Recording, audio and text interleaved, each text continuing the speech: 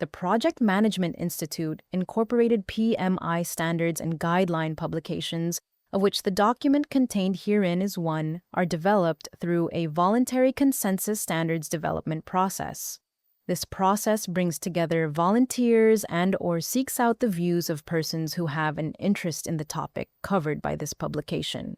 While PMI administers the process and establishes rules to promote fairness in the development of consensus, it does not write the document, and it does not independently test, evaluate, or verify the accuracy or completeness of any information or the soundness of any judgments contained in its standards and guideline publications. PMI disclaims liability for any personal injury, property, or other damages of any nature whatsoever, whether special, indirect, consequential, or compensatory, directly or indirectly resulting from the publication, use of application, or reliance on this document. PMI disclaims and makes no guarantee or warranty, expressed or implied, as to the accuracy or completeness of any information published herein, and disclaims and makes no warranty that the information in this document will fulfill any of your particular purposes or needs. PMI does not undertake to guarantee the performance of any individual manufacturer or seller's products or services by virtue of this standard or guide. In publishing and making this document available, PMI is not undertaking to render professional or other services for or on behalf of any person or entity, nor is PMI undertaking to perform any duty owed by any person or entity to someone else. Anyone using this document should rely on his or her own independent judgment, or, as appropriate, seek the advice of a competent professional in determining the exercise of reasonable care in any given circumstances. Information and other standards on the topic covered by this publication may be available from other sources, which the user may wish to consult for additional views or information not covered by this publication. PMI has no power, nor does it undertake to police or enforce compliance with the contents of this document. PMI does not certify, test, or inspect products, designs, or installations for safety or health purposes. Any certification or other statement of compliance with any health or safety-related information in this document shall not be attributable to PMI and is solely the responsibility of the certifier or maker of the statement. Preface. Each time work begins on a new edition of the Standard for Project Management and the PMBOK Guide, there is an opportunity to consider global perspectives on changes in project management and the approaches used for realizing benefits and value from project outputs. In the time between every edition, a world of change has occurred. Some organizations have ceased to exist, and new organizations have emerged. Older technologies have reached end of life, while technologies offering completely new capabilities have evolved. People who continue in the workforce have advanced their thinking, skills, and capabilities as new entrants focus on quickly understanding their professional language, building their skills, developing their business acumen, and contributing to the objectives of their employers. Even in the midst of such changes, though, there are fundamental concepts and constructs that remain in place. The understanding that collective thinking produces more holistic solutions than the thoughts of one individual continues, and the fact that organizations use projects as a vehicle for delivering a unique result or output endures. Customer and end-user-centered design. While the 6th edition of the PMBOK Guide was under development and throughout development of this 7th edition, PMI has actively engaged with a broad range of global stakeholders on their experiences with using the Standard for Project Management and the PMBOK Guide. These engagements have included online surveys to representative samples of PMI stakeholders, focus groups with PMO leaders, project managers, agile practitioners, project team members, and educators and trainers, and interactive workshops with practitioners at various PMI events around the globe. The feedback and inputs collectively emphasized 4 key points: maintain and enhance the credibility and relevance of the PMBOK guide, improve the readability and usefulness of the PMBOK guide while avoiding overstuffing it with new content, sense stakeholder information and content needs, and provide vetted supplemental content supporting practical application. Recognize that there is continued value for some stakeholders in the structure and content of previous editions so that any shifts enhance without negating that value. Sustaining the relevance of the PMBOK guide. Since its inception as the Project Management Body of Knowledge, PMBOK, in 1987, a guide to the Project Management Body of Knowledge, PMBOK guide, has evolved while recognizing that fundamental elements of project management endure. Its evolution has not just involved an increase in the page count, it has also involved significant and substantive changes in the nature of the content. A sampling of some of those key changes is reflected in the following table. Like previous editions of the Standard for Project Management and the PMBOK guide, this edition recognizes that the project management landscape continues to evolve and adapt. Over the past 10 years alone, the advancement of software into all types of products, services, and solutions has grown exponentially. What software can enable continues to change as artificial intelligence, cloud-based capabilities, and new business models drive innovation and new ways of working. Transformed organizational models have yielded new project work and team structures, the need for a broad range of approaches to project and product delivery, and a stronger focus on outcomes rather than deliverables. Individual contributors can join project teams from anywhere in the world, serve in a broader array of roles, and enable new ways of thinking and working collaboratively. These changes and more have created this opportunity to reconsider perspectives to support the continued evolution of the Standard for Project Management and the PMBOK guide. Summary of changes. Since 1987, the Standard for Project Management has represented a process-based standard. The Standard for Project Management, included in the PMBOK guide, aligned the project management discipline and function around a collection of business processes.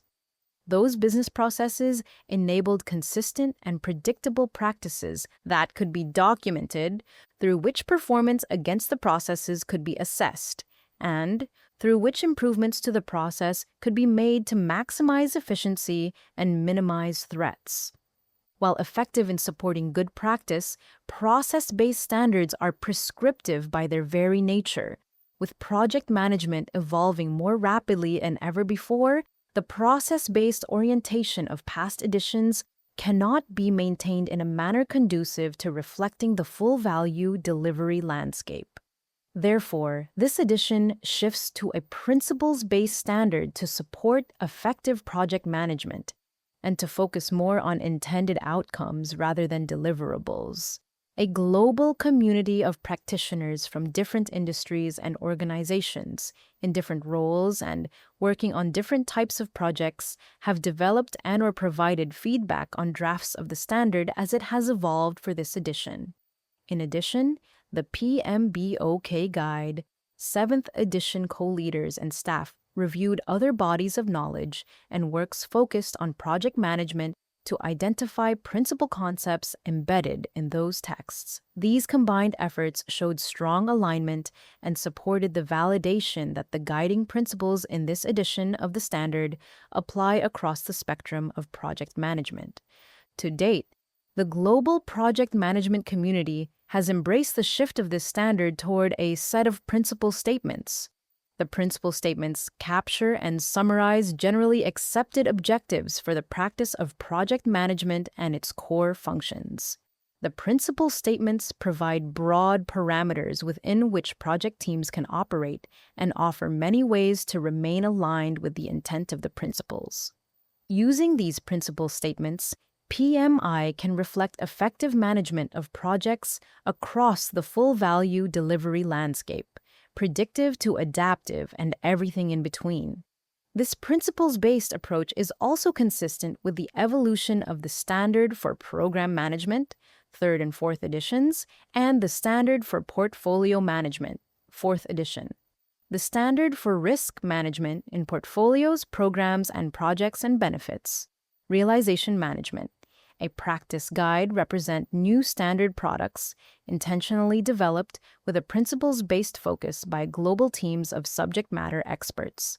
Nothing in this edition of the Standard for Project Management or a guide to the project management body of knowledge negates alignment with the process-based approach of past editions. Many organizations and practitioners continue to find that approach useful for guiding their project management capabilities, aligning their methodologies, and evaluating their project management capabilities. That approach remains relevant in the context of this new edition.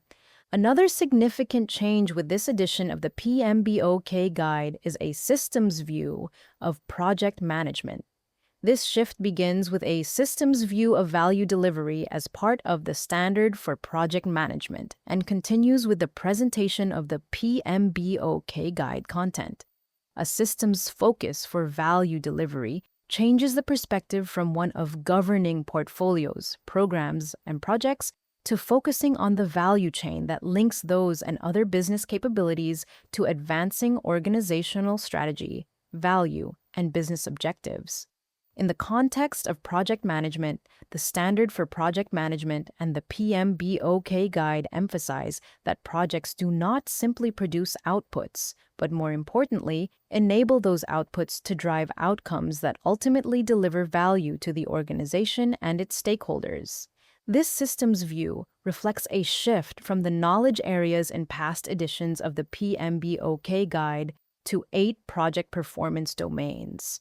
A performance domain is a group of related activities that are critical for the effective delivery of project outcomes. Collectively, the performance domains represent a project management system of interactive, interrelated, and interdependent management capabilities that work in unison to achieve desired project outcomes. As the performance domains interact and react to each other, change occurs. Project teams continuously review, discuss, adapt, and respond to such changes with the whole system in mind, not just the specific performance domain in which the change occurred. Aligned with the concept of a system for value delivery in the Standard for Project Management, teams evaluate effective performance in each performance domain through outcomes-focused measures, rather than through adherence to processes or the production of artifacts, plans, etc. Previous editions of the PMBOK guide emphasize the importance of tailoring the project management approach to the unique characteristics of each project and its context. The 6th edition specifically incorporated considerations to help project teams think about how to tailor their approach to project management.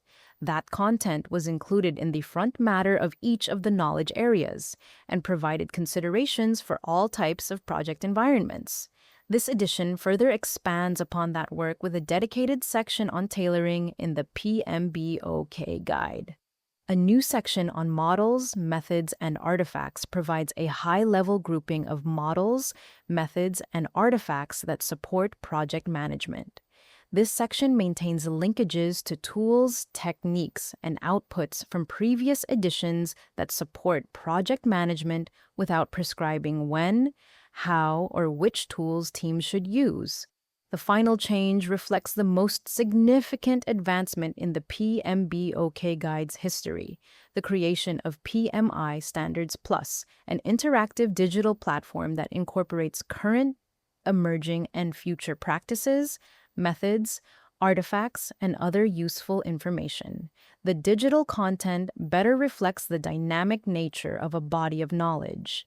PMI Standards Plus provides project practitioners and other stakeholders with access to a richer and broader range of information and resources that can more quickly accommodate advances and changes in project management.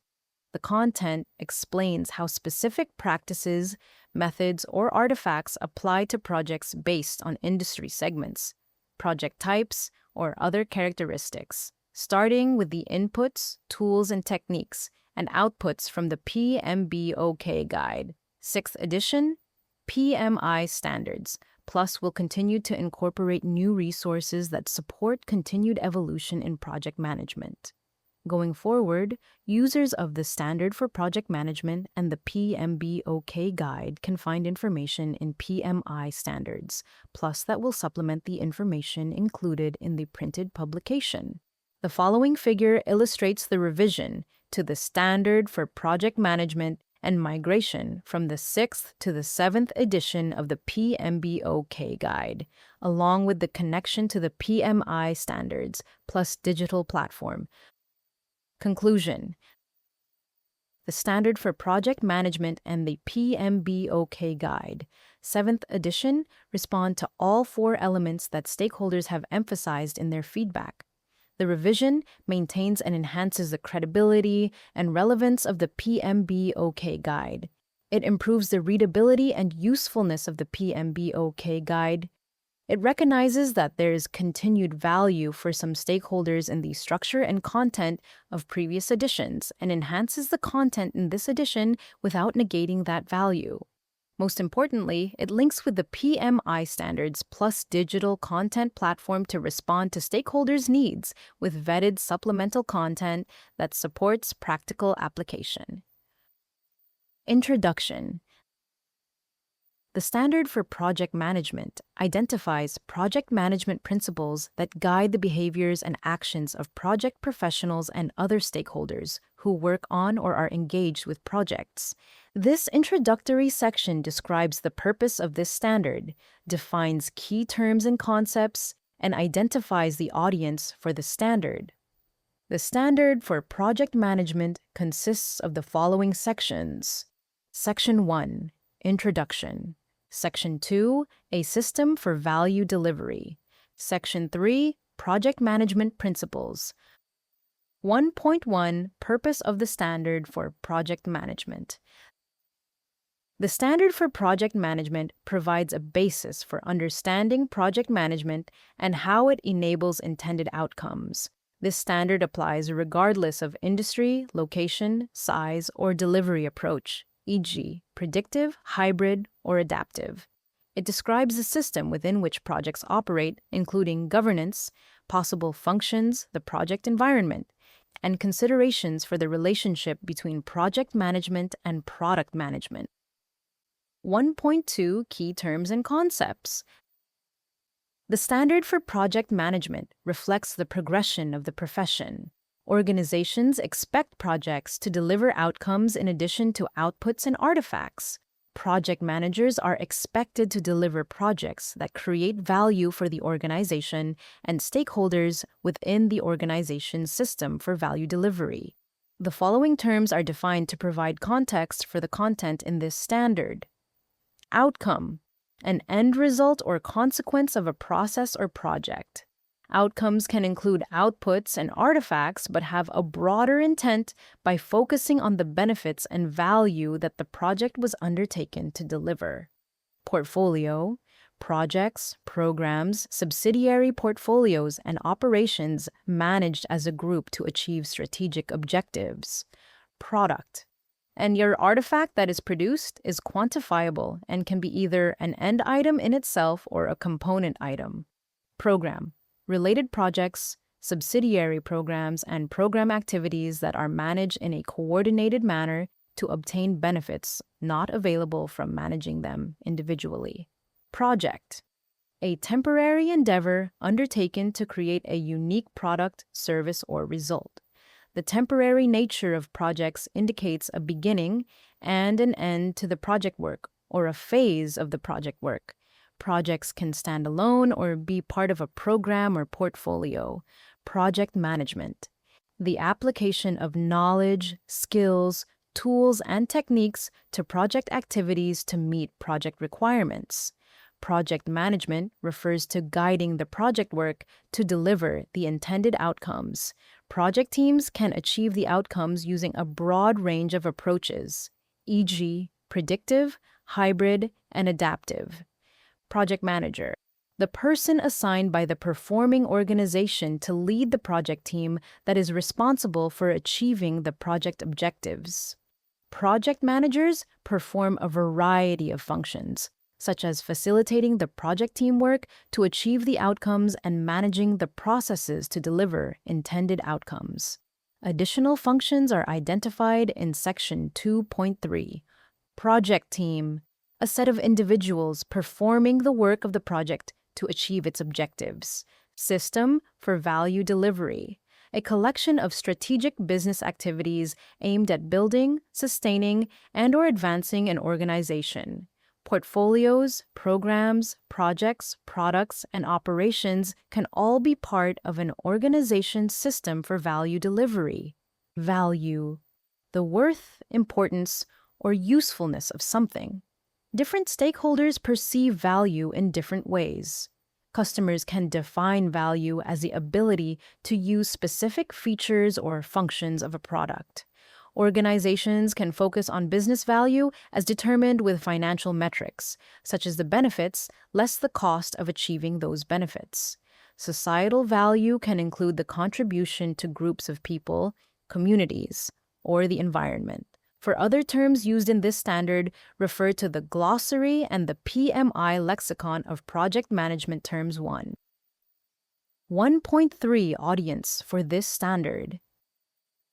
This standard provides a foundational reference for stakeholders participating in a project. This includes, but is not limited to, project practitioners, consultants, educators, students, sponsors, stakeholders, and vendors who are responsible or accountable for delivering project outcomes. Work on projects full or part-time. Work in portfolio, program, or project management offices, PMOS.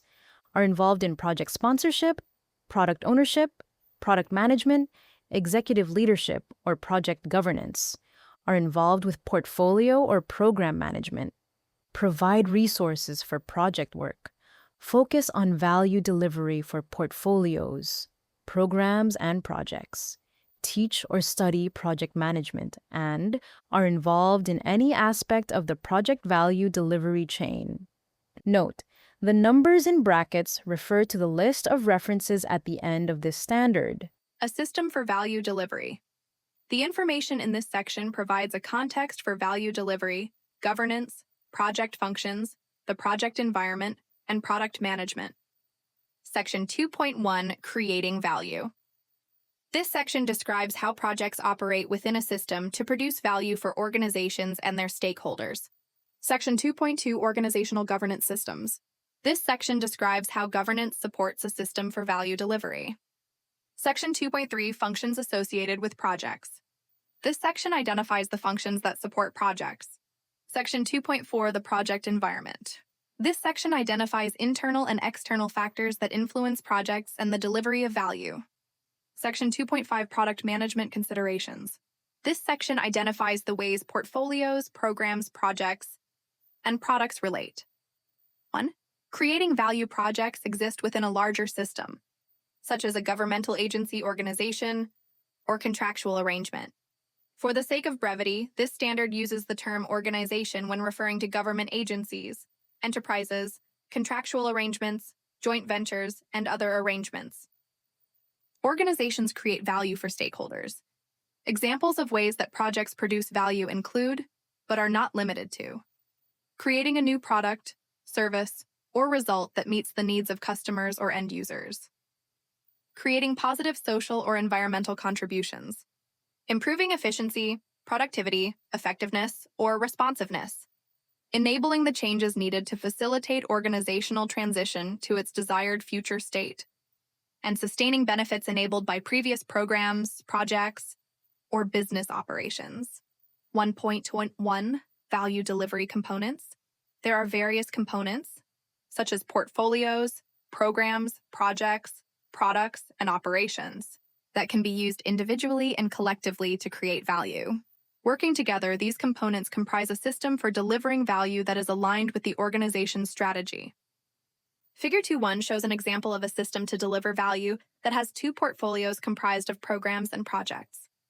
It also shows a standalone program with projects and standalone projects not associated with portfolios or programs. Any of the projects or programs could include products. Operations can directly support and influence portfolios, programs, and projects, as well as other business functions, such as payroll, supply chain management, and so forth. Portfolios, programs, and projects influence each other as well as operation is shown in Figure 2.2. A system for value delivery is part of an organization's internal environment that is subject to policies, procedures, methodologies, frameworks, governance structures, and so forth. That internal environment exists within the larger external environment, which includes the economy, the competitive environment, legislative constraints, etc. Section 2.4 provides more detail on internal and external environments. The components in a value delivery system create deliverables used to produce outcomes.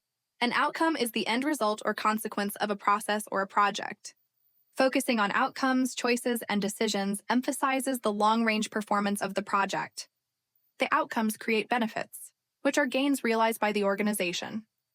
Benefits, in turn, create value, which is something of worth, importance, or usefulness. 1.2 Information flow. A value delivery system works most effectively when information and feedback are shared consistently among all components, keeping the system aligned with strategy and attuned to the environment.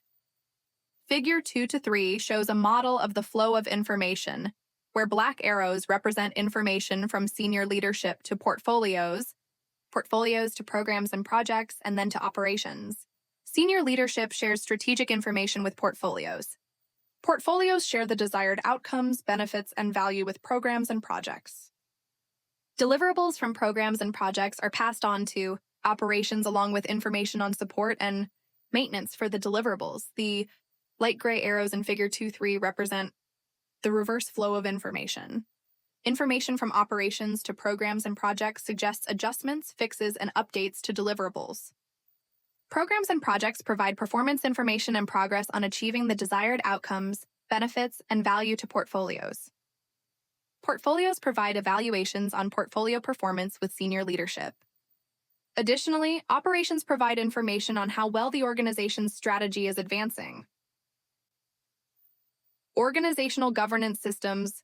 The governance system works alongside the value delivery system to enable smooth workflows, manage issues, and support decision-making. Governance systems provide a framework with functions and processes that guide activities. A governance framework can include elements of oversight, control, value assessment, integration among components, and decision-making capabilities. Governance systems provide an integrated structure for evaluating changes, issues, and risks associated with the environment and any component in the value delivery system. This includes portfolio objectives, program benefits, and deliverables produced by projects. Projects can operate within a program or portfolio or as a standalone activity. In some organizations, a project management office might support programs and projects within a portfolio. Project governance includes defining the authority to approve changes and make other business decisions related to the project. Project governance is aligned with program and/or organizational governance. 3. Functions associated with projects. People drive project delivery. They do so by fulfilling functions necessary for the project to run effectively and efficiently. Functions related to the project can be fulfilled by one person, by a group of people, or combined into defined roles. Coordinating a collective work effort is extremely important to the success of any project. There are different types of coordination suitable for different contexts. Some projects benefit from decentralized coordination, in which project team members self-organize and self-manage. Other projects benefit from centralized coordination with the leadership and guidance of a designated project manager or similar role. Some projects with centralized coordination can also benefit from including self-organized project teams for portions of the work. Regardless of how coordination takes place, supportive leadership models and meaningful, continuous engagements between project teams and other stakeholders underpin successful outcomes. Regardless of how projects are coordinated, the collective effort of the project team delivers the outcomes, benefits, and value. The project team may be supported by additional functions depending on the deliverables, industry, organization, and other variables. Sections 2.3.1 through 2.3.8 provide examples of functions that are often found on projects, though these are not a comprehensive list. In addition to these functions, other functions may be necessary to enable project deliverables that produce the desired outcomes. The needs of the project, organization, and environment influence which functions are used on a project and how those functions are carried out. Provide oversight and coordination. People in this function help the project team achieve the project objectives, typically by orchestrating the work of the project. The specifics of how this function is carried out within the project team can vary among organizations, but can include leading the planning, monitoring, and controlling activities. In some organizations, this function may involve some evaluation and analysis activities as part of pre-project activities. This function includes monitoring and working to improve the health, safety, and overall well-being of project team members. Coordination includes consulting with executive and business unit leaders on ideas for advancing objectives, improving project performance, or meeting customer needs. It can also include assisting in business analysis, tendering and contract negotiations, and business case development. Oversight can be involved in follow-on activities related to benefits realization and sustainment, after the project deliverables are finalized but before formal closure of the project. This function can support portfolios and programs within which the project is initiated. Ultimately, the function is tailored to fit the organization. 3.2. Present objectives and feedback. People in this function contribute perspectives, insights, and clear direction from customers and end users. The customer and end user are not always synonymous.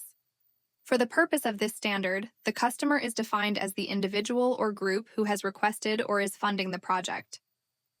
The end user is the individual or group who will experience the direct use of the project deliverable.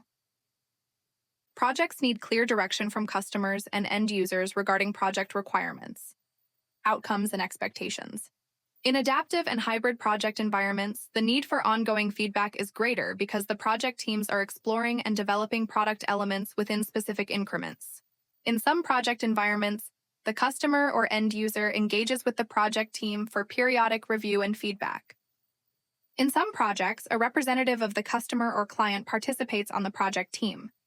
The customer and end user input and feedback needs are determined by the nature of the project and the guidance or direction required. 2.3.3. Facilitate and support. The function of facilitation and support may be closely related to providing oversight and coordination depending on the nature of the project. The work involves encouraging project team member participation, collaboration, and a shared sense of responsibility for the work output. Facilitation helps the project team create consensus around solutions, resolve conflicts, and make decisions. Facilitation is also required to coordinate meetings and contribute in an unbiased way to the advancement of project objectives. Supporting people through change and helping address obstacles that can prevent success is also required. This can include evaluating performance and providing individuals and project teams with feedback to help them learn, adapt, and improve. 3.4. Perform work and contribute insights. This group of people provides the knowledge, skills, and experience necessary to produce the products and realize the outcomes of the project. Work can be full-time or part-time for the duration of the project or for a limited period, and the work can be co-located or virtual, depending on the environmental factors. Some work can be highly specialized, while other work can be done by project team members who have broad skill sets. Gaining insights from cross-functional project team members representing different parts of the organization can provide a mix of internal perspectives, establish alliances with key business units, and encourage project team members to act as change agents within their functional areas. This work can extend into support functions, during or after the project, as the project deliverables are implemented or transitioned into operations. Apply expertise. People in this function provide the knowledge, vision, and expertise in a specific subject for a project. They offer advice and support throughout the organization, and contribute to the project team's learning process and work accuracy. These people can be external to the organization or can be internal project team members. They can be required for the whole project or during a specific time frame. 236. Provide business direction and insight. People in this function guide and clarify the direction of the project or product outcome. This function involves prioritizing the requirements or backlog items based on business value, dependencies, and technical or operational risk. People in this function provide feedback to project teams and set direction for the next increment or element to be developed or delivered. The function involves interacting with other stakeholders, customers, and their project teams to define the product direction. The goal is to maximize the value of the project deliverable. In adaptive and hybrid environments, direction and insight can be provided using a specific cadence. In predictive environments, there can be designated checkpoints for presentation of and feedback on project progress. In some instances, business direction can interact with funding and resourcing functions. Point 7. Provide resources and direction. People in this function promote the project and communicate the organization's vision, goals, and expectations to the project team and broader stakeholder community. They advocate for the project and the project team by helping to secure the decisions, resources, and authority that allow project activities to progress. People in this function serve as liaisons between senior management and the project team. Play a supporting role in keeping projects aligned to business objectives, remove obstacles, and address issues outside the bounds of the project team's decision authority.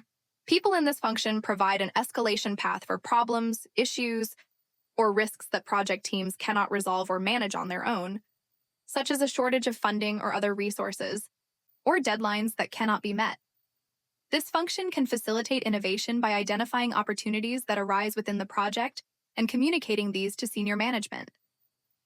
People in this function may monitor project outcomes after project closure to ensure the intended business benefits are realized. 3.8.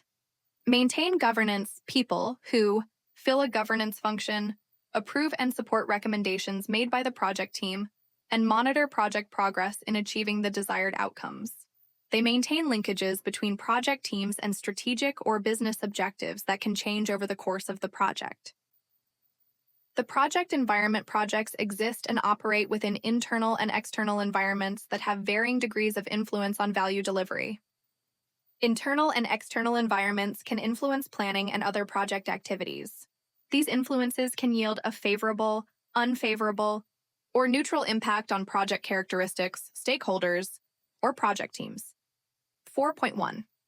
Internal environment factors. Internal to the organization can arise from the organization itself. A portfolio, a program, another project, or a combination of these. They include artifacts, practices, or internal knowledge. Knowledge includes lessons learned as well as completed artifacts from previous projects.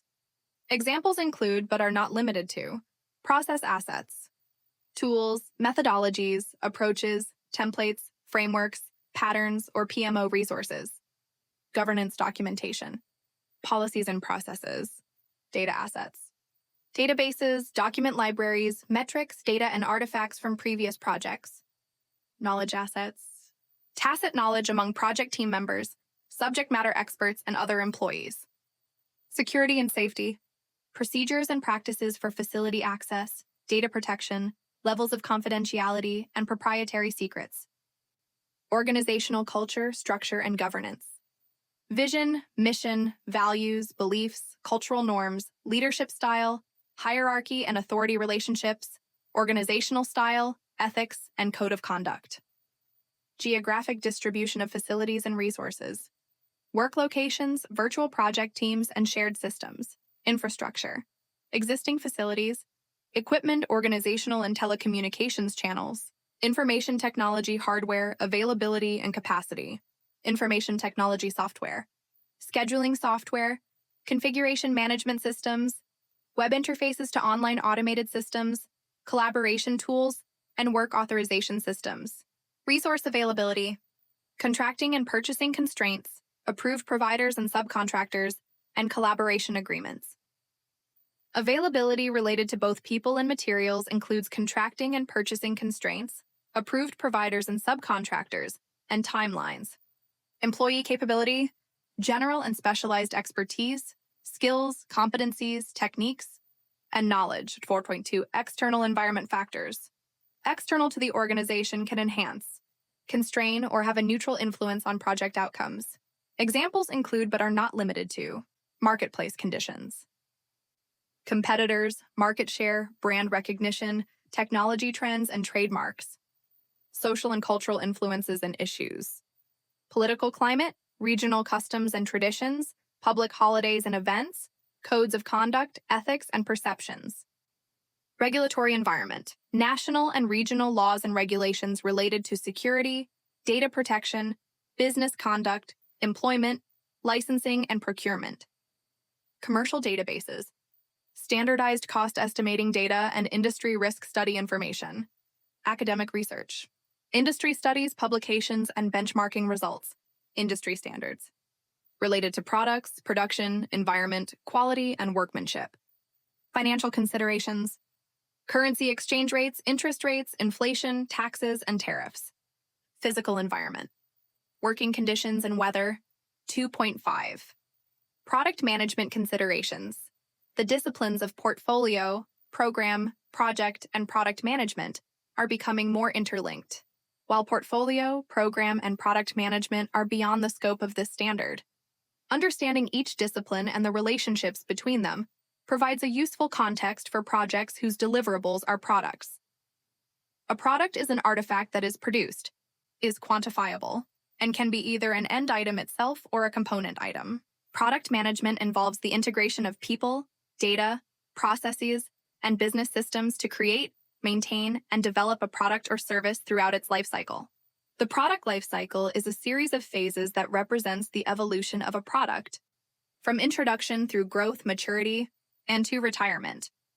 Product management may initiate programs or projects at any point in the product lifecycle to create or enhance specific components, functions, or capabilities. See Figure 2 to 4. The initial product may begin as a deliverable of a program or project. Throughout its life cycle, a new program or project may add or improve specific components, attributes, or capabilities that create additional value for customers and the sponsoring organization. In some instances, a program can encompass the full life cycle of a product or service to manage the benefits and create value for the organization more directly. Project management principles. Principles for a profession serve as foundational guidelines for strategy, decision-making, and problem-solving. Professional standards and methodologies are often based on principles. In some professions, principles serve as laws or rules and are therefore prescriptive in nature. The principles of project management are not prescriptive in nature. They are intended to guide the behavior of people involved in projects. They are broadly based, so there are many ways individuals and organizations can maintain alignment with the principles. Principles can, but do not necessarily, reflect morals. A code of ethics is related to morals. A code of ethics for a profession can be adopted by an individual or profession to establish expectations for moral conduct. The PMI Code of Ethics and Professional Conduct 2 is based on 4 values that were identified as most important to the project management community: responsibility, respect, fairness, and honesty. The 12 principles of project management are aligned with the values identified in the PMI Code of Ethics and Professional Conduct. They do not follow the same format, and they are not duplicative. Rather, the principles and the Code of Ethics are complementary. The principles of project management were identified and developed by engaging a global community of project practitioners. The practitioners represent different industries, cultural backgrounds, and organizations in different roles and with experience in various types of projects. Multiple rounds of feedback resulted in 12 principles that provide guidance for effective project management. Because the principles of project management provide guidance, the degree of application and the way in which they are applied are influenced by the context of the organization, project, deliverables, project team, stakeholders, and other factors. The principles are internally consistent, meaning that no principle contradicts any other principle. However, in practice, there may be times when the principles can overlap. For example, guidance for navigating complexity can present information that is useful in recognizing, evaluating, and responding to system interactions or optimizing risk responses. Principles of project management can also have areas of overlap with general management principles. For example, both projects and business in general focus on delivering value. The methods may be somewhat different in projects as opposed to operations, but the underlying principle associated with focusing on value can apply to both. Figure 3-1 demonstrates this overlap. The principal labels are listed here without any specific weighting or order. The principal statements are presented and described in sections 3.1 through 3.12. Each section begins with a figure that provides the principal label across the top with the principal and key points under the label. Following the figure, each principle is elaborated in the text. The principal labels are: be a diligent, respectful, and caring steward, see section 3.1. Create a collaborative project team environment, see section 3.2. Effectively engage with stakeholders, see section 3.3. Focus on value, see section 3.4. Recognize, evaluate, and respond to system interactions, see section 3.5. Demonstrate leadership behaviors, see section 3.6. Tailor based on context, see section 3.7. Build quality into processes and deliverables, see section 3.8. Navigate complexity, see section 3.9. Optimize risk responses, see section 3.10. Embrace adaptability and resiliency, see section 3.11. Enable change to achieve the envisioned future state, see section 3.12. 3.1 Be a diligent, respectful, and caring steward. Stewardship has slightly different meanings and applications in different contexts. One aspect of stewardship involves being entrusted with the care of something. Another aspect focuses on the responsible planning, use, and management of resources. Yet another aspect means upholding values and ethics. Stewardship encompasses responsibilities both within and external to the organization. Within the organization, stewardship includes operating in alignment with the organization, its objectives, strategy, vision, mission, and sustainment of its long-term value. Commitment to and respectful engagement of project team members, including their compensation, access to opportunity, and fair treatment. Diligent oversight of organizational finances, materials, and other resources used within a project, and understanding the appropriate use of authority, accountability, and responsibility, particularly in leadership positions. Stewardship outside the organization includes responsibilities in areas such as environmental sustainability and the organization's use of materials and natural resources. Organization's relationship with external stakeholders such as its partners and channels. Impact of the organization or project on the market, social community, and regions in which it operates, and advancing the state of practice in professional industries. Stewardship reflects understanding and acceptance of trust, as well as actions and decisions that engender and sustain that trust. Stewards also adhere to both implicit and explicit duties. These can include the following: integrity. Stewards behave honestly and ethically in all engagements and communications. Stewards hold themselves to the highest standards and reflect the values, principles, and behaviors expected of those in their organization.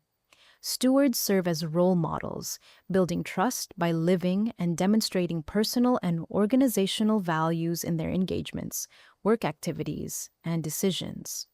In the project management context, this duty often requires stewards to challenge team members, peers, and other stakeholders to consider their words and actions and to be empathetic, self-reflective, and open to feedback. Care. Stewards are fiduciaries of the organizational matters in their charge, and they diligently oversee them. Higher performing projects feature professionals who diligently oversee those matters, beyond the confines of strictly defined responsibilities.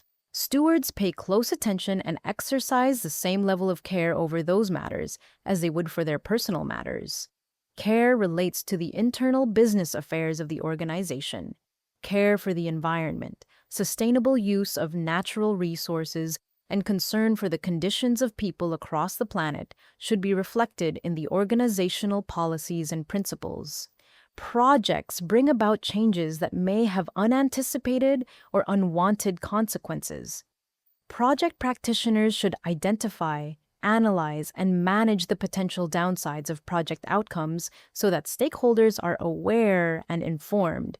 Care includes creating a transparent working environment, open communication channels, and opportunities for stakeholders to raise concerns without penalty or fear of retribution.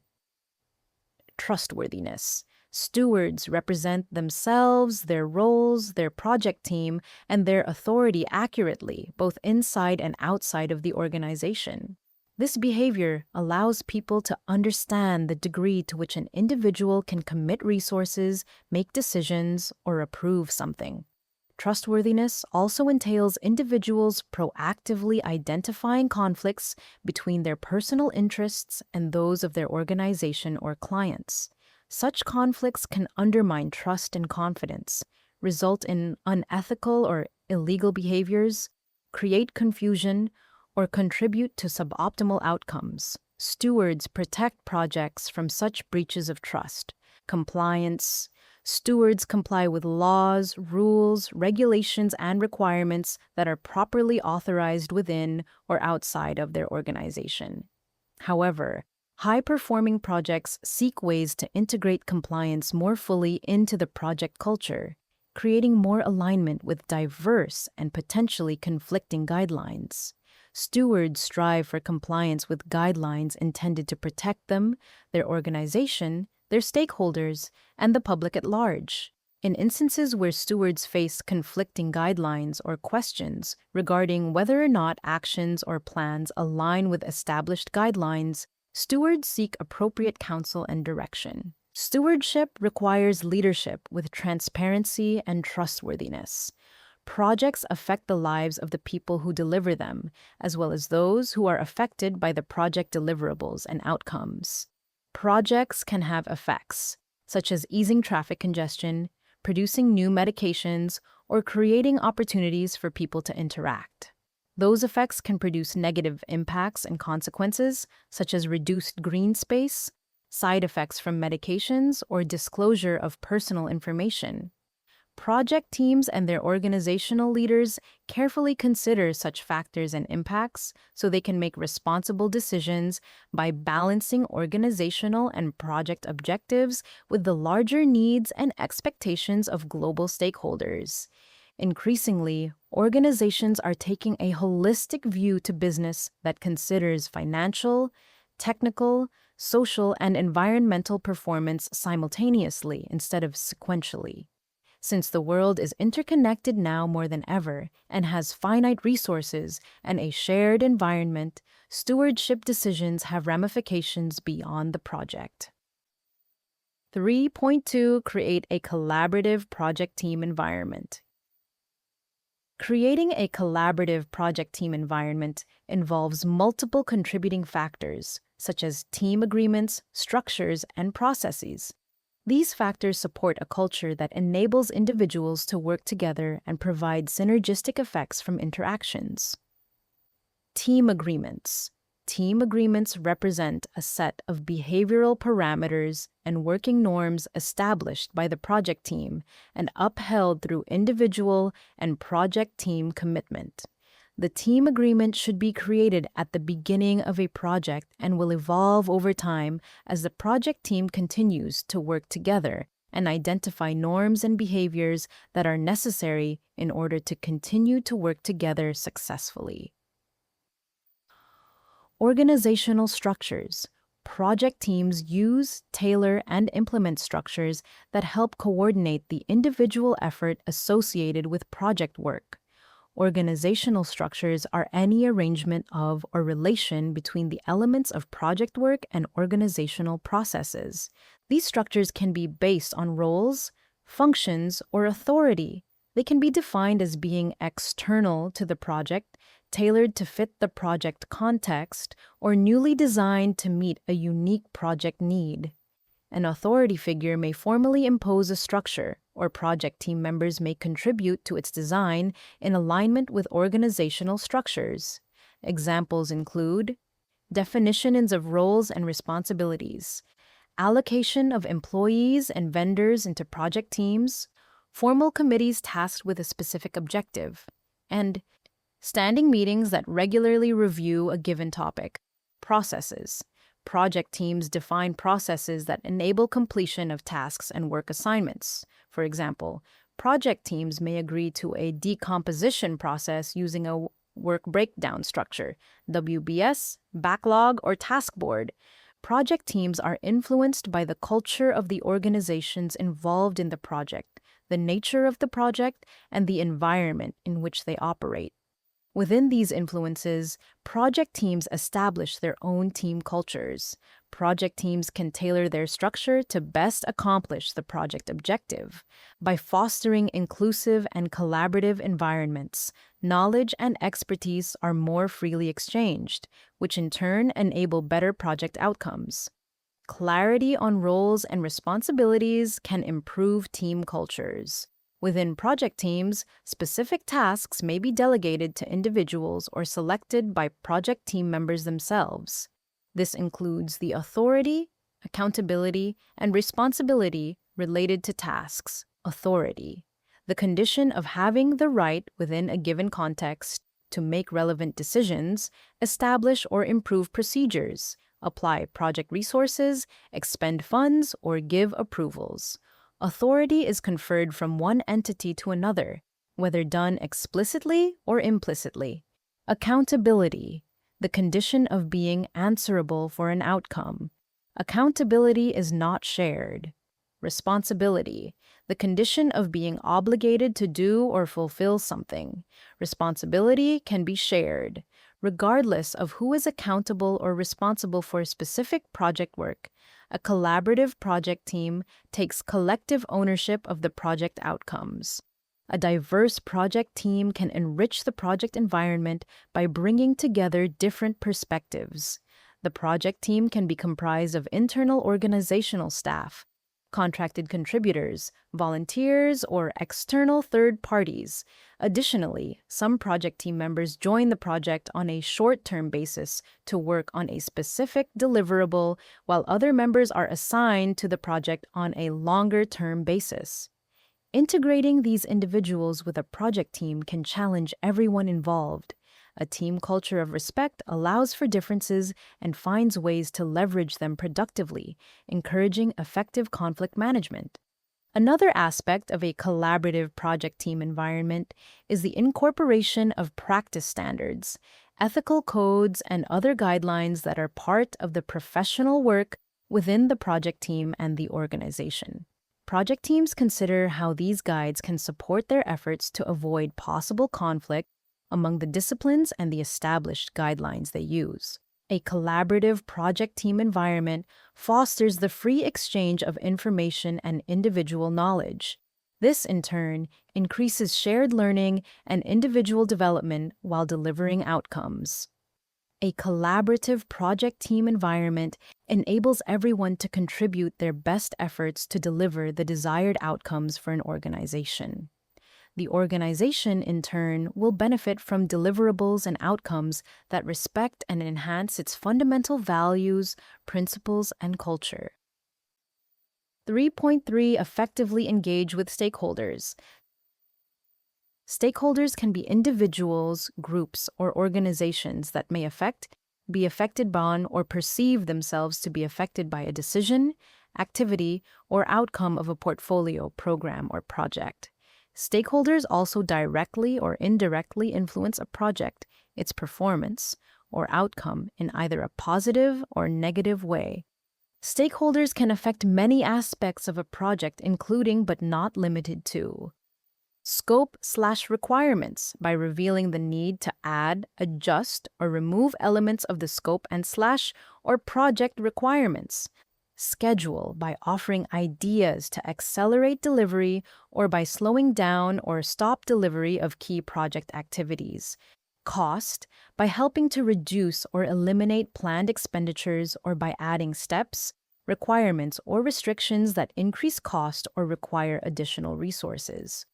Project team by restricting or enabling access to people with the skills, knowledge, and experience needed to deliver the intended outcomes and promote a learning culture. Plans by providing information for plans or by advocating for changes to agreed activities and work. Outcomes by enabling or blocking work required for the desired outcomes. Culture by establishing or influencing or even defining the level and character of engagement of the project team and broader organization. Benefits realization by generating and identifying long-term goals so that the project delivers the intended identified value. Risk by defining the risk thresholds of the project as well as participating in subsequent risk management activities. Quality by identifying and requiring quality requirements, and success by defining success factors and participating in the evaluation of success. Stakeholders may come and go throughout the life cycle of the project. Additionally, the degree of a stakeholder's interest, influence, or impact may change over time. Stakeholders, especially those with a high degree of influence and who have an unfavorable or neutral view about a project, need to be effectively engaged so that their interests, concerns, and rights are understood. The project team can then address these concerns through effective engagement and support, leading to the probability of a successful project outcome. Identifying, analyzing, and proactively engaging with stakeholders from the start to the end of the project helps to enable success. Project teams are a group of stakeholders. This group of stakeholders engages other stakeholders to understand, consider, communicate, and respond to their interests, needs, and opinions. Effective and efficient engagement and communication include determining how, when, how often, and under what circumstances stakeholders want to be and should be engaged. Communication is a key part of engagement. However, engagement delves deeper to include awareness of the ideas of others, assimilation of other perspectives, and collective shaping of a shared solution. Engagement includes building and maintaining solid relationships through frequent two-way communication. It encourages collaboration through interactive meetings, face-to-face meetings, informal dialogue, and knowledge-sharing activities. Stakeholder engagement relies heavily on interpersonal skills, including taking initiative, integrity, honesty, collaboration, respect, empathy, and confidence. These skills and attitudes can help everyone adapt to the work and to each other, increasing the likelihood of success.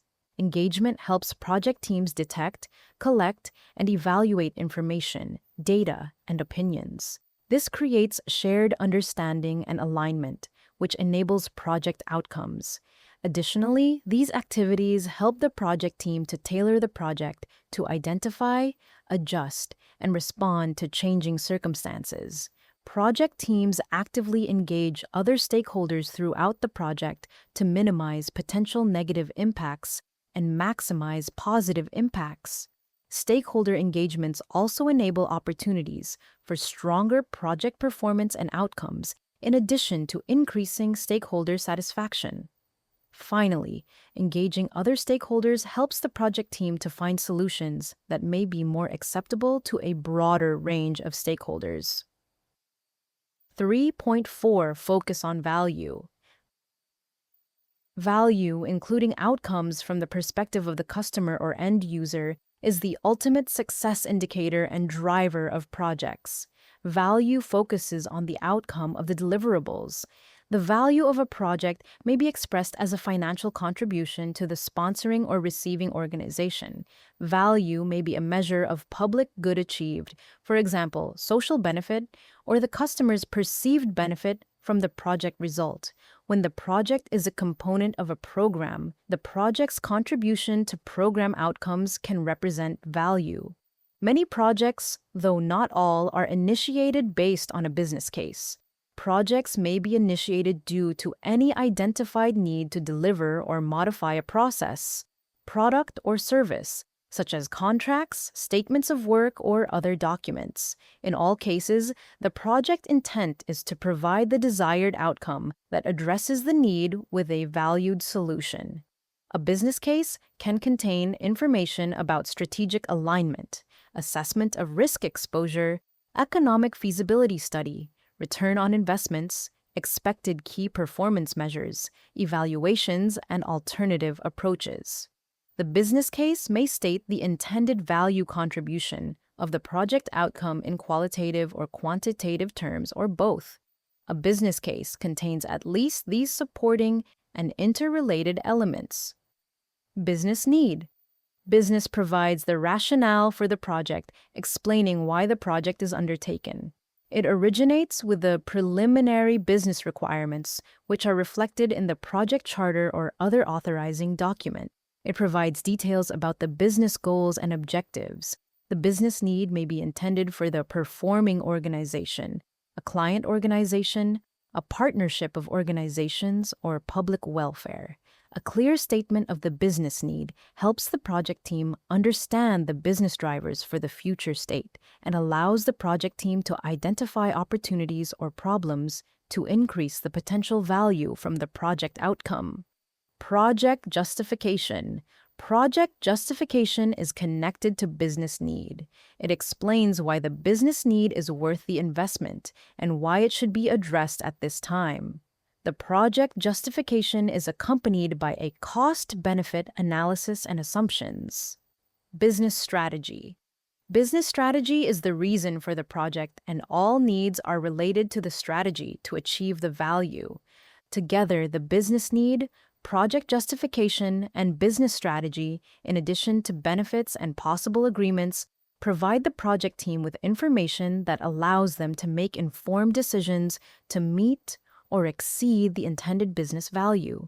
Desired outcomes should be clearly described, iteratively assessed, and updated throughout the project.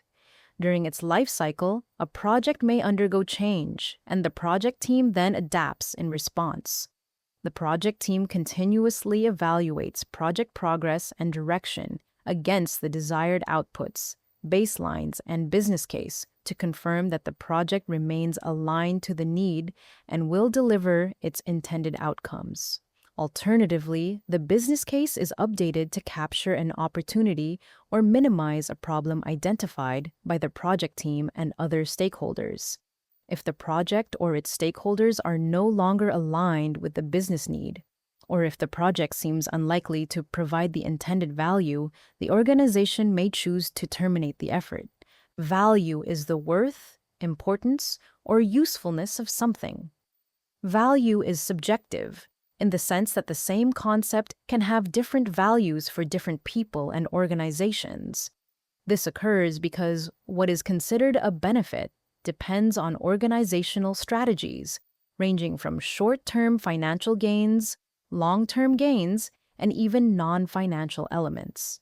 Because all projects have a range of stakeholders, different values generated for each group of stakeholders have to be considered and balanced with the whole, while placing a priority on the customer perspective. Within the context of some projects, there may be different forms of value engineering that maximize value to the customer, to the performing organization, or other stakeholders. An example of this includes delivering the required functionality and level of quality with an acceptable risk exposure, while using as few resources as possible and by avoiding waste.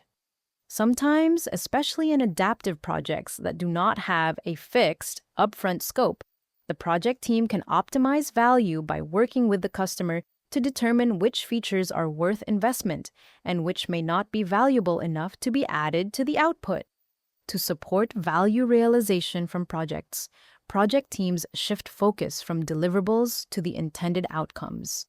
Doing so allows project teams to deliver on the vision or purpose of the project, rather than simply creating a specific deliverable.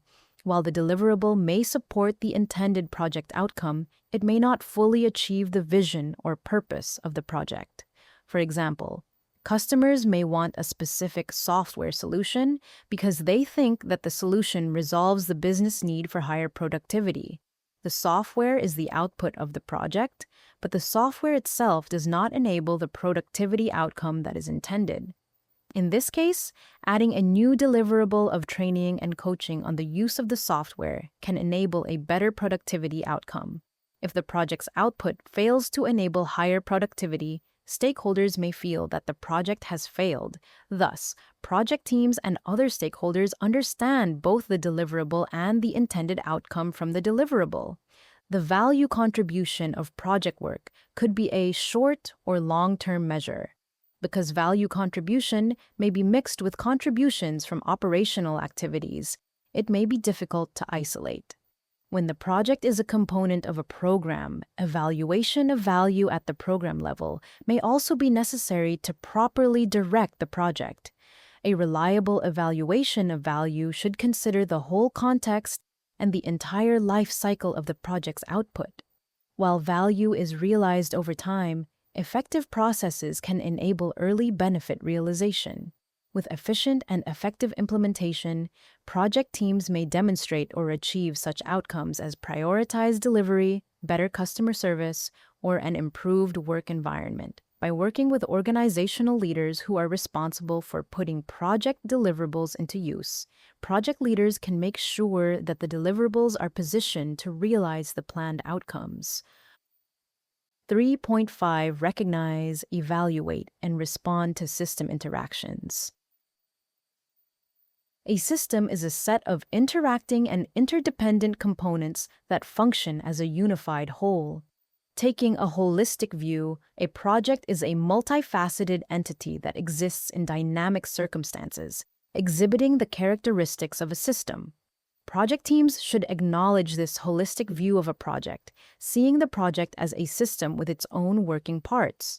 A project works within other larger systems, and a project deliverable may become part of a larger system to realize benefits. For example, projects may be part of a program which, in turn, may also be part of a portfolio. These interconnected structures are known as a system of systems.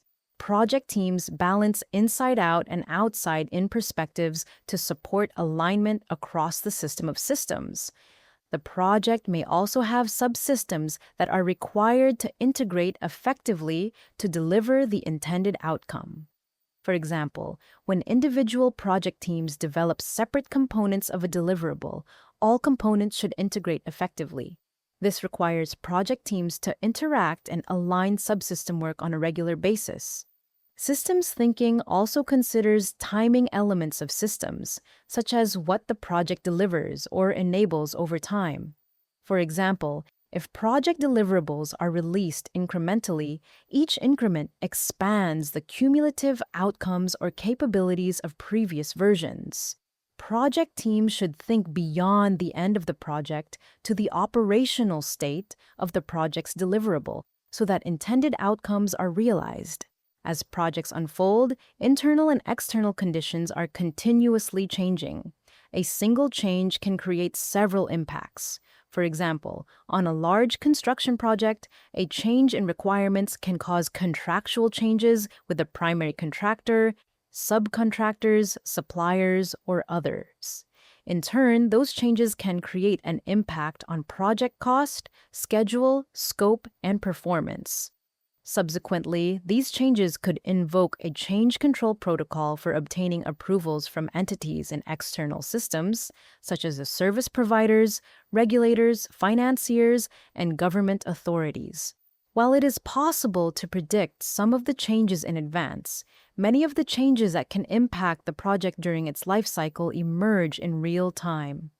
With systems thinking, including constant attention to internal and external conditions, the project team can navigate a wide spectrum of changes and impacts to keep the project in agreement with the relevant stakeholders.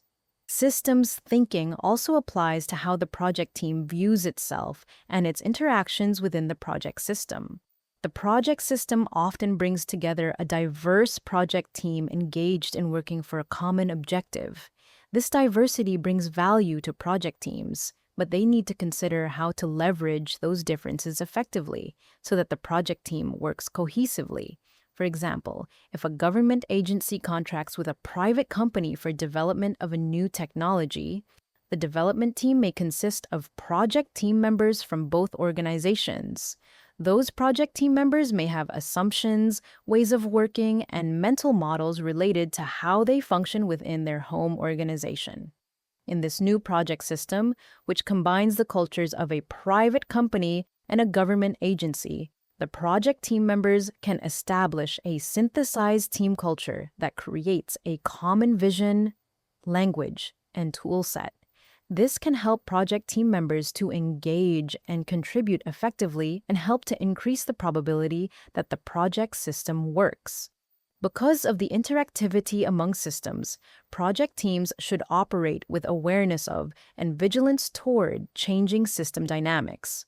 The following skills support a systems view of the project: empathy with the business areas, critical thinking with a big picture focus, challenging of assumptions and mental models, seeking external review and advice, use of integrated methods, artifacts, and practices so there is a common understanding of project work, deliverables, and outcomes, use of modeling and scenarios to envision how system dynamics may interact and react, and proactive management of the integration to help achieve business outcomes.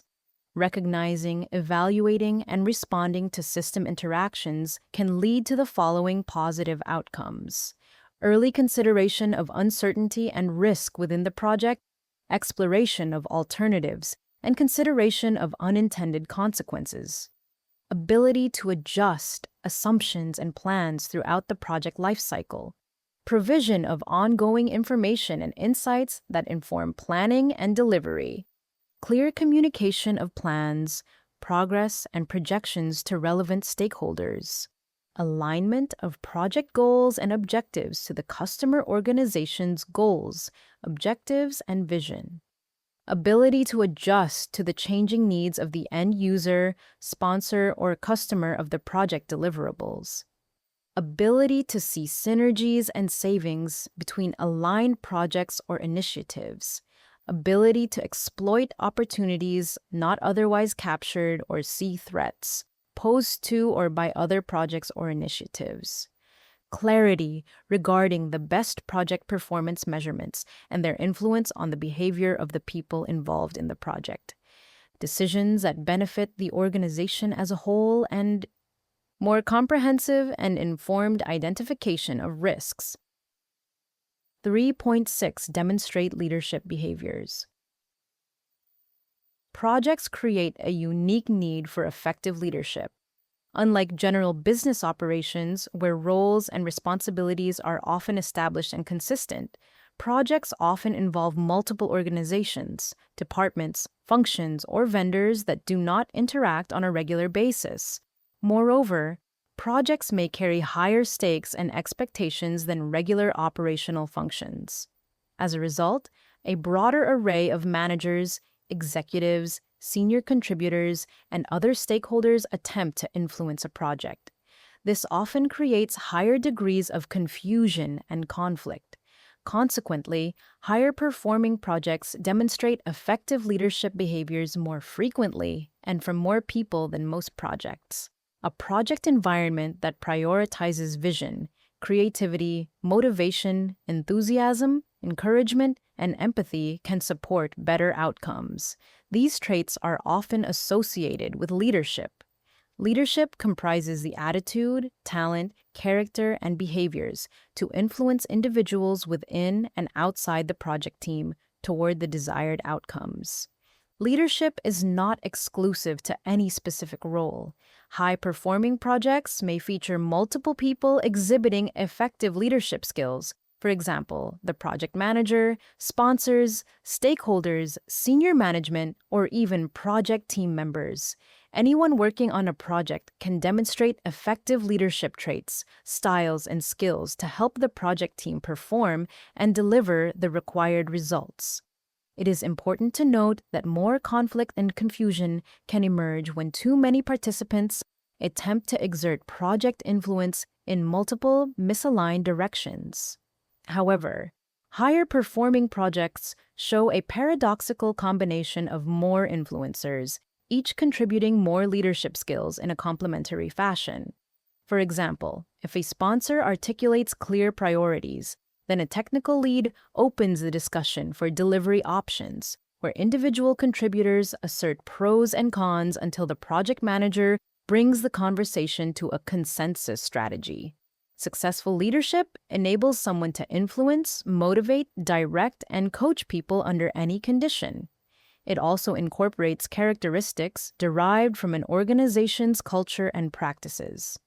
Leadership should not be confused with authority, which is the position of control given to individuals within an organization to foster overall effective and efficient function.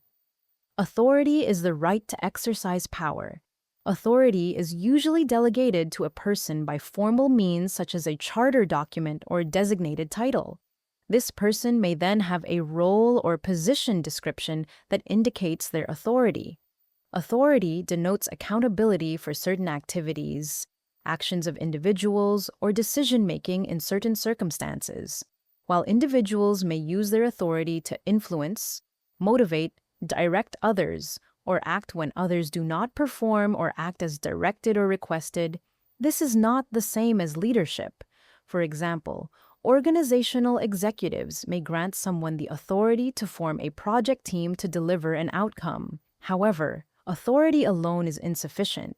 It takes leadership to motivate a group toward a common goal, influence them to align their individual interests in favor of collective effort, and achieve success as a project team rather than as individuals.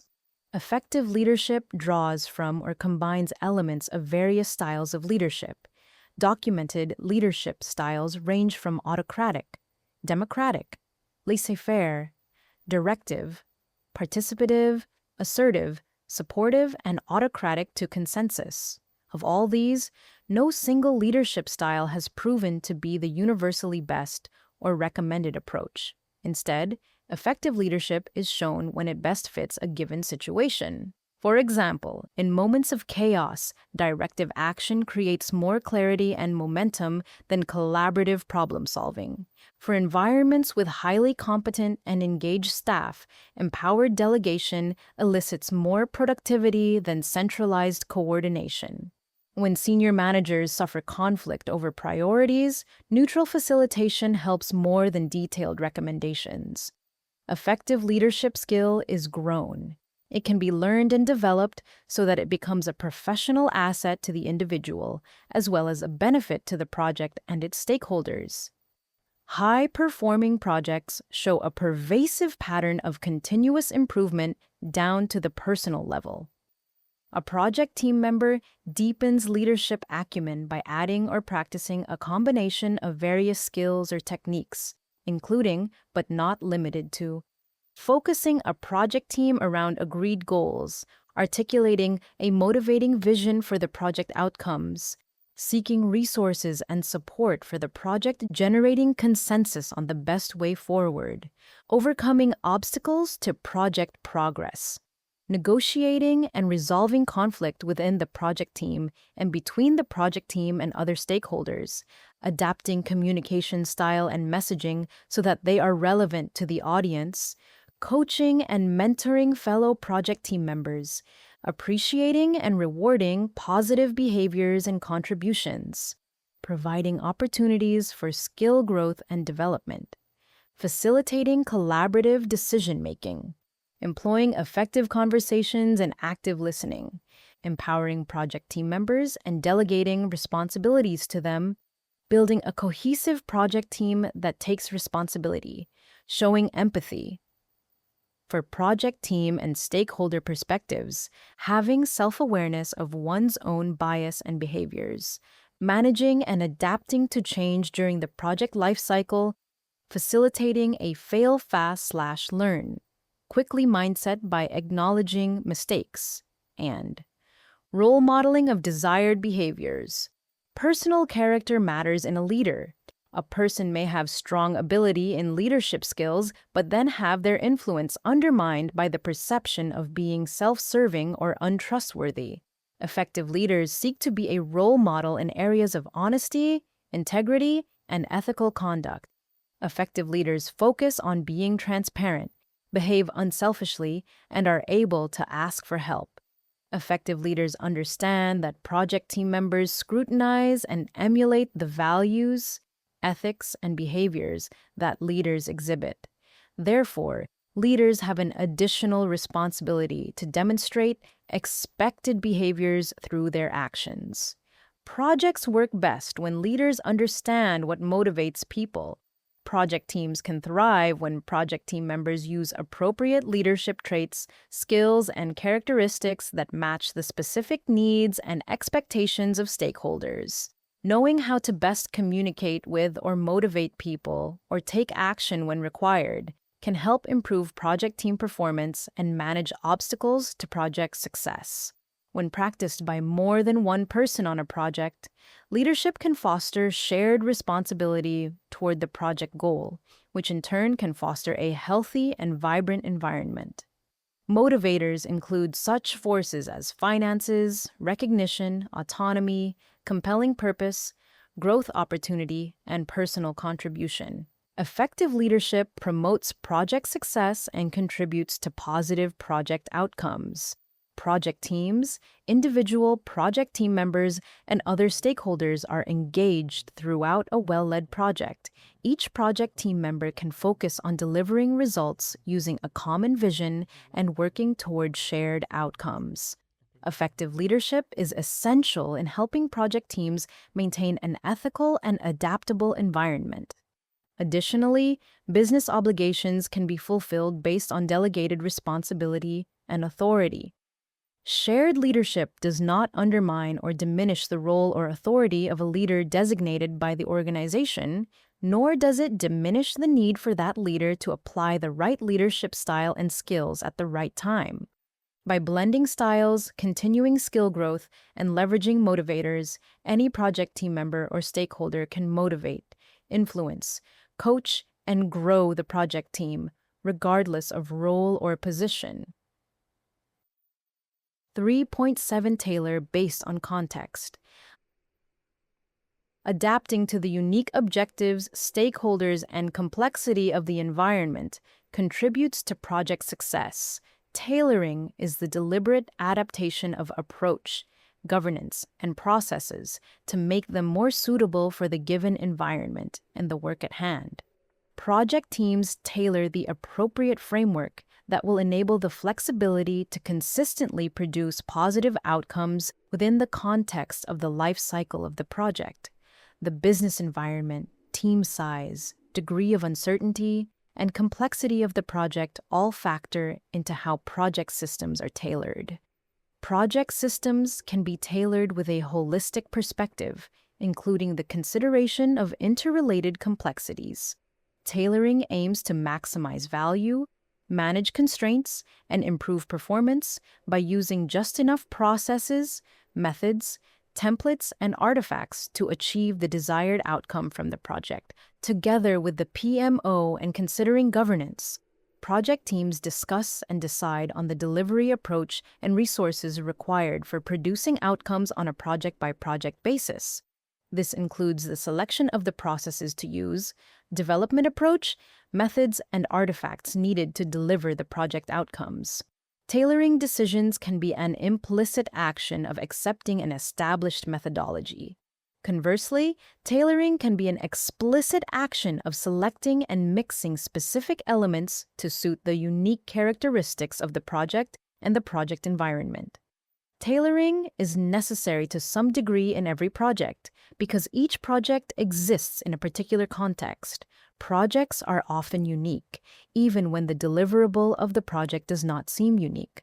This is because project contexts differ in that the organization, its customers, its channels, and its environment are dynamic elements. Those changes and ongoing learning may cause project teams to use or develop different methods or approaches in pursuit of success. The project team should examine the unique set of conditions for each project so that they can determine the most appropriate methods of producing the desired outcomes. An existing methodology or common way of working can inform the way in which a project is tailored. A methodology is a system of practices, techniques, procedures, and rules used by those who work in a discipline. Project teams may be required to assume the methodology of the parent organization. That is, the project team adopts a system of processes, governance, methods, and templates that provide guidance on how to run the project. While this provides a degree of consistency to projects within an organization, the methodology itself may still need tailoring to suit each project. Organizational policies and procedures prescribe authorized boundaries within which the project team can tailor. Project teams can also factor in the time and cost of project management processes.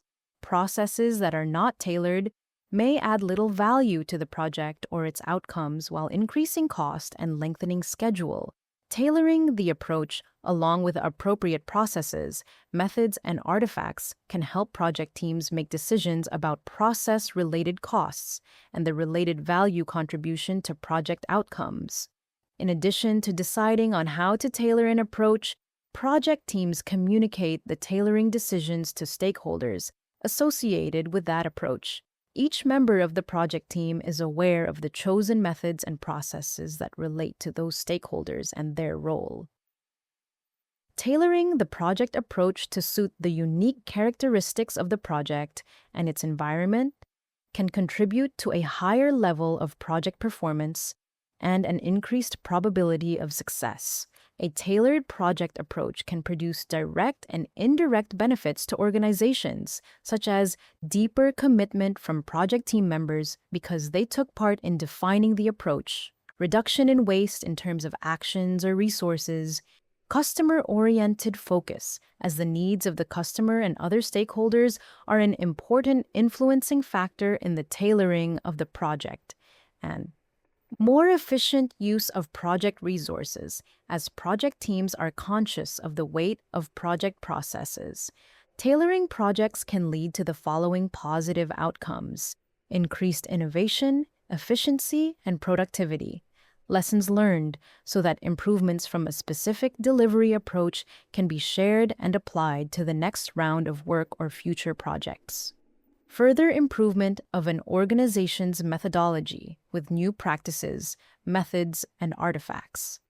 Discovery of improved outcomes, processes, or methods through experimentation. Effective integration within multidisciplinary project teams of methods and practices used to deliver project results, and increased adaptability for the organization in the long term. Tailoring an approach is iterative in nature and therefore is a constant process itself during the project life cycle.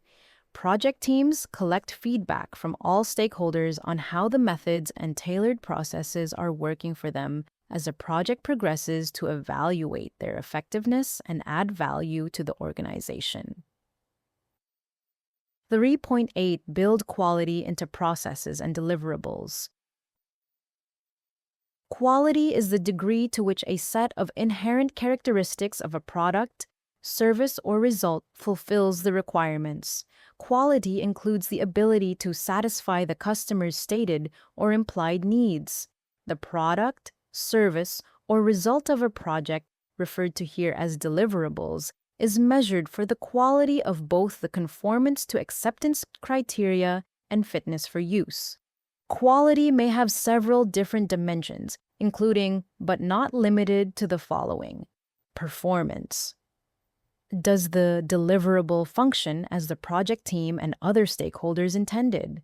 Conformity. Is the deliverable fit for use, and does it meet the specifications? Reliability. Does the deliverable produce consistent metrics each time it is performed or produced? Resilience. Is the deliverable able to cope with unforeseen failures and quickly recover? Satisfaction. Does the deliverable elicit positive feedback from end users? This includes usability and user experience. Uniformity. Does the deliverable show parity with other deliverables produced in the same manner? Efficiency. Does the deliverable produce the greatest output with the least amount of inputs and effort? Sustainability. Does the deliverable produce a positive impact on economic, social, and environmental parameters? Project teams measure quality using metrics and acceptance criteria based on requirements. A requirement is a condition or capability that is necessary to be present in a product, service, or result to satisfy a need. Requirements, either explicit or implicit, may come from stakeholders, a contract, organizational policies, standards, or regulatory bodies, or a combination of these.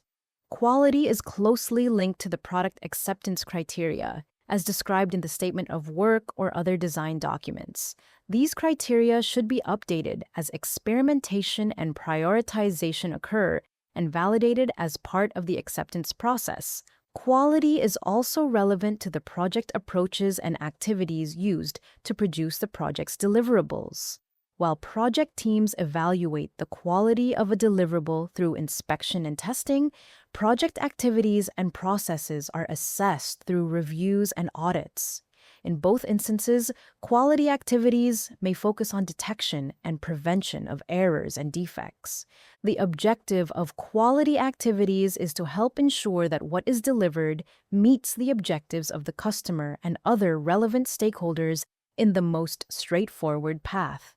The intention is to minimize the waste of resources and maximize the probability of attaining the desired outcome.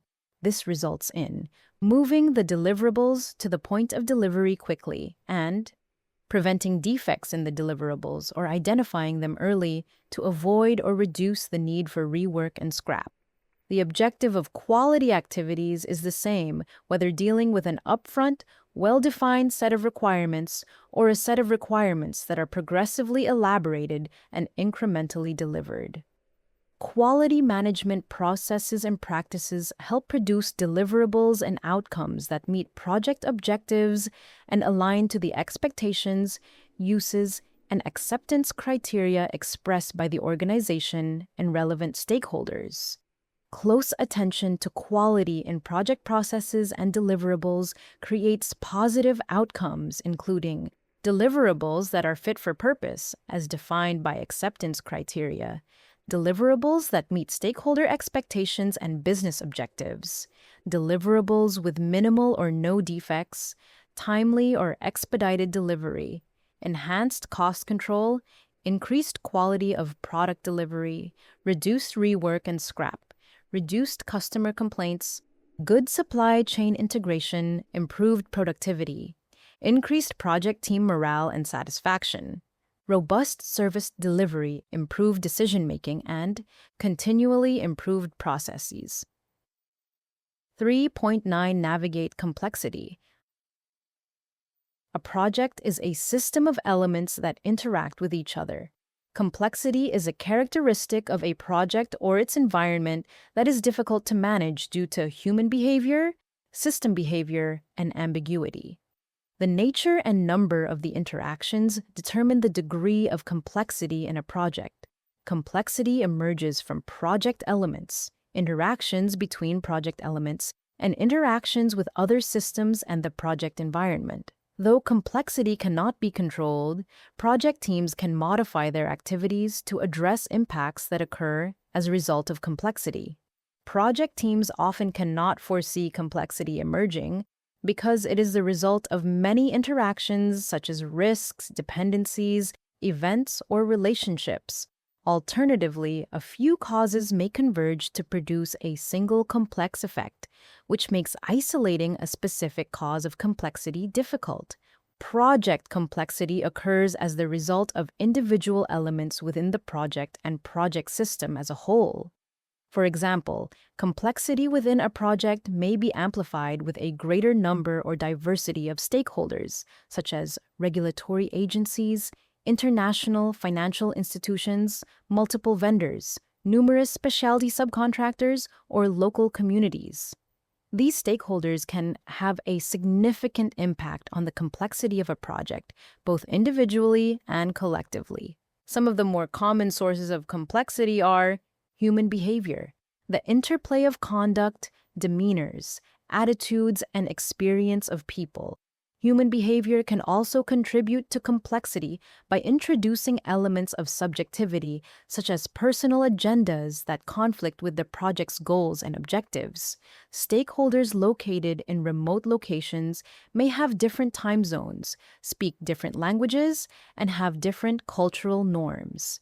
System behavior, the result of dynamic interdependencies within and among project elements. For example, the integration of different technology systems may cause threats that could impact project outcomes and success.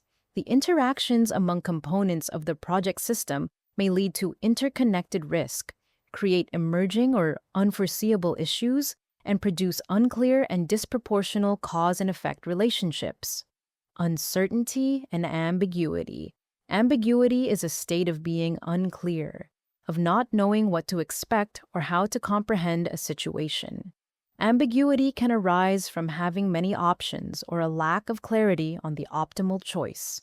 Unclear or misleading events, emerging issues, or subjective situations can also lead to ambiguity. Uncertainty is the lack of understanding and awareness of issues, events, paths to follow, or solutions to pursue. Uncertainty deals with the probabilities of alternative actions, reactions, and outcomes. Uncertainty includes unknown unknowns and black swans, which are emerging factors that are completely outside of existing knowledge or experience. Within a complex environment, uncertainty and ambiguity can combine to blur causal relationships to the point where probabilities and impacts are ill-defined. It becomes difficult to reduce uncertainty and ambiguity to the point where relationships can be well-defined and therefore addressed effectively.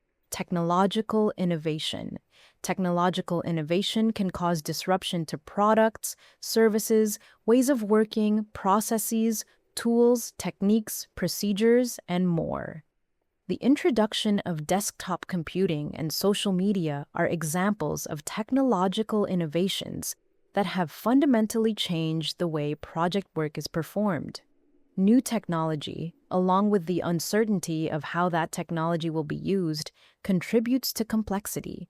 Innovation has the potential to help move projects toward a solution, or to disrupt the project when associated uncertainties are not defined, leading to increased complexity. Complexity may emerge and impact the project in any area and at any point in the project lifecycle. Project teams can identify elements of complexity throughout the project by continually looking at the project component as well as the project as a whole for signs of complexity. Knowledge of systems thinking, complex adaptive systems, experience from past project work, experimentation, and continuous learning related to system interaction leads to the project team's increased ability to navigate complexity when it emerges. Being vigilant for indications of complexity allows project teams to adapt their approaches and plans to navigate potential disruption to effective project delivery. 3.10 Optimize risk responses. A risk is an uncertain event or condition that, if it occurs, can have a positive or negative effect on one or more objectives.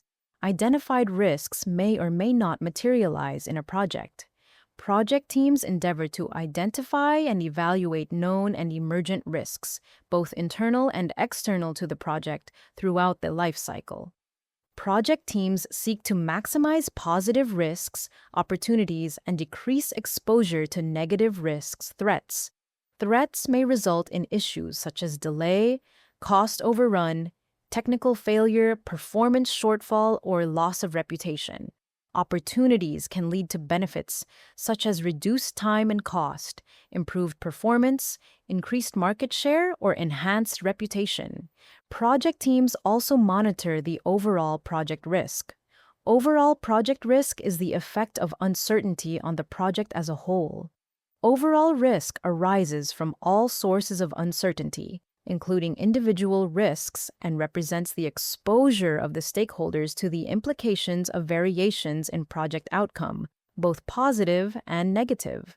Management of overall project risk aims to keep project risk exposure within an acceptable range.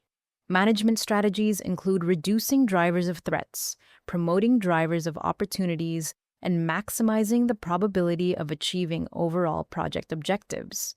Project team members engage with relevant stakeholders to understand their risk appetite and risk thresholds. Risk appetite describes the degree of uncertainty an organization or individual is willing to accept in anticipation of a reward. Risk threshold is the measure of acceptable variation around an objective that reflects the risk appetite of the organization and stakeholders. The risk threshold reflects the risk appetite.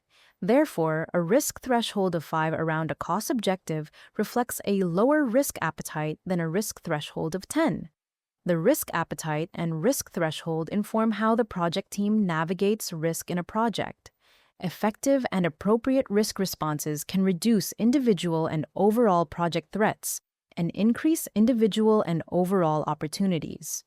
Project teams should consistently identify potential risk responses with the following characteristics in mind: appropriate and timely to the significance of the risk, cost-effective, realistic within the project context, agreed to by relevant stakeholders, and owned by a responsible person. Risks can exist within the enterprise, portfolio, program, project, and product. The project may be a component of a program in which the risk can potentially enhance or diminish benefits realization and, therefore, value. The project may be a component of a portfolio of related or unrelated work in which the risk can potentially enhance or diminish overall value of the portfolio and realization of business objectives.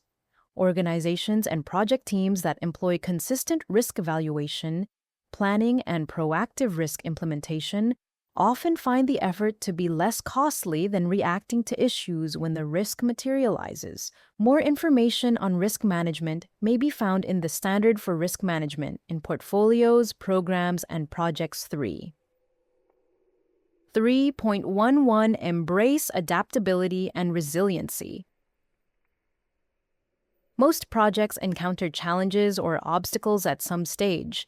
The combined attributes of adaptability and resiliency in the project team's approach to a project help the project accommodate impacts and thrive. Adaptability refers to the ability to respond to changing conditions. Resiliency consists of two complementary traits: the ability to absorb impacts and the ability to recover quickly from a setback or failure. Both adaptability and resiliency are helpful characteristics for anyone working on projects. A project rarely performs exactly as initially planned. Projects are influenced by internal and external factors, new requirements, issues, stakeholder influences, among other factors, which exist in a system of interactions. Some elements within a project may fail or fall short of expectations, requiring the project team to regroup, rethink, and replan. On an infrastructure project, for example, a court decision during project execution could change the designs and plans. In a technology project, a computerized model of the technology might show that the components work together properly, but the real-world application fails. In both cases, the project team will need to address the situation in order to move the project forward. The view that projects should hold firm to plans and commitments made during the early stages, even after new or unforeseen factors emerge, is not beneficial to stakeholders, including customers and end users, as this limits the potential for generating value. However, adapting should be done with a holistic view, such as a proper change control process, to avoid problems such as scope creep.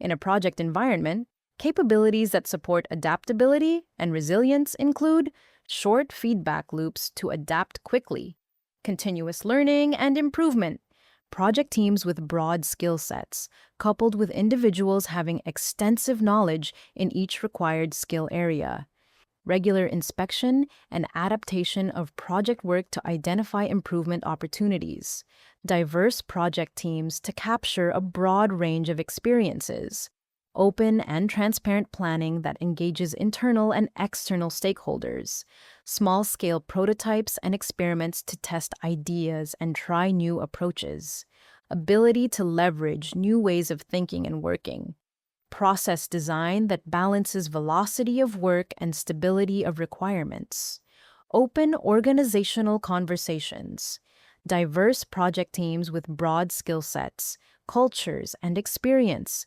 coupled with subject matter experts in each required skill area, understanding from past learning of the same or similar endeavors, ability and willingness to anticipate multiple potential scenarios and prepare for multiple eventualities, deferring decision-making to the last responsible moment, management support, and open-ended design that balances speed and stability. Envisioning outcomes rather than deliverables can enable solutions, harnessing a better result than the one originally planned. For example, a project team may find an alternative solution that would provide stronger outcomes than the original defined deliverable. While exploration of alternatives is usually the purview of the business case, technologies and other capabilities are evolving so rapidly that a solution could emerge at any time between completion of the business case and project closure. Opportunities for adaptation may emerge during a project, at which time the project team should make a case to the project sponsor, product owner, or customer for capturing the opportunity. Depending on the type of contract, the customer's approval may be needed for some of the changes that result from the adaptation. The project team should be prepared to adapt its plans and activities to take advantage of the opportunity with the support of the project sponsor, product owner, or customer. Unexpected changes and circumstances in a project system can also present opportunities. To optimize value delivery, project teams should use problem-solving as well as a holistic thinking approach to changes and unplanned events. When an unplanned event occurs, project teams should look for potential positive outcomes that might be gained. For example, incorporating a change that occurs late in a project timeline could add competitive advantage by being the first product in the market to offer the feature. Building adaptability and resiliency in a project keeps project teams focused on the desired outcome when internal and external factors change, and it helps them recover from setbacks. These characteristics also help project teams learn and improve, so that they can quickly recover from failures or setbacks and continue making progress toward delivering value. 3.12 Enable change to achieve the envisioned future state. Remaining relevant in today's business environment is a fundamental challenge for all organizations. Relevance entails being responsive to stakeholder needs and desires. This requires continually evaluating offerings for the benefit of stakeholders, rapidly responding to changes, and acting as agents for change. Project managers are uniquely poised to keep an organization prepared for changes. Projects, by their very definition, create something new. They are agents of change. Change management, enablement, is a comprehensive, cyclic, and structured approach for transitioning individuals, groups, and organizations from a current state to a future state in which they realize desired benefits. It is different from project change control, which is a process whereby modifications to documents, deliverables, or baselines associated with the project are identified and documented and then are approved or rejected. Change in an organization can originate from internal sources, such as the need for new capability or in response to a performance gap. Change can also originate from external sources such as technological advances, demographic changes, or socioeconomic pressures. Any type of change involves some level of adaptability or assimilation by the group experiencing the change, as well as the industries with which the group interacts. Change may be implemented by and have consequences for stakeholders. Enabling stakeholder change is part of facilitating the project to provide the required deliverable as well as the intended outcome. Enabling change in an organization can be challenging. Some people may seem inherently resistant to change or risk-averse, and environments may display a conservative culture among other reasons. Effective change management uses a motivational strategy rather than a forceful one. Engagement and two-way communication create an environment in which adoption and assimilation of change can occur, or identify some valid concerns from the resistant users that may need to be addressed. Project team members and project managers can work with relevant stakeholders to address resistance, fatigue, and change absorption to increase the probability that change will be adopted or assimilated successfully by customers or recipients of project deliverables. This includes communicating the vision and goals associated with the change early in the project to achieve buy-in for the change. The benefits of the change and the impact on work processes should be communicated to all levels of the organization throughout the project. It is also important to adapt the speed of change to the change appetite, cost, and ability of the stakeholders and the environment to assimilate change. Attempting to create too many changes in too short a time can lead to resistance because of change saturation. Even when stakeholders unanimously agree that change will produce more value or enhance outcomes, they often still have difficulty working through the actions that will deliver enhanced benefits. To foster benefits realization, the project may also include activities to reinforce the change after its implementation in order to avoid people returning to the initial state. Recognizing and addressing the needs of stakeholders to embrace change throughout the project lifecycle helps to integrate the resulting change in the project work, making a successful outcome more likely.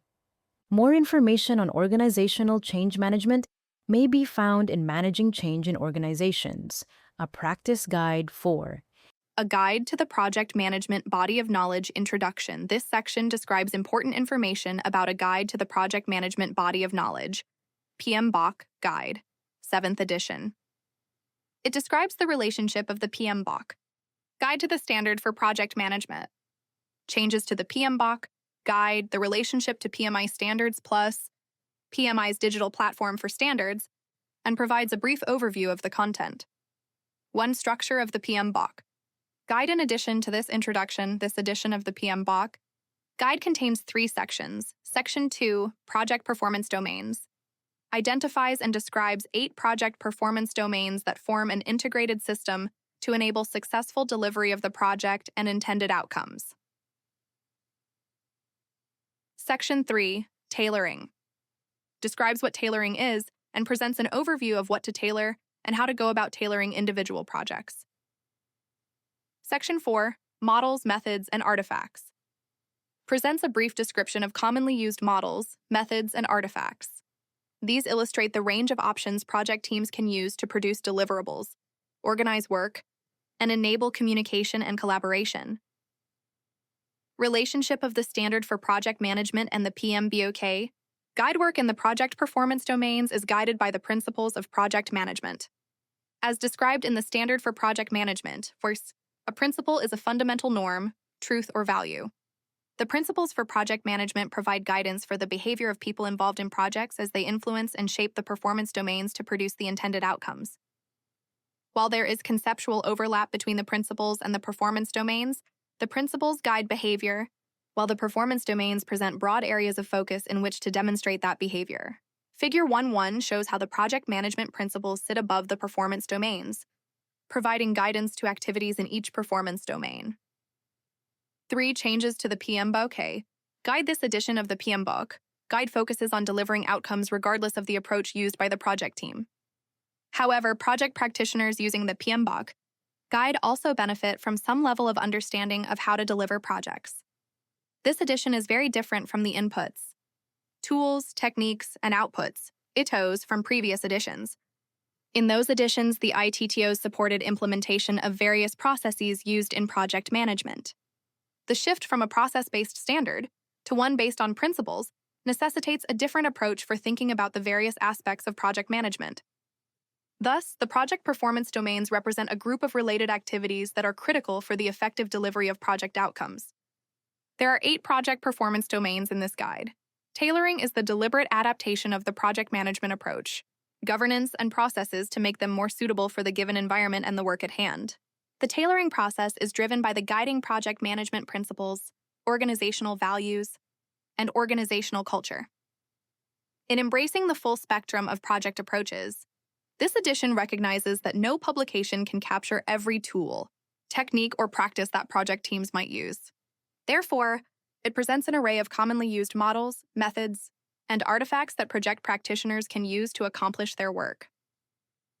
Relationship to PMI Standards Plus information in this guide is further elaborated on PMI Standards Plus, PMI's digital content platform. The digital platform encompasses current and emerging practices and other useful information related to PMI's library of standards products. It also includes practical examples of application within various contexts and industry segments.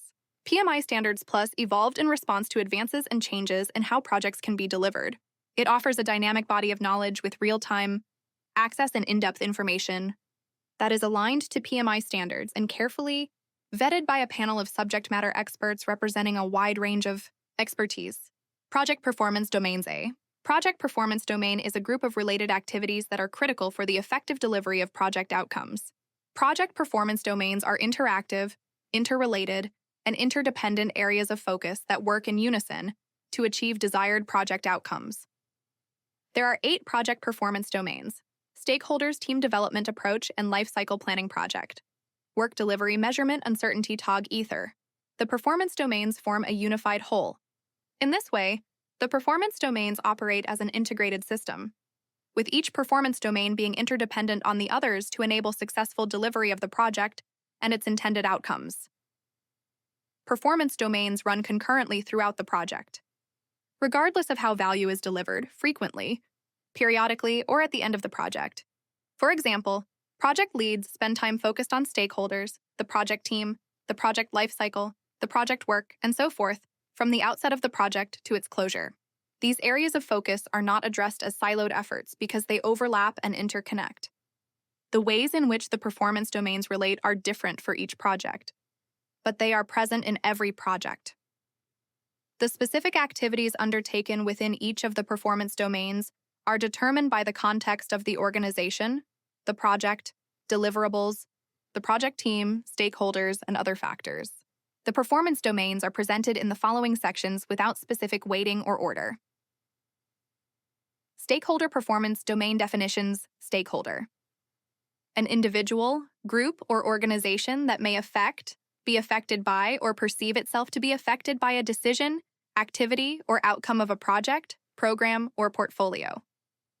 Stakeholder analysis: a method of systematically gathering and analyzing quantitative and qualitative information to determine whose interests should be taken into account throughout the project. Projects are performed by people and for people. This performance domain entails working with stakeholders to maintain alignment and engaging with them to foster positive relationships and satisfaction. Stakeholders include individuals, groups, and organizations. See Figure 2.2. A project can have a small group of stakeholders or potentially millions. There may be different stakeholders in different phases of the project, and the influence, power, or interests of stakeholders may change as the project unfolds. Effective stakeholder identification.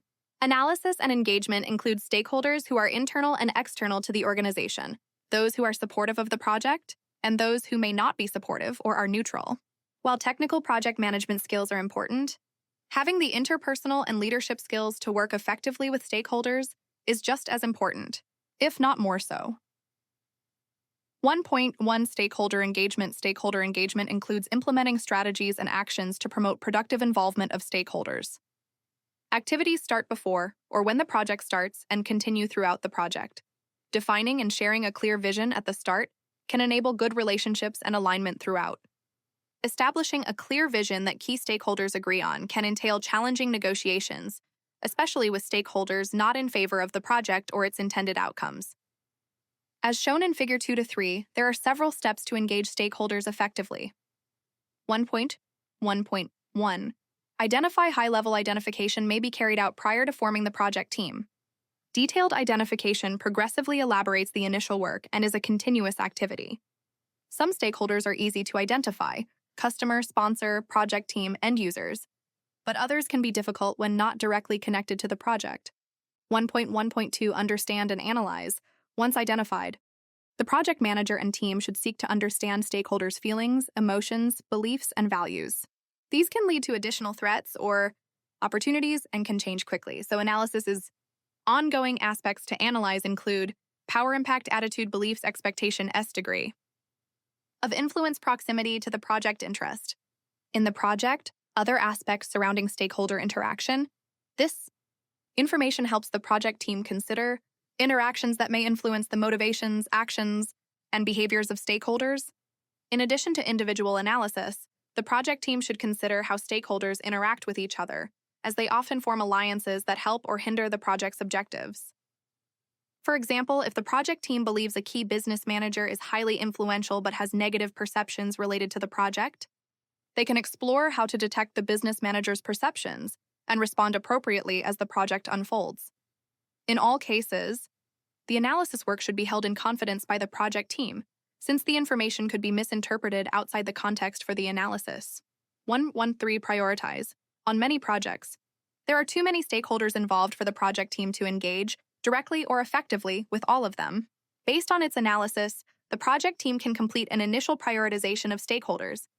It is common to focus on stakeholders with the most power and interest as one way to prioritize engagement. As events unfold throughout the project team may need to reprioritize based on new stakeholders or evolving changes in the stakeholder landscape. 2.101.4 Engage. Stakeholder engagement entails working collaboratively with stakeholders to introduce the project, elicit their requirements, manage expectations, resolve issues, negotiate, prioritize, problem solve, and make decisions. Engaging stakeholders requires the application of soft skills, such as active listening, interpersonal skills, and conflict management, as well as leadership skills, such as establishing the vision and critical thinking. Communication with stakeholders can take place via written or verbal means, and it can be formal or informal. Examples of each type of communication are shown in Table 2.1.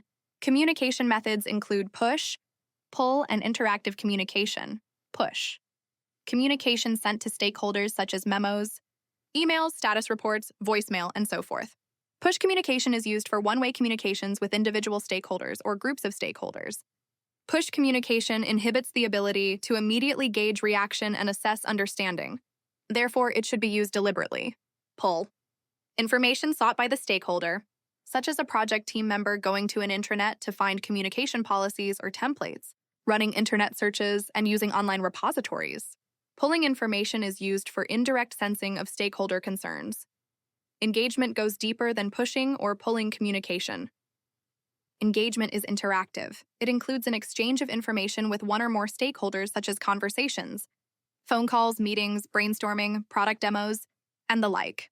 With all forms of communication, quick feedback loops provide useful information to confirm the degree to which the stakeholders heard the message, determine if stakeholders agree with the message, identify nuanced or other unintended messages the recipient detected, gain other helpful insights. 1.1.5 Monitor throughout the project. Stakeholders will change as new stakeholders are identified and others cease to be stakeholders. As the project progresses, the attitude or power of some stakeholders may change. In addition to identifying and analyzing new stakeholders, there is an opportunity to assess whether the current engagement strategy is effective or if it needs to be adjusted. Therefore, the amount and effectiveness of stakeholder engagement is monitored. Throughout the project, the degree of stakeholder satisfaction can often be determined by having a conversation with stakeholders to gauge their satisfaction with the project deliverables and the overall management of the project. Project and iteration reviews, product reviews, stage gates, and other methods are ways to obtain periodic feedback. For large groups of stakeholders, a survey can be used to assess the degree of satisfaction. Where necessary, the stakeholder engagement approach can be updated to achieve higher stakeholder satisfaction. 1.2. Interactions with other performance domains. Stakeholders permeate all aspects of the project. They define and prioritize the requirements and scope for the project team. They participate in and shape the planning. They determine acceptance and quality criteria for the project deliverables and outcomes. Much of the project work is around engaging and communicating with stakeholders. Throughout the project or at its closure, they use the project deliverables and influence the realization of project outcomes that some stakeholders can assist in lowering the amount of uncertainty present on a project, while others may cause an increase in uncertainty. Stakeholders such as customers, senior management, project management office leads, or program managers will focus on measures of performance for the project and its deliverables. These interactions are samples of how the stakeholder performance domain integrates and interweaves with other performance domains. Though they are not inclusive of all the ways stakeholder concerns interact throughout the performance. Domains 2.13. Checking results. Table 2.2 identifies the outcomes on the left and ways of checking them on the right. Team performance domain. This performance domain entails establishing the culture and environment that enables a collection of diverse individuals to evolve into a high-performing project team. This includes recognizing the activities needed to foster project team development and encouraging leadership behaviors from all project team members. The following definitions are relevant to the team. Performance domain project manager. The person assigned by the performing organization to lead the project team that is responsible for achieving the project objectives. Project management team. The members of the project team who are directly involved in project management activities. Project team. A set of individuals performing the work of the project to achieve its objectives. 2.1. Project team management and leadership project. Management entails applying knowledge, skills, tools, and techniques for management activities as well as leadership activities. Management activities focus on the means of meeting project objectives, such as having effective processes, planning, coordinating, measuring, and monitoring work, among others. Leadership activities focus on people. Leadership includes influencing, motivating, listening, enabling, and other activities having to do with the project team. Both are important in delivering the intended outcomes. 1.1. Centralize management and leadership. While leadership activities should be practiced by all project team members, management activities may be centralized or distributed. In an environment where management activities are centralized, accountability, being answerable for an outcome, is usually assigned to one individual, such as the project manager or similar role. In these situations, a project charter or other authorizing document can provide approval for the project manager to form a project team to achieve the project outcomes. 1.2. Distributed management and leadership. Sometimes project management activities are shared among a project management team, and project team members are responsible for completing the work. There are also situations where a project team may self-organize to complete a project. Rather than having a designated project manager, someone within the project team may serve as facilitator to enable communication, collaboration, and engagement. This role may shift among project team members. Servant leadership is a style of leadership that focuses on understanding and addressing the needs and development of project team members in order to enable the highest possible project team performance. Servant leaders place emphasis on developing project team members to their highest potential by focusing on addressing questions such as, are project team members growing as individuals? Are project team members becoming healthier, wiser, freer, and more autonomous? Are project team members more likely to become servant leaders? Servant leaders allow project teams to self-organize when possible and increase levels of autonomy by passing appropriate decision-making opportunities to project team members. Servant leadership behaviors include obstacle removal. Since it is the project team who generates the majority of business value, a critical role for the servant leader is to maximize delivery by removing impediments to their progress. This includes solving problems and removing obstacles that may be hampering the project team's work. By solving or easing these impediments, the project team can deliver value to the business faster. Diversion shield. Servant leaders protect the project team from internal and external diversions that redirect the project team from the current objectives. Time fragmentation reduces productivity, so shielding the project team from non-critical external demands helps the project team stay focused. Encouragement and development opportunities. The servant leader also provides tools and encouragement to keep the project team satisfied and productive. Learning what motivates project team members as individuals and finding ways to reward them for good work helps keep project team members satisfied. 2.13. Common aspects of team development. Regardless of how the management activities are structured, there are common aspects of project team development that are relevant for most project teams. These include vision and objectives. It is essential that everyone is aware of the project vision and objectives. The vision and objectives are communicated throughout the project.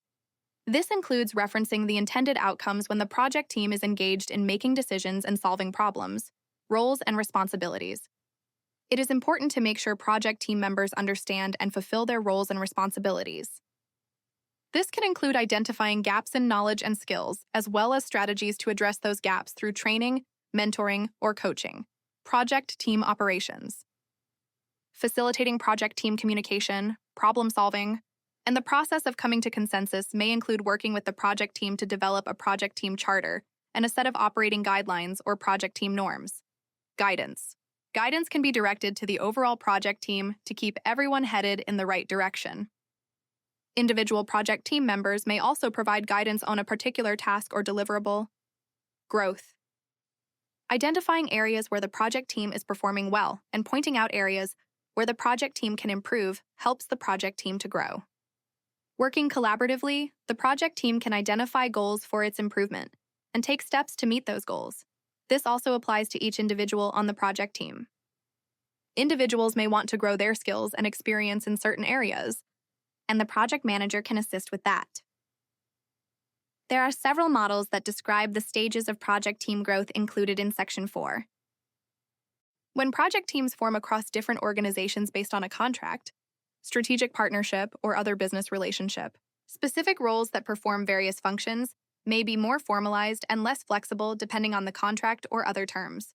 Such arrangements often require more upfront work to establish a one-team mindset, ensure project team members understand how everyone contributes to the project, and establish other enablers that integrate skills, capabilities, and processes.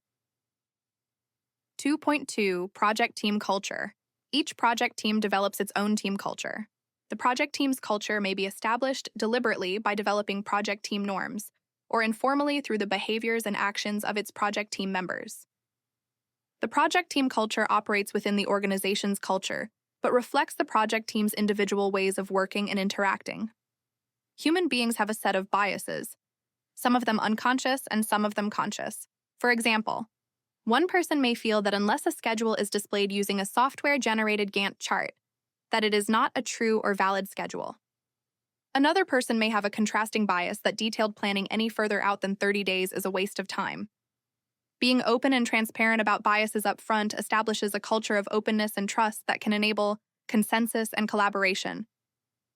The project manager is key in establishing and maintaining a safe, respectful, non-judgmental environment that allows the project team to communicate openly. One way to accomplish this is by modeling desired behaviors, such as transparency. Being transparent in how one thinks, makes choices, and processes information helps others identify and share their own processes.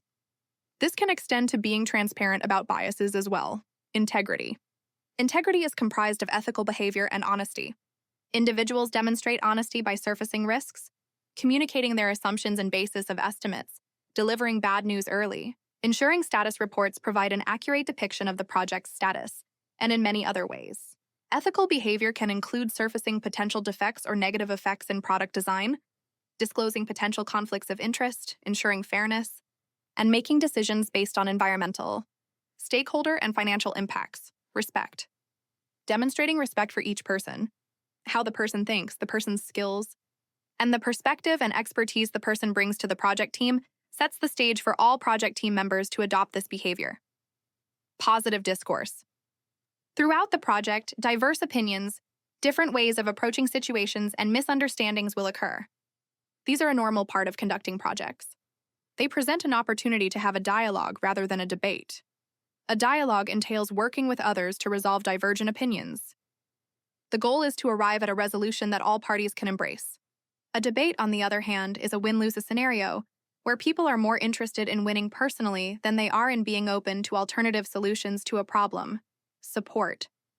Projects can be challenging from the perspectives of technical challenges, environmental influences, and interpersonal interactions.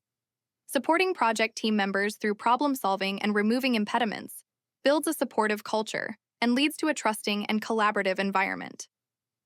Support can also be demonstrated by providing encouragement, showing empathy, and engaging in active listening. Courage. Recommending a new approach to a problem or a way of working can be intimidating. Likewise, it can be challenging to disagree with a subject matter expert or someone with greater authority. However, demonstrating the courage that it takes to make a suggestion, disagree, or try something new enables a culture of experimentation and communicates to others that it is safe to be courageous and try new approaches. Celebrating success. Focusing on project goals, challenges, and issues often sidelines the fact that individual project team members and the project team as a whole are steadily progressing toward those goals. Because work takes priority, project team members may defer recognizing demonstrations of innovation, adaptation, service to others, and learning. However, recognizing such contributions in real time can keep the project team and individuals motivated. 3. High-performing project teams. One goal of effective leadership is to create a high-performing project team. There are a number of factors that contribute to high-performing project teams. The list below is not comprehensive, but it identifies some of the factors associated with high-performing project teams. Open communication. An environment that fosters open and safe communication allows for productive meetings, problem-solving, brainstorming, and so forth. It is also the cornerstone for other factors, such as shared understanding, trust, and collaboration. Shared understanding. The purpose for the project and the benefits it will provide are held in common. Shared ownership. The more ownership of the outcomes that project team members feel, the better they are likely to perform. Trust. A project team in which its members trust each other is willing to go the extra distance to deliver success. People are less likely to do the extra work it may take to succeed if they do not trust their project team members, project manager, or the organization. Collaboration. Project teams that collaborate and work with each other rather than work in silos or compete tend to generate more diverse ideas and end up with better outcomes. Adaptability. Project teams that are able to adapt the way they work to the environment and the situation are more effective. Resilience. When issues or failures occur, high-performing project teams recover quickly. Empowerment.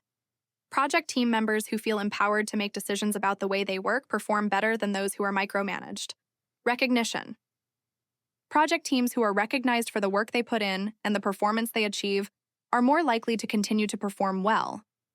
Even the simple act of showing appreciation reinforces positive team behavior. T4. Leadership skills. Leadership. Skills are useful for all project team members, whether the project team is operating in an environment with a centralized authority or a shared leadership environment. The following sections describe some of the traits and activities associated with leadership. 2.4.1. Establishing and maintaining vision. Every project has a purpose. Understanding that purpose is critical for people to commit their time and energy in the right direction toward achieving the project purpose. The project vision summarizes the project's purpose clearly and succinctly. It describes a realistic, attractive view of the future project outcomes. In addition to briefly describing the desired future state, the vision is a powerful motivational tool. It is a way to create passion and meaning for a project's envisioned goal. A common vision helps keep people pulling in the same direction. When immersed in the details of everyday work, a clear understanding of the end goal can help guide local decisions toward the desired project outcome. A vision developed collaboratively between project team members and key stakeholders should answer these questions. What is the project purpose? What defines successful project work? How will the future be better when the project outcomes are delivered? How will the project team know that it is drifting from the vision? A good vision is clear, concise, and actionable. It does the following: summarizes the project with a powerful phrase or short description, describes the best achievable outcome, creates a common, cohesive picture in project team members' minds, and inspires passion for the outcome.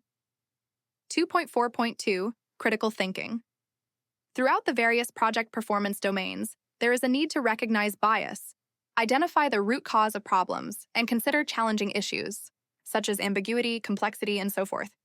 Critical thinking helps to accomplish these activities. Critical thinking includes disciplined, rational, logical, evidence-based thinking. It requires an open mind and the ability to analyze objectively. Critical thinking, especially when applied to discovery, can include conceptual imagination, insight, and intuition. It can also include reflective thinking and metacognition, thinking about thinking and being aware of one's awareness. Project team members apply critical thinking to research and gather unbiased, well-balanced information, recognize, analyze, and resolve problems, identify bias, unstated assumptions and values, discern the use of language and the influence on oneself and others, analyze data and evidence to evaluate arguments and perspectives, observe events to identify patterns and relationships, apply inductive, deductive, and abductive reasoning appropriately, and identify and articulate false premises, false analogy, emotional appeals, and other faulty logic. 4.3. Motivation. Motivating project team members has two aspects. The first is understanding what motivates project team members to perform, and the second is working with project team members in such a way that they remain committed to the project and its outcomes. Motivation to perform can be intrinsic or extrinsic. Intrinsic motivation comes from inside the individual or is associated with the work. It is associated with finding pleasure in the work itself, rather than focusing on rewards. Extrinsic motivation is performing work because of an external reward such as a bonus. Much of the work done on projects is aligned with intrinsic motivation.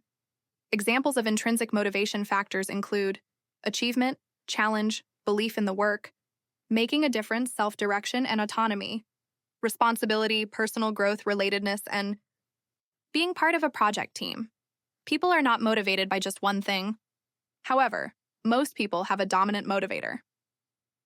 To effectively motivate project team members, it is helpful to know each member's dominant motivator.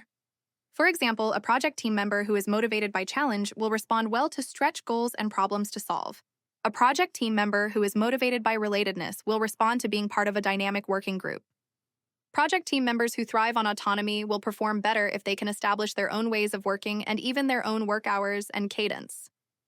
Therefore, tailoring motivation methods based on individual preferences helps to elicit the best individual and project team performance. 4.4. Interpersonal skills. Interpersonal skills that are used frequently in projects include emotional intelligence, decision-making, and conflict resolution, among others. Emotional intelligence. Emotional intelligence is the ability to recognize our own emotions and those of others. This information is used to guide thinking and behavior. Recognition of personal feelings, empathy for the feelings of others, and the ability to act appropriately are the cornerstones for effective communication, collaboration, and leadership. Since projects are undertaken by people and for people, emotional intelligence, the ability to understand oneself and effectively sustain working relationships with others, is critical in project team environments. There are multiple models for defining and explaining emotional intelligence. They converge in four key areas: self-awareness. Self-awareness is the ability to conduct a realistic self-assessment. It includes understanding our own emotions, goals, motivations, strengths, and weaknesses. Self-management. Self-management, also known as self-regulation, is the ability to control and redirect disruptive feelings and impulses. It is the ability to think before acting, suspending snap judgments and impulsive decisions. Social awareness. Social awareness is about empathy and understanding and considering other people's feelings. This includes the ability to read nonverbal cues and body language. Social skill. Social skill is the culmination of the other dimensions of emotional intelligence. It is concerned with managing groups of people, such as project teams, building social networks, finding common ground with various stakeholders, and building rapport. Self-awareness and self-management are required to remain calm and productive during difficult project circumstances. Social awareness and social skills allow for better bonds with project team members and project stakeholders. Emotional intelligence is a basis of all forms of leadership. Figure 2.5 shows the key points for each of the four aspects of emotional intelligence and how they relate.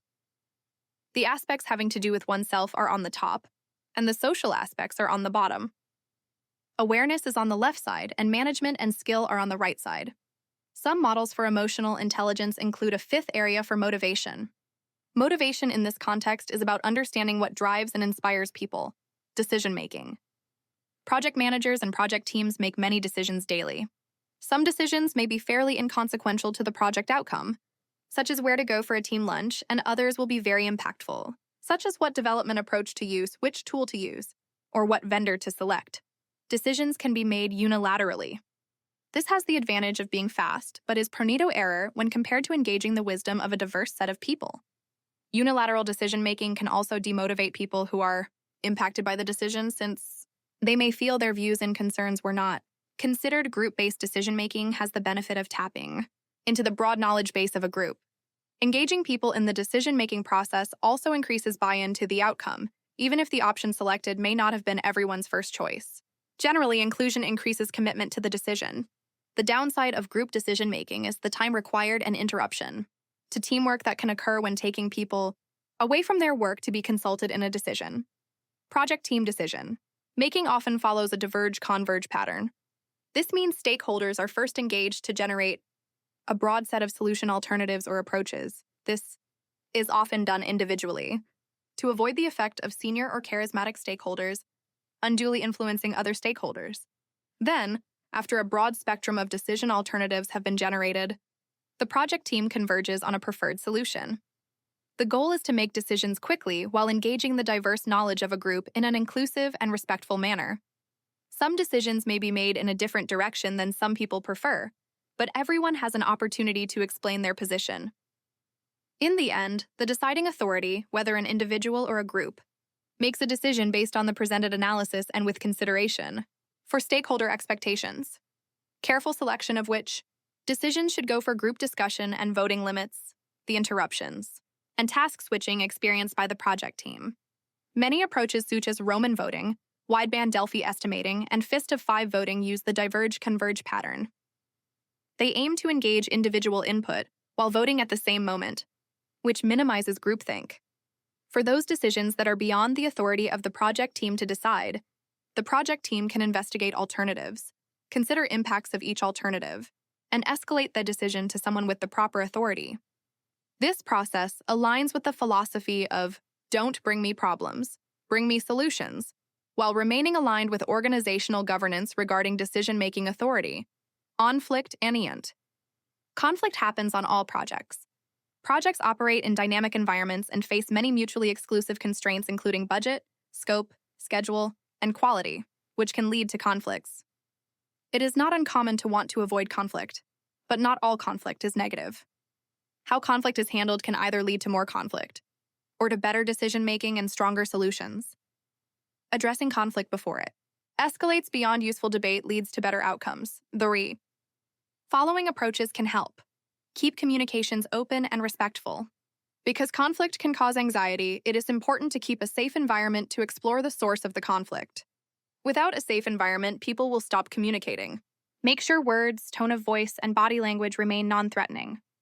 Focus on the issues, not the people. Conflict is based on people perceiving situations differently. It should not be personal. The focus is on resolving the situation, not casting blame. Focus on the present and future, not the past. Stay focused on the current situation, not past situations. If something similar happened previously, bringing up the past will not resolve the current situation. In fact, it can serve to intensify the current situation even more. Search for alternatives together. Damage incurred from conflict can be repaired by looking for resolutions and alternatives together. It can also create more constructive relationships. This moves the conflict into more of a problem-solving space where people can work together to generate creative alternatives. There are several models for addressing and resolving conflict. Some of them are discussed in Section 4.2.2.5, Tailoring Leadership Styles as with all aspects of projects. Leadership styles are also tailored to meet the needs of the project, the environment, and the stakeholders. Some of the variables that influence tailoring of leadership styles include experience with the type of project.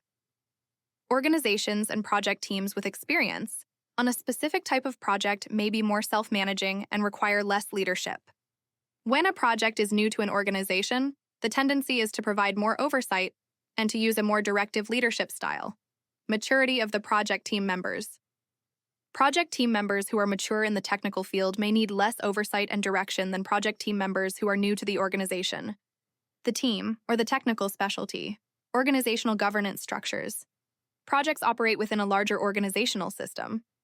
There may be the expectation that the organizational leadership style of top management is recognized and reflected in the team's leadership. The organizational structure influences the degree to which authority and accountability are centralized or distributed. Distributed project teams.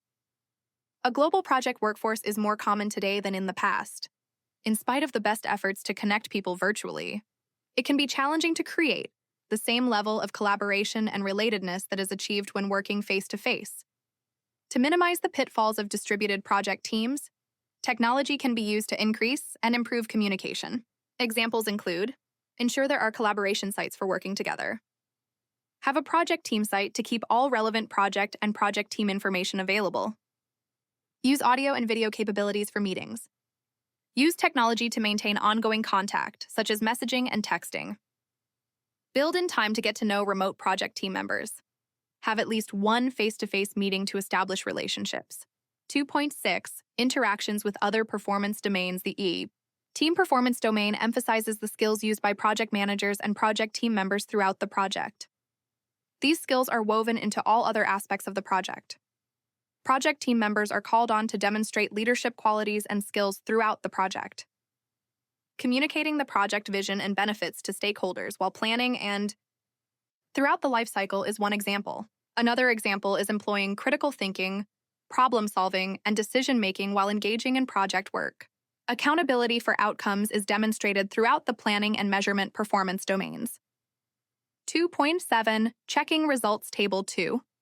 3 identifies the outcomes from effective application of the team performance domain on the left and ways of checking them on the right. Development approach and life cycle. Performance domain. This performance domain entails establishing the development approach, delivery cadence, and project life cycle needed to optimize project outcomes. The following definitions are relevant to the development approach and life cycle performance domain. Deliverable. Any unique and verifiable product, result, or capability to perform a service that is required to be produced to complete a process, phase, or project. Development approach. A method used to create and evolve the product, service, or result during the project lifecycle, such as a predictive, adaptive, or hybrid method. Cadence, a rhythm of activities conducted throughout the project phase, a collection of logically related project activities that culminates in the completion of one or more deliverables. Project lifecycle, the series of phases that a project passes through from its start to its completion. Tout 3.1 DEVELOPMENT CADENCE ANDLIFECYCLEREL at IONSHIP. The type of project deliverable S determines how it can be developed. The type of deliverables and the development approach influence the number and cadence for project deliveries. The deliverable approach and the desired delivery cadence determine the project lifecycle and its phases. 3.2 DELIVERYCADENC. E-delivery cadence refers to the timing and frequency of project deliverables. Projects can have a single delivery, multiple deliveries, or periodic deliveries. Single delivery. Projects that have a single delivery deliver at the end of the project. For example, a process reengineering project may not have any deliveries until near the end of the project when the new process is rolled out. Multiple deliveries. Some projects have multiple deliveries. A project may have multiple components that are delivered at different times throughout the project. A project to develop a new drug may have multiple deliveries, such as preclinical submissions, Phase 1 trial results, Phase 2 trial results, Phase 3 trial results, registration, and then launch. In this example, the deliveries are sequential. Some projects have deliveries that are developed separately rather than sequentially, such as a project to update building security. Deliveries may include physical barriers to entry, new badges, new key code pads, and so forth. Each of these is a separate delivery, but they do not need to come in a specific order. All of the deliveries are concluded before the project is considered to be completed. Periodic deliveries. Periodic deliveries are like multiple deliveries, but they are on a fixed delivery schedule, such as monthly or bi-monthly. A new software application may have internal deliveries every 2 weeks, and then periodically release the deliveries into the market. Another delivery option is called continuous delivery.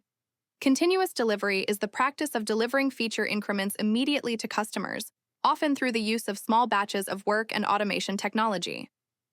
Continuous delivery can be used for digital products. From the product management perspective, the emphasis is on delivering benefits and value throughout the product lifecycle. Similar to a project, there are aspects that are development-oriented. However, similar to a program, there can be many development cycles as well as maintenance activities. This type of undertaking works better with project teams that are restable and remain intact. Because the project teams are focused on one product, they canopy learning about the product, the stakeholders, and the market. This allows the team to respond to market trends and stay focused on value delivery. This practice is included in several approaches such as DevOps, gestión projects, and continuous digital. For example, 3.3. Development approaches. A development approach is the means used to create and evolve the product, service, or result during the project lifecycle. There are different development approaches, and different industries may use different terms to refer to development approaches. 3 commonly used approaches are predictive, hybrid, and adaptive. As shown in Figure 2-7, these approaches are often viewed as a spectrum, from the predictive approach on one end of the spectrum to the adaptive on the other end. Predictive approach. A predictive approach is useful when the project and product requirements can be defined, collected, and analyzed at the start of the project. This may also be referred to as a waterfall approach. This approach may also be used when there's a significant investment involved and a high level of risk that may require frequent reviews, change control mechanisms, and replanning between development phases. The scope, schedule, cost, resource needs, and risks can be well defined in the early phases of the project lifecycle, and they are relatively stable. This development approach allows the project team to reduce the level of uncertainty early in the project and do much of the planning up front. Predictive approaches may use proof-of-concept developments to explore options, but the majority of the project work follows the plans that were developed near the start of the project. Many times, projects that use this approach have templates from previous, similar projects. A project to develop a new community center might use a predictive approach for the construction of the grounds and facilities. The scope, schedule, cost, and resources would be determined up front, and changes would likely be minimal. The construction process would follow the plans and blueprints. Hybrid approach. A hybrid development approach is a combination of adaptive and predictive approaches. This means that some elements from a predictive approach are used, and some from an adaptive approach are used. This development approach is useful when there is uncertainty or risk around the requirements. Hybrid is also useful when deliverables can be modularized, or when there are deliverables that can be developed by different project teams. A hybrid approach is more adaptive than a predictive approach, but less so than a purely adaptive approach. Hybrid approaches often use an iterative or incremental development approach. An iterative approach is useful for clarifying requirements and investigating various options. An iterative approach may produce sufficient capability to be considered acceptable prior to the final iteration. An incremental approach is used to produce a deliverable throughout a series of iterations. Each iteration adds functionality within a predetermined timeframe, a time box. The deliverable contains the capability to be considered as completed only after the final iteration. The differences in interactions between iterative and incremental development are shown in Figure 2.8. An example of a hybrid approach could be using an adaptive approach to develop a product that has significant uncertainty associated with the requirements. However, the deployment of the product can be done using a predictive approach. Another example is a project with 2 main deliverables, where one deliverable is developed using an adaptive approach and the other using a predictive approach. The community center will need a website so community members can access information from their home computer, phone, or tablet. The high-level requirements, design, and page layouts can be defined up front. An initial set of information can be deployed on the website. User feedback, new services, and internal stakeholder needs would provide content for a backlog. The backlog information would be prioritized, and the web team would develop and deploy new content. As new requirements and new scope emerge, the estimates for the work would be developed, the work would be done, and once tested, it would be demonstrated for stakeholders. If approved, the work would be deployed to the website. 3.4 Considerations for selecting a development approach. There are several factors that influence the selection of a development approach. They can be divided into categories of the product, service, or result, the project, and the organization. The following subsections describe the variables associated with each category. 3.4.1 Product, service, or result. There are many variables associated with the nature of the product, service, or result that influence the development approach. The following list outlines some of the variables to consider when selecting the development approach. Degree of innovation. Deliverables where the scope and requirements are well understood, that the project team has worked with before, and that allow for planning up front are well suited to a predictive approach. Deliverables that have a high degree of innovation or where the project team does not have experience are better suited to a more adaptive approach. Requirement certainty. When the requirements are well known and easy to define, a predictive approach fits well. When requirements are uncertain, volatile, or complex and are expected to evolve throughout the project, a more adaptive approach may be a better fit. Scope stability. If the scope of the deliverable is stable and not likely to change, a predictive approach is useful. If the scope is expected to have many changes, an approach that is closer to the adaptive side of the spectrum can be useful. Ease of change. Related to the requirements certainty and the scope stability, if the nature of the deliverable makes it difficult to manage and incorporate changes, then a predictive approach is best. Deliverables that can adapt easily to change can use an approach that is more adaptive. Delivery options. As described in Section 2.3.2 on delivery cadence, the nature of the deliverable and whether it can be delivered in components influences the development approach. Products, services, or results that can be developed and/or delivered in pieces are aligned with incremental, iterative, or adaptive approaches. Some large projects may be planned using a predictive approach, but there may be some pieces that can be developed and delivered incrementally. Risk. Products that are inherently high risk require analysis before choosing the development approach. Some high-risk products may require significant upfront planning and rigorous processes to reduce threats. Other products can reduce risk by building them modularly and adapting the design and development based on learning to take advantage of emerging opportunities or reduce the exposure to threats. Safety requirements. Products that have rigorous safety requirements often use a predictive approach, as there is a need for significant upfront planning to ensure that all the safety requirements are identified. Planned for, created, integrated, and tested. Regulations. Environments that have significant regulatory oversight may need to use a predictive approach due to the required process, documentation, and demonstration needs. 3.4.2. Project variables that influence the development approach are centered around stakeholders, schedule constraints, and funding availability. Stakeholders. Projects that use adaptive methods require significant stakeholder involvement throughout the process. Certain stakeholders, such as the product owner, play a substantial role in establishing and prioritizing work. Schedule constraints. If there is a need to deliver something early, even if it is not a finished product, an iterative or adaptive approach is beneficial. Funding availability. Projects that work in an environment of funding uncertainty can benefit from an adaptive or iterative approach. A minimum viable product can be released with less investment than an elaborate product. This allows for market testing or market capture with minimum investment. Further investments can be made based on the market response to the product or service. 3.4.3. Organization. Organizational variables such as the structure, culture, capability, project team size, and location influence the development approach. Organizational structure. An organizational structure that has many levels, a rigid reporting structure, and substantial bureaucracy frequently uses a predictive approach. Projects that use adaptive methods tend to have a flat structure and may operate with self-organizing project teams. Culture. A predictive approach fits better in an organization with a culture of managing and directing, where the work is planned out and progress is measured against baselines. Adaptive approaches fit better within an organization that emphasizes project team self-management. Organizational capability. Transitioning from predictive development approaches to adaptive approaches, and then to using agile methods, is more than just stating that the organization will now be agile. It entails shifting the mindset starting at the executive level throughout the organization.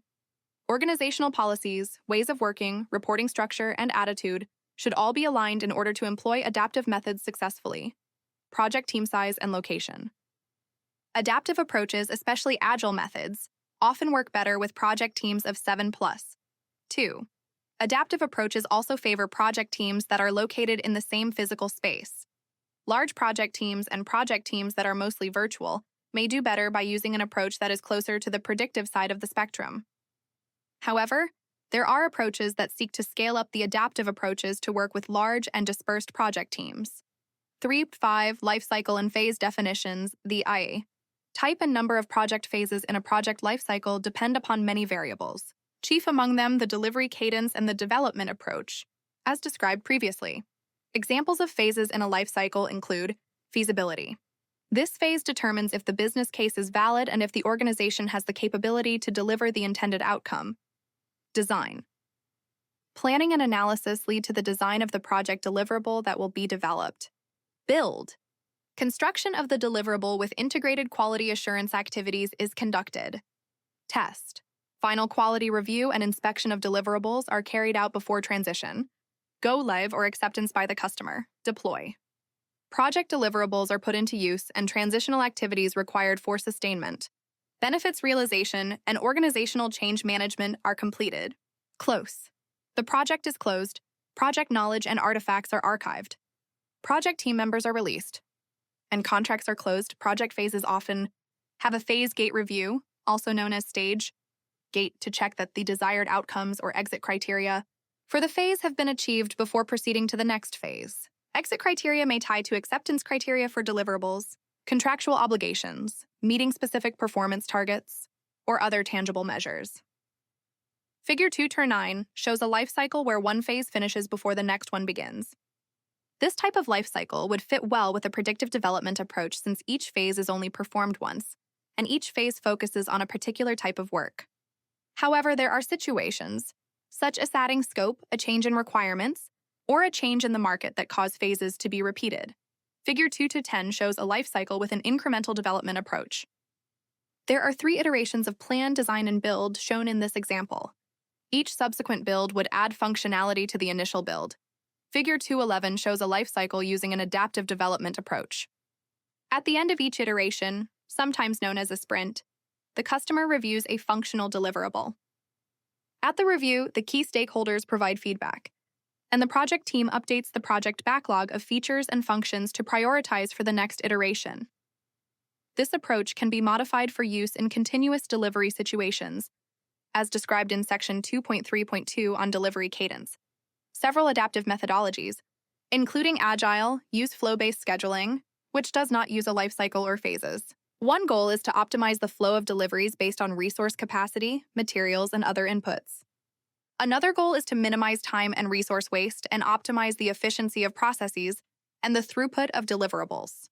Projects that use these practices and methods usually adopt them from the Kanban scheduling system used in lean and just-in-time scheduling approaches. 3-6 Aligning and life cycle delivery cadence, development approach, and life cycle. The community center examples described in Section 2.3.3 will be revisited to demonstrate how the delivery cadence, development approach, and life cycle fit together. In this example, there are 4 products and services: the building, the community action patrol, KIP, training, the senior services, and the website. Table 2-4 describes the delivery cadence and the development approach. Based on this information, a potential life cycle might be startup. Entry criteria for this phase are that the business case has been approved and the project charter has been authorized. In this phase, the high-level roadmap is developed. Initial funding requirements are established. Project team and resource requirements are defined. A milestone schedule is created, and planning for a procurement strategy is defined. These deliverables should be complete prior to exiting the startup phase. Exit criteria will be reviewed at an origination phase gate review, plan. In this phase, the high-level information for the building is decomposed into detailed plans. A detailed design document for the KP training is completed. An analysis of the senior services offering is completed along with a gap analysis. The initial wireframe for the website is created. These deliverables should be complete prior to exiting the planning phase. Exit criteria will be reviewed at a planning phase gate review, development. This phase will overlap with the test and deploy phases since the deliverables have different delivery cadences and different approaches. The website will have early deliveries to inform the public of the progress for the community center. Some senior services and the CAP training may begin prior to the opening of the community center. Each deliverable may have a separate review prior to entering the testing phase. Test. This phase will overlap with the development and deploy phases. The type of test will depend on the deliverable. This phase includes inspections for the building, a beta delivery of the CAP courses, small-scale trials for the senior services, and operating an A-test environment for each release for the website. Each deliverable will go through the applicable testing prior to moving to the deploy phase. Deploy. This phase will overlap with the development and test phases. The first deployment of the website may be somewhat early in the project. Activities in this phase will iterate as more deliverables become available. The final deployment for the project will be the opening of the community center. Ongoing updates to the website and the senior services will be part of operations once the community center is open. Close. This phase takes place periodically as deliverables are completed. When the initial website has been deployed, project personnel, including contractors, will be released and retrospectives or lessons learned for each deliverable will be completed. When the entire project is done, information from the various phase gate reviews and an overall evaluation of project performance compared to baselines will be conducted. Prior to final closeout, the project charter and the business case will be reviewed to determine if the deliverables achieved the intended benefits and value. Figure 2-12 shows a possible life cycle for the community center project. The startup and planning phases are sequential. The development, test, and deploy phases overlap because the different deliverables will be developed, tested, and deployed at different times, and some deliverables will have multiple deliveries. The development phase is shown in more detail to demonstrate different timing and delivery cadence. The test phase cadence would follow the development phase cadence. The deliveries are shown in the deploy phase. What's in a name? Not all project practitioners differentiate between the development approach and the life cycle. Some practitioners will say a project follows an agile life cycle when they are actually talking about the development approach. Some practitioners refer to predictive approaches as waterfall. Adaptive development approaches may also be known as evolutionary approaches. Because project management is evolving, the language used continues to evolve. The best way to understand what a person is referring to is to determine how they are developing deliverables and ask them the names of the phases in the life cycle. This can help frame the project and understand how people are using terms. 3%. Interactions with other performance domain.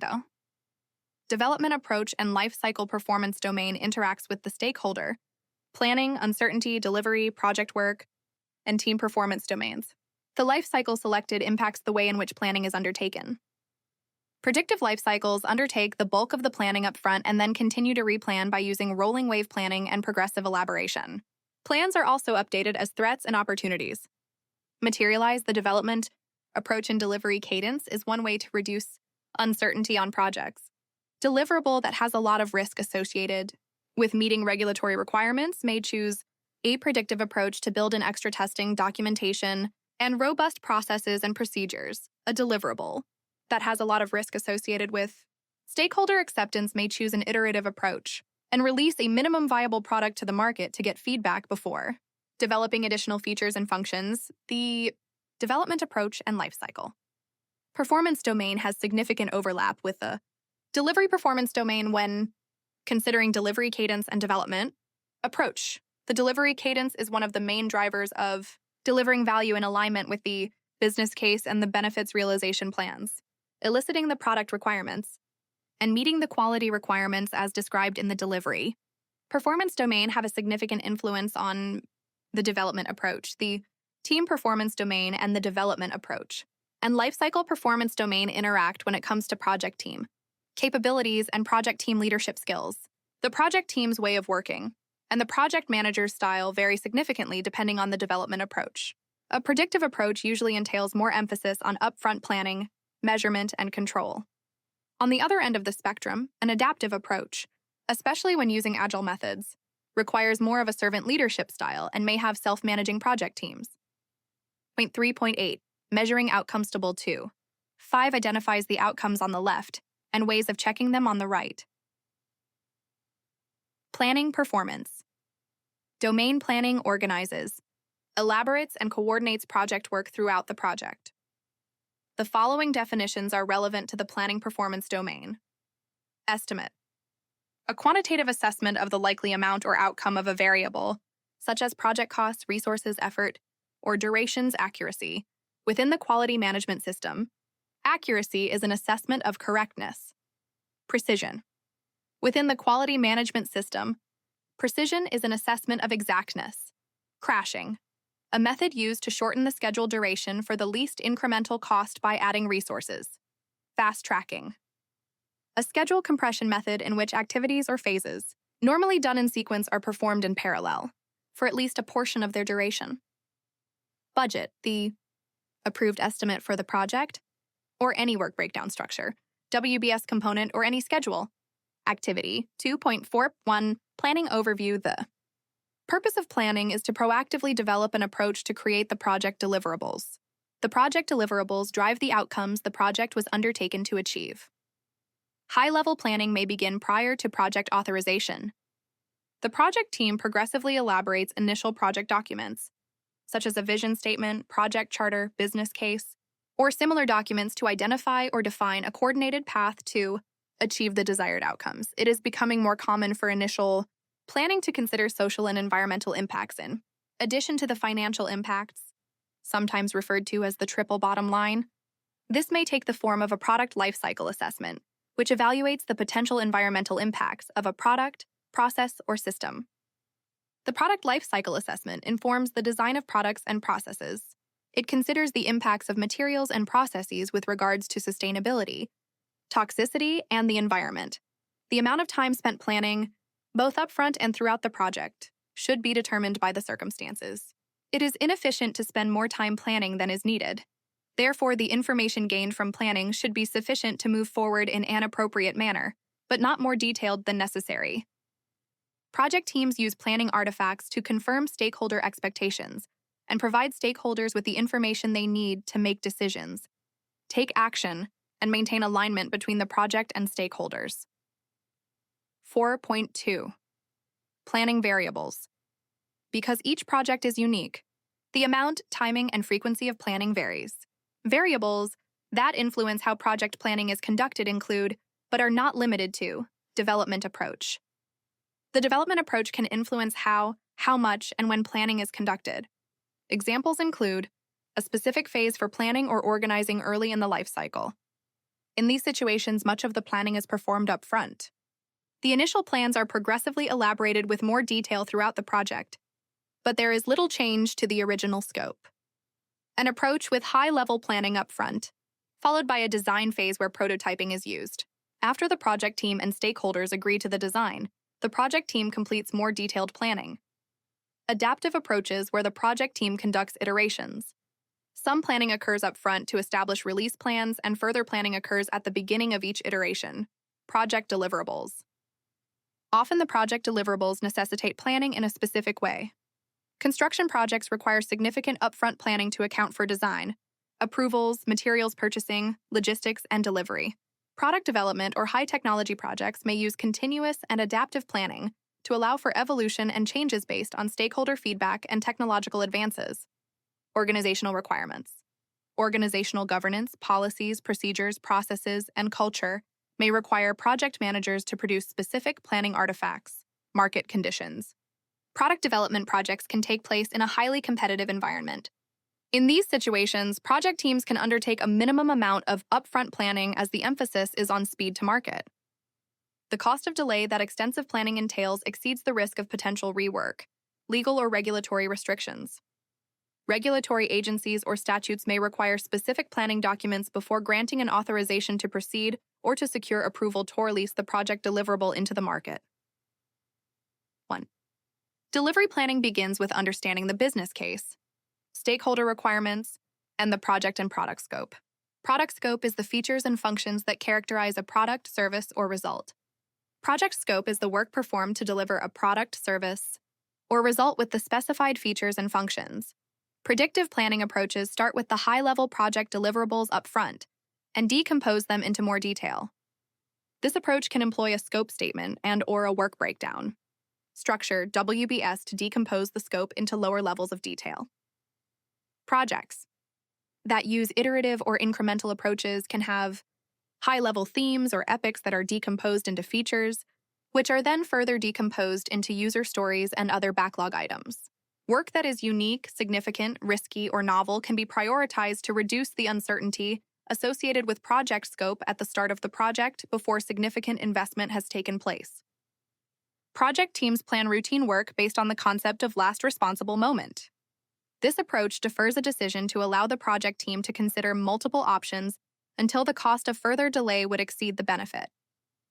It reduces waste by not expending time in developing plans for work that may change or may not be needed. 2.4.2.2 Estimating planning entails developing estimates for work effort, duration, costs, people, and physical resources. Estimates are a quantitative assessment of the likely amount or outcome of a variable, such as project costs, resources, effort, or duration. As the project evolves, the estimates can change based on current information and circumstances. The project's phase in the life cycle impacts 4 aspects associated with estimating. Range. Estimates tend to have a broad range at the start of the project, when there is not much information about the project and product scope, stakeholders, requirements, risks, and other information. Figure 2 to 14 shows a range of 25 to plus 75% at the start of exploring a project opportunity. Projects that are well along in their life cycle may have an estimating range of 5 to plus on 10%. Accuracy. Accuracy refers to the correctness of an estimate. Accuracy is linked to range in that the lower the accuracy, the larger the potential range of values. An estimate at the start of the project will have less accuracy than one that is developed halfway through the project. Precision. Precision is different from accuracy, see Figure 2 to 15. Precision refers to the degree of exactness associated with the estimate. For example, an estimate of 2 days is more precise than sometime this week. The precision of estimates should be compatible with the desired accuracy. Confidence.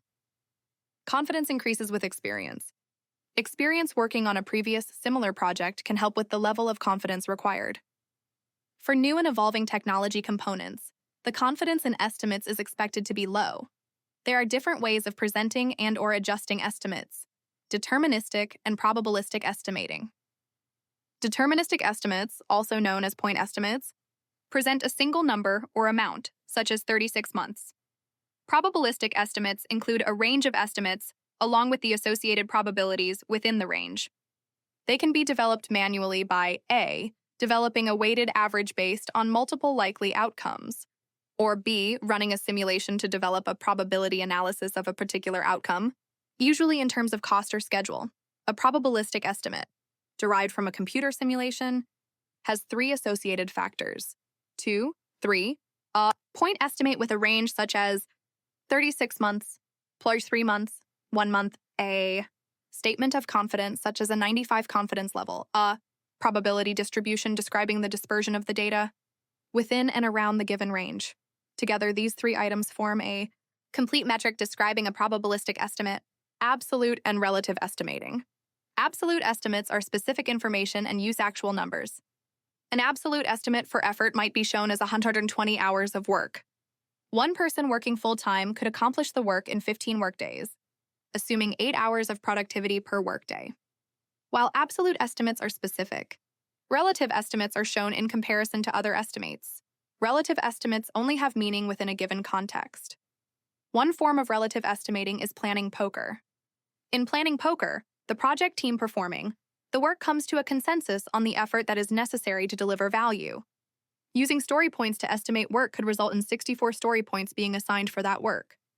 New work is estimated using the amount of estimated work compared to points assigned to previous work. Therefore, new work effort is compared to previously known work effort.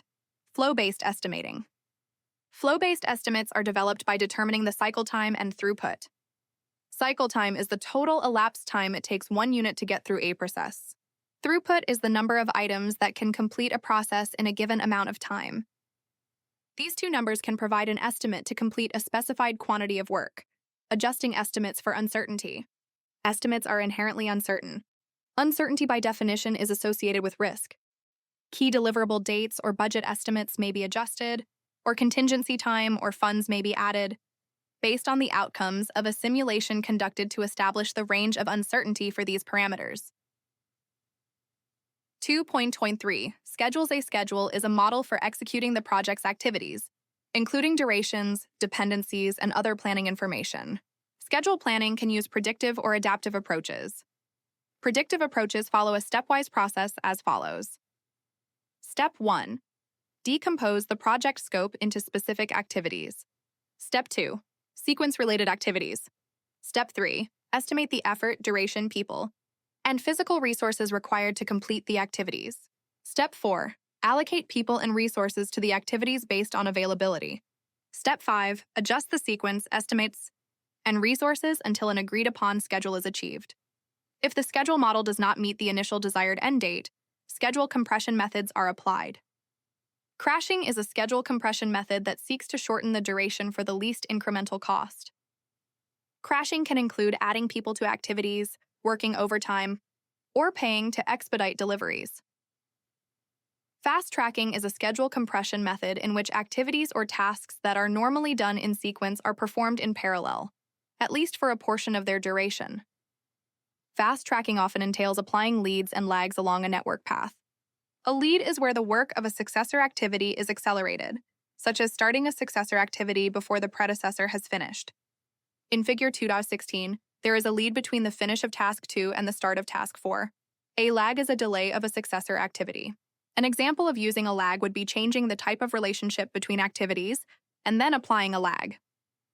For example, rather than waiting for an activity to finish before the next one starts, a finish-to-start relationship, change the relationship to have the end of the successor activity finish a determined amount of time after the end of the predecessor, a finish-to-finish relationship. The network logic would show a lag between the finish of the predecessor and the finish of the successor activities. There is an example of a finish-to-finish relationship with a lag in Figure 2.16 between Task 8 and Task 7. A lag can also be applied between the start of one activity and the start of another activity, a start-to-start relationship. When compressing the schedule, it is important to determine the nature of the dependencies between activities. Some activities cannot be fast-tracked due to the nature of the work. Others can. The 4 types of dependencies are mandatory dependency, a relationship that is contractually required or inherent in the nature of the work. This type of dependency usually cannot be modified. Discretionary dependency, a relationship that is based on best practices or project preferences. This type of dependency may be modifiable. External dependency, a relationship between project activities and non-project activities. This type of dependency usually cannot be modified. Internal dependency, a relationship between one or more project activities. This type of dependency may be modifiable. Adaptive schedule planning uses incremental planning. One such scheduling approach is based on iterations and releases. See Figure 2.17. A high-level release plan is developed that indicates the basic features and functionality to be included in each release. Within each release, there will be 2 or more iterations. Each iteration adds business and/or stakeholder value. Value may include features, risk reduction, experimentation, or other ways of delivering or protecting value. The planning for the work in future releases is kept at a high level, so the project team does not engage in planning that could change based on feedback from earlier releases. Adaptive approaches often use time boxes. The work in each time box is based on a prioritized backlog. The project team determines the amount of work they can do in each time box, estimates the work, and self-manages to accomplish the work. At the end of the time box, the project team demonstrates the work completed. At that point, the backlog and estimates of work available to be done may be updated or reprioritized for the next time box. Determining the schedule involves using the information in the estimating section to determine overall duration and effort estimates. Regardless of the scheduling approach used, the relationship between effort and duration needs to be addressed. Some activities are effort-driven, which means that the duration can be reduced by adding people. This approach can work up to a point, after which adding people might actually extend duration. Framing a building is effort-driven. If more people are added, the duration can be reduced. Some activities are fixed duration, such as running a test or conducting employee training. The nature of the work determines if and how much the duration can be reduced by adding people before increasing the time due to coordination, communication, conflict, and potential rework. There is no fixed formula to determine the reduction in duration due to the addition of people. 2.4.2.4. Budget. The project budget evolves from the agreed estimates for the project. The information in section 2.4.2.2 on estimating is applied to project costs to develop cost estimates. Cost estimates are then aggregated to develop the cost baseline. The cost baseline is often allocated across the project schedule to reflect when the costs will be incurred. This practice allows project managers to balance the funds approved in a specific budget period with the scheduled work. If there are funding limitations for a budget period, the work may need to be rescheduled to meet those limitations. The project budget should include contingency reserve funds to allow for uncertainty. Contingency reserves are set aside to implement a risk response or to respond to risk events should they occur. Management. Reserves are set aside for unexpected activities related to in-scope work. Depending on the organization's policies and organizational structure, management reserves may be managed by the project, the sponsor, product owner, or the PMO at the program and portfolio level. Figure 218 shows the budget build-up to 4.3. Project team composition and structure planning. For project team composition begins with identifying the skill sets required to accomplish the project work. This entails evaluating not only the skills, but also the level of proficiency and years of experience in similar projects. There are different cost structures associated with using internal project team members versus securing them from outside the organization. The benefit that outside skills bring to the project are weighed against the costs that will be incurred. When planning for the project team, the project manager considers the ability and necessity for the project team to work in the same location. Small project teams that can work in the same room are able to take advantage of osmotic communication and can solve problems as they arise. Some project teams are physically dispersed. Project team members may be in different cities, time zones, or countries. On projects where project team members work virtually, more time is spent connecting people through technology. 4.4. Communication. Communication planning overlaps with stakeholder identification. Analysis, prioritization, and engagement as described in the stakeholder performance domain. Section 2.1. Communication is the most important factor in engaging with stakeholders effectively. Planning communication for the project entails considering the following. Who needs information? What information does each stakeholder need? Why should information be shared with stakeholders? What is the best way to provide information? When and how often is information needed? Who has the information needed? There may be different categories of information, such as internal and external, sensitive and public, or general and detailed. Analyzing the stakeholders, information needs, and categories of information provides the foundation for establishing the communications processes and plans for the project. Physical resources. Physical resources apply to any resource that is not a person. It can include materials, equipment, software, testing environments, licenses, and so forth. Planning for physical resources entails estimating, as described in Section 2.4.2.2, as well as supply chain, logistics, and management. Projects with significant physical resources, such as engineering and construction projects, will need to plan for procurement activities to acquire the resources.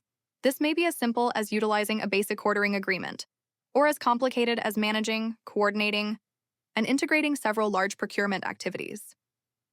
Planning for physical resources includes taking into account lead time for delivery, movement, storage, and disposition of materials, as well as a means to track material inventory from arrival on site to delivery of an integrated product. Project teams whose projects require significant physical materials think and plan strategically about the timing from order to delivery to usage. This can include evaluation of bulk ordering versus cost of storage, global logistics, sustainability, and integrating management of physical assets with the rest of the project. 4.6. Procurements can happen at any time during a project. However, upfront planning helps to set expectations that ensure the procurement process is performed smoothly. Once the high-level scope is known, project teams conduct a make-or-buy analysis. This includes identifying those deliverables and services that will be developed in-house, and those that will be purchased from external sources. This information impacts the project team and the schedule. Contracting professionals need advance information on the type of goods needed, when they will be needed, and any technical specifications required for the procured goods or services. 4.7 Changes. There will be changes throughout the project. Some changes are a result of a risk event occurring or a project environment change, some are based on developing a deeper understanding of requirements, and others are due to customer requests or other reasons. Therefore, project teams should prepare a process for adapting plans throughout the project. This may take the form of a change control process, reprioritizing the backlog, or rebaselining the project.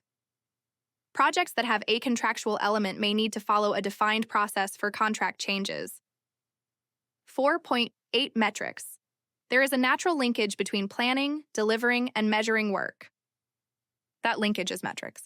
Establishing metrics includes setting the thresholds that indicate whether work performance is as expected, trending positively or negatively away from expected performance, or unacceptable. Deciding what to measure and how often is best informed by the phrase, only measure what matters. Metrics associated with the product are specific to the deliverables being developed. Metrics associated with schedule and budget. Performance are often driven by organizational standards and are related to a baseline or an approved version of the schedule or budget, against which actual results are compared. As part of planning, the metrics, baselines, and thresholds for performance are established, as well as any test and evaluation processes and procedures that will be used to measure performance to the specification of the project deliverable. The metrics, baselines, and tests are used as the basis to evaluate variance of actual performance as part of the measurement performance domain. 9. Alignment planning activities and artifacts need to remain integrated throughout the project. This means that planning for the performance in terms of scope and quality requirements aligns with delivery commitments, allocated funds, type and availability of resources, the uncertainty inherent in the project and stakeholder needs. Project teams can require additional planning artifacts depending on the type of project. For example, logistics plans will need to integrate with material and delivery needs, testing plans will need to align with quality and delivery needs, and so forth. Work on one project often occurs in parallel. With other projects in a program or a release, the timing of the work of a single project should align with the needs of the work on related projects and the operations work of the organization. Large projects may combine the planning artifacts into an integrated project management plan. For smaller projects, a detailed project management plan will be inefficient.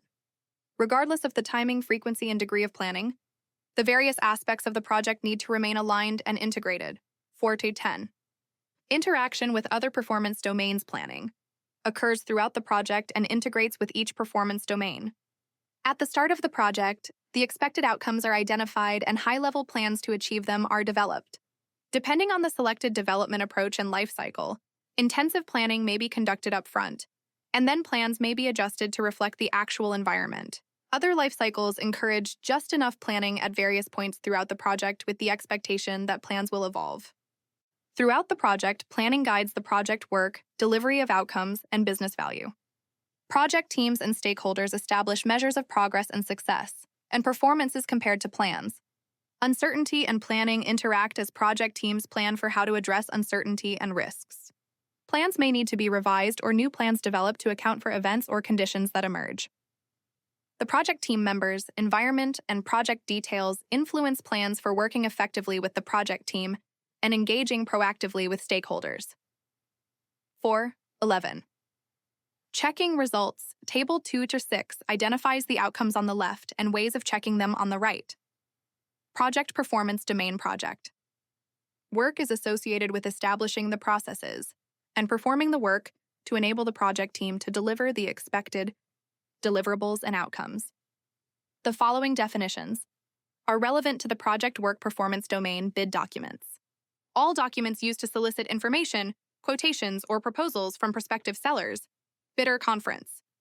The meetings with prospective sellers prior to the preparation of a bid or proposal to ensure all prospective vendors have a clear and common understanding of the procurement. Also known as contractor conferences, vendor conferences, or pre-bid conferences. Explicit knowledge. Knowledge that can be codified using symbols such as words, numbers, and pictures. Tacit knowledge. Personal knowledge that can be difficult to articulate and share, such as beliefs, experience, and insights. Project work keeps the project team focused and project activities running smoothly. This includes, but is not limited to, managing the flow of existing work, new work, and changes to work, keeping the project team focused. Establishing efficient project systems and processes, communicating with stakeholders, managing material, equipment, supplies, and logistics. Working with contracting professionals and vendors to plan and manage procurements and contracts, monitoring changes that can affect the project, and enabling project learning and knowledge transfer. 5.1 Project processes. The project manager and the project team establish and periodically review the processes the project team is using to conduct the work. This can take the form of reviewing task boards to determine if there are bottlenecks in the process, if work is flowing at the expected rate, and if there are any impediments that are blocking progress. Process tailoring can be used to optimize the process for the needs of the project. In general, large projects have more process compared to small projects, and critical projects have more process than less significant projects. Tailoring takes into consideration the demands of the environment. Ways of optimizing the processes for the environment include lean production methods. Lean production uses techniques such as value, stream mapping to measure the ratio of value-adding activities, and non-value-adding activities.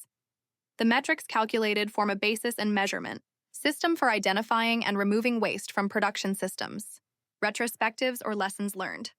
These meetings provide an opportunity for the project team to review the way in which it works and to suggest changes to improve process and efficiency. Where is the next best funding spent?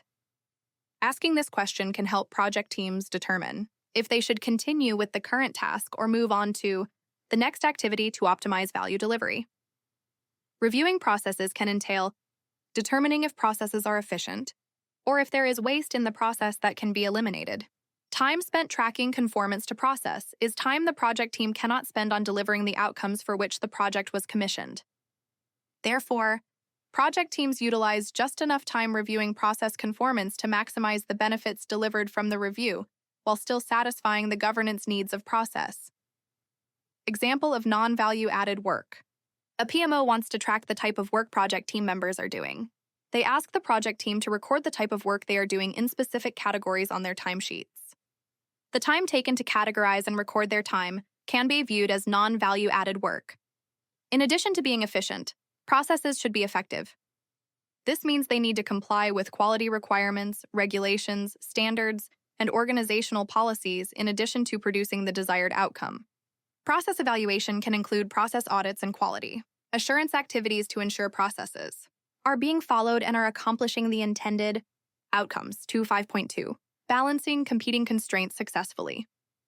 Leading a project includes understanding the constraints associated with the work.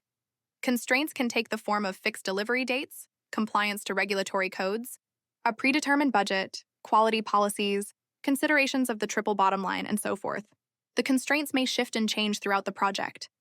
A new stakeholder requirement may entail expanding the schedule and budget. A reduction in budget may entail relaxing a quality requirement or reducing scope. Balancing these shifting constraints while maintaining stakeholder satisfaction is an ongoing project activity. At times, it may include meeting with the customer, sponsor, or product owner to present alternatives and implications. Other times, the decisions and potential variances may be within the project team's authority to make trade-offs to deliver the end result. Either way, this balancing activity is ongoing throughout the project. 5.3. Maintaining project team. Focus project managers have a responsibility for assessing and balancing the project team focus and attention. This involves evaluating short and long-term projections of progress toward delivery goals. Leading the project.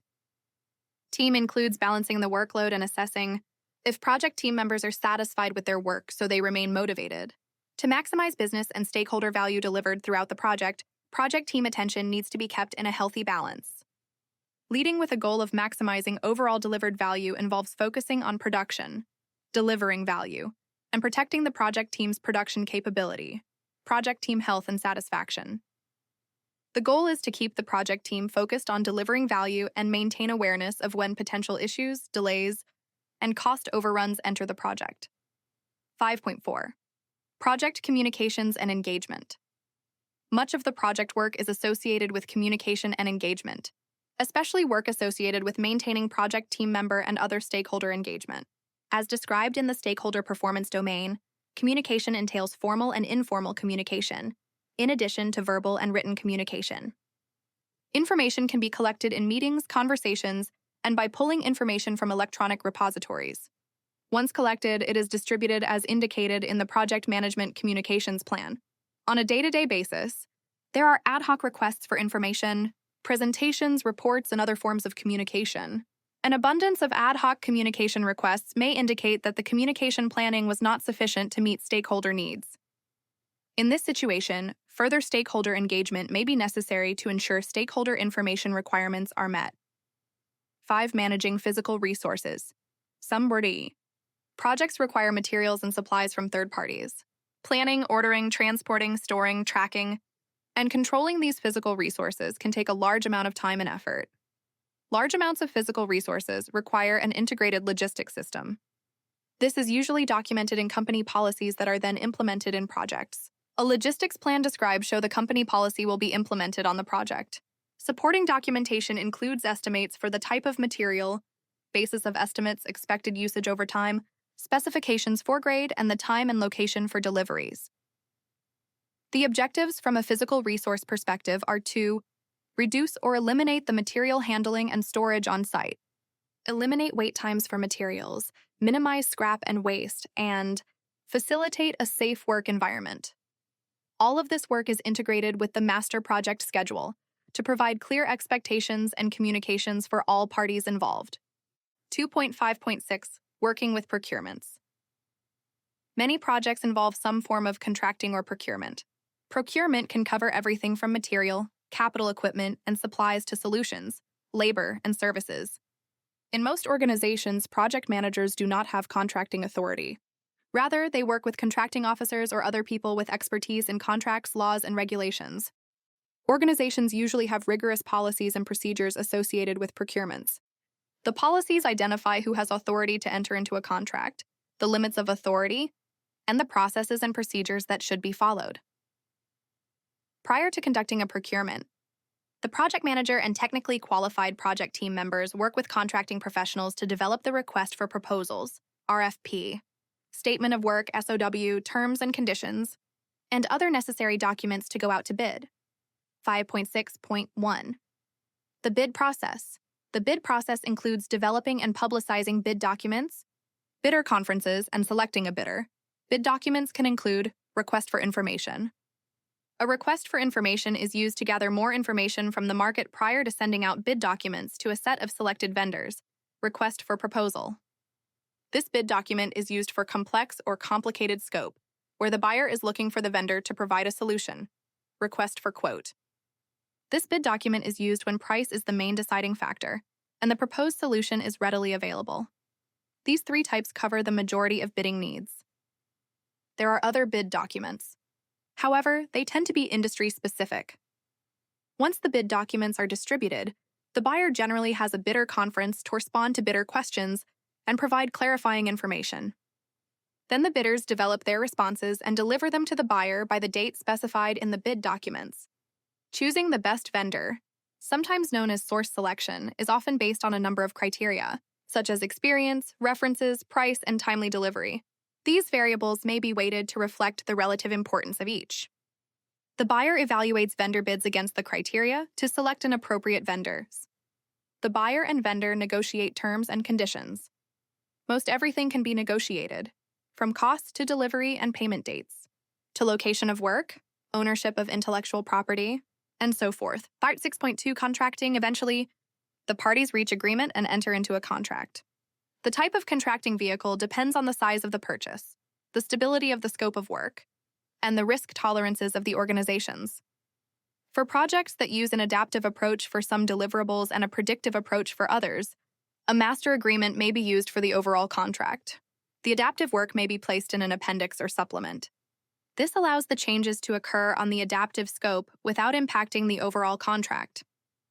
Once the vendor is selected, the project plans and documents are updated to incorporate vendor dates, resources, costs, quality requirements, risks, etc. From that point, the vendor becomes a project stakeholder. Information in the stakeholder's performance domain and measurement performance domain will apply to the vendors throughout the project.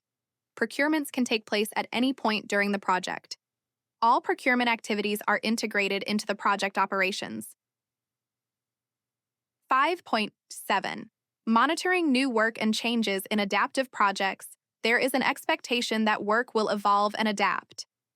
As a result, new work can be added to the product backlog as needed. However, if more work is added than is being completed, or if the same amount of work is added that is being completed, the project will continue without end. The project manager works with the product owner to manage expectations around adding scope, the implications to the budget, and the availability of project team members. The product owner prioritizes the project backlog on an ongoing basis so that high-priority items are completed. If the schedule or budget is constrained, the product owner may consider the project done when the highest priority items are delivered. In predictive projects, the project team actively manages changes to the work to ensure only approved changes are included in the scope baseline. Any changes to the scope are then accompanied by appropriate changes to the people, resources, schedule, and budget. Scope changes can add to uncertainty. Therefore, any change requests should be accompanied by an evaluation of any new risks that are introduced due to the addition to or change in scope. The project manager works with the change control board and the change requester to guide change requests through the change control process. Approved changes are integrated into the applicable project planning documents, product backlog, and project scope. The changes are also communicated to the appropriate stakeholders. Point 8. Learning throughout the project periodically. The project team may meet to determine what they can do better in the future, lessons learned, and how they can improve and challenge the process in upcoming iterations, retrospectives. Ways of working can evolve to produce better outcomes. 8.1. Knowledge management. A lot of learning takes place during projects. Some of the learning is project-specific, such as a faster way to accomplish specific work. Some learning can be shared with other project teams to improve outcomes, such as a quality assurance approach that results in fewer defects. Still, other learning can be shared throughout the organization, such as training users how to work with a new software application. Explicit and tacit knowledge. Throughout the project teams develop and share explicit knowledge. Explicit knowledge can be readily codified using words, pictures, or numbers. For example, the steps to a new process are explicit knowledge that can be documented. Explicit knowledge can be distributed using information management tools to connect people to information, such as manuals, registers, web searches, and databases. Another type of knowledge is tacit knowledge. Tacit knowledge is challenging to express as it cannot be codified. Tacit knowledge is comprised of experience, insights, and practical knowledge or skill. Tacit knowledge is shared by connecting the people who need the knowledge with people who have the knowledge. This can be accomplished via networking, interviews, job shadowing, discussion forums, workshops, or other similar methods. Because projects are temporary endeavors, much of the knowledge is lost once the project is completed. Being attentive to knowledge transfer serves the organization by not only delivering the value that the project was undertaken to achieve, it also allows the organization to gain knowledge from the experience of running projects. 5.9. Interactions with other performance domains. The project work performance. Domain interacts and enables other performance domains on the project. Project work enables and supports efficient and effective planning, delivery, and measurement. It provides the environment for project team meetings, interactions, and stakeholder engagement to be effective. Project work supports navigating uncertainty, ambiguity, and complexity, and it balances their impacts with the other project constraints. 10. Checking results table 2 to 7. Identifies the outcomes on the left and ways of checking them on the right. Delivery performance domain projects. Support strategy execution and the advancement of business objectives. Project delivery focuses on meeting requirements, scope, and quality expectations to produce the expected deliverables that will drive the intended outcomes. The following definitions are relevant to the delivery performance domain. Requirement. A condition or capability that is necessary to be present in a product, service, or result to satisfy a business need. Work breakdown structure, WBS. A hierarchical decomposition of the total scope of work carried out by the project team to accomplish the project objectives and create the required deliverables. Definition of done DoD. A checklist of all the criteria required to be met so that a deliverable can be considered ready for customer use. Quality. The CRAs. Degree to which a set of inherent characteristics fulfills. Requirements, cost of quality, COQ. All costs incurred over the life of the product by investment in preventing nonconformance to requirements, appraisal of the product or service for conformance to requirements, and failure to meet requirements. Projects provide business value by developing new products or services, solving problems, or fixing features that were defective or suboptimal. Projects often deliver multiple outcomes that stakeholders may value differently. For example, one group may value ease of use or the time-saving aspects of a deliverable, while another group values its economic return or market differentiation. 2.6.1. Delivery of value projects that use a development approach that supports releasing deliverables throughout the project lifecycle can start delivering value to the business, customer, or other stakeholders during the project. Projects that deliver the bulk of their deliverable At the end of the project lifecycle generate. Value after the initial deployment business value often continues to be captured long after the initial project has ended. Frequently, longer product and program life cycles are used to measure the benefits and value contributed by earlier projects. Business case document often provides the business justification and a projection of anticipated business value from a project. The format of this business case varies based on the development approach and life cycle selected. Examples include business case documents with detailed estimates of return on investment or a lean startup canvas that describes high-level elements such as the problem, solution, revenue streams, and cost structures. These business documents demonstrate how the project outcomes align with the organization's business objectives. Project authorizing documents attempt to quantify the project's desired outcomes to allow for periodic measurement. These documents may range from detailed, baselined plans or high-level roadmaps that provide an overview of the project lifecycle, major releases, key deliverables, reviews, and other top-level information. 6.2 Deliverables in this context. Deliverable refers to the interim or final product, service, or results from a project.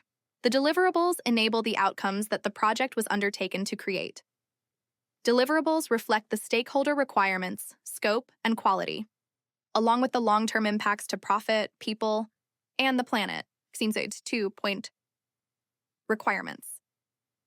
A requirement is a condition or capability that is necessary to be present in a product, service, or result to satisfy a business need. Requirements can be very high-level, such as those found in a business case, or they can be very detailed, such as those found in acceptance criteria for a component of a system. Projects that have a well-defined scope, which is relatively stable, generally work with project stakeholders to elicit and document the requirements during upfront planning. Projects that have a high-level understanding of the requirements at the start of a project may evolve those requirements over time. Some projects discover requirements during project work. Requirements elicitation. To elicit means to draw out, bring forth, or evoke. There is more to collecting requirements than interviewing or conducting focus groups. Sometimes requirements are drawn out by analyzing data, observing processes, reviewing defect logs, or other methods. Part of eliciting requirements is documenting them and gaining stakeholder agreement. Well-documented requirements meet the following criteria. Clear. There is only one way to interpret the requirement. Concise. The requirement is stated in as few words as possible. Erifiale. There is a way to verify that the requirement has been met. Consistent. There are no contradictory requirements. Complete. The set of requirements represents the entirety of the current projector product needs. Traceable. Each requirement can be recognized by a unique identifier. Evolving and discovering requirements.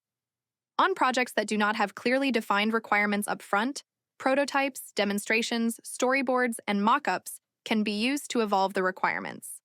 In these situations, stakeholders are more likely to take, and I'll know it when I see it, approach to developing requirements. Evolving requirements are common in projects using iterative, incremental, or adaptive development approaches. In some cases, new opportunities arise that change requirements. Managing requirements. Regardless of whether requirements are documented up front, evolved along the way, or discovered, there is a need to manage them. Ineffective requirements management can lead to rework, scope creep, customer dissatisfaction, budget overruns, schedule delay, and overall project failure. Therefore, many projects have one accountable person for requirements management. This person may serve as business analyst, product owner, value engineer, or other title. Those individuals managing requirements may use specialized software, backlogs, index cards, traceability matrices, or some other method to ensure there is an appropriate level of requirement, flexibility versus stability, and that new and changing requirements are agreed to by all relevant stakeholders. 2. Scope definition.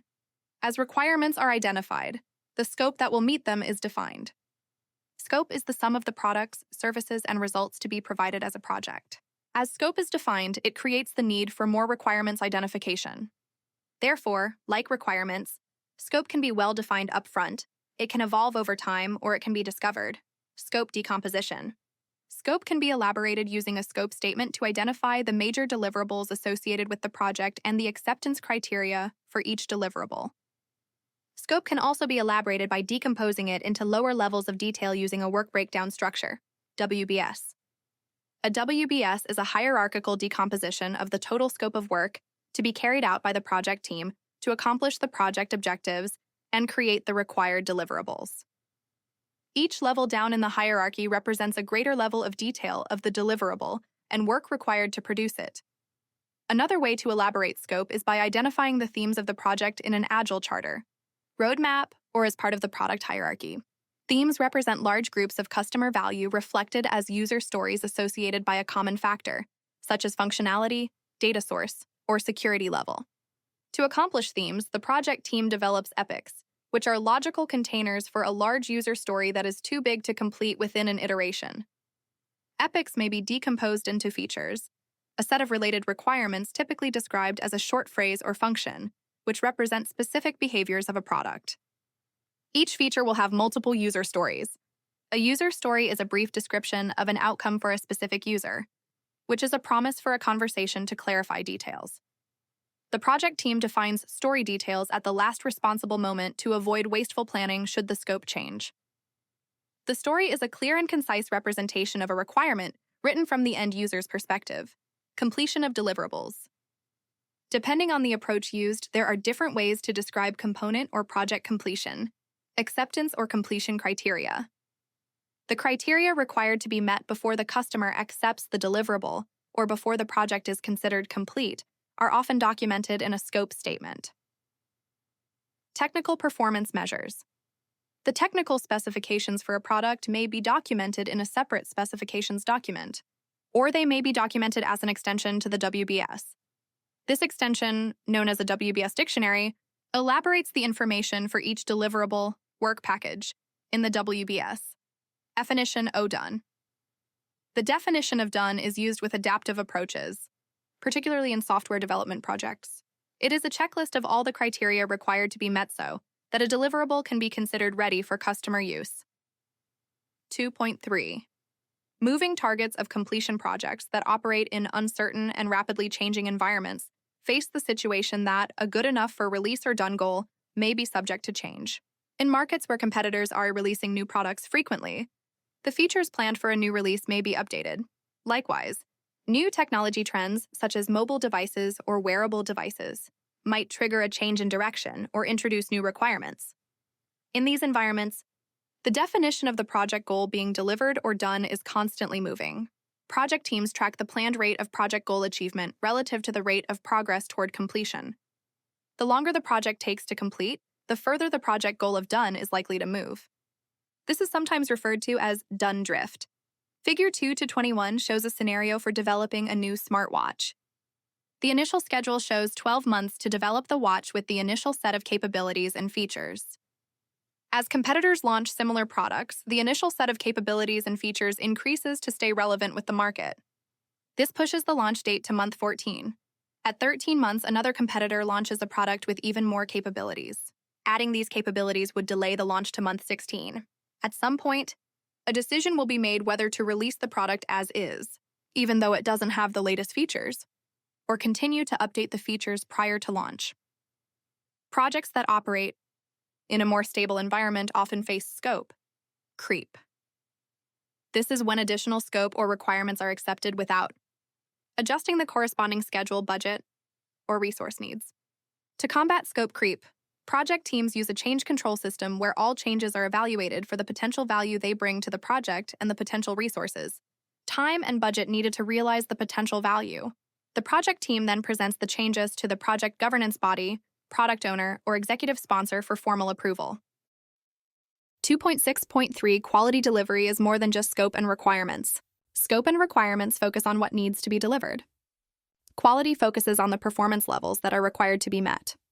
Quality requirements may be reflected in the completion criteria, definition of done, statement of work, or requirements documentation. Much of the costs associated with quality are borne by the sponsoring organization and are reflected in policies, procedures, and work processes.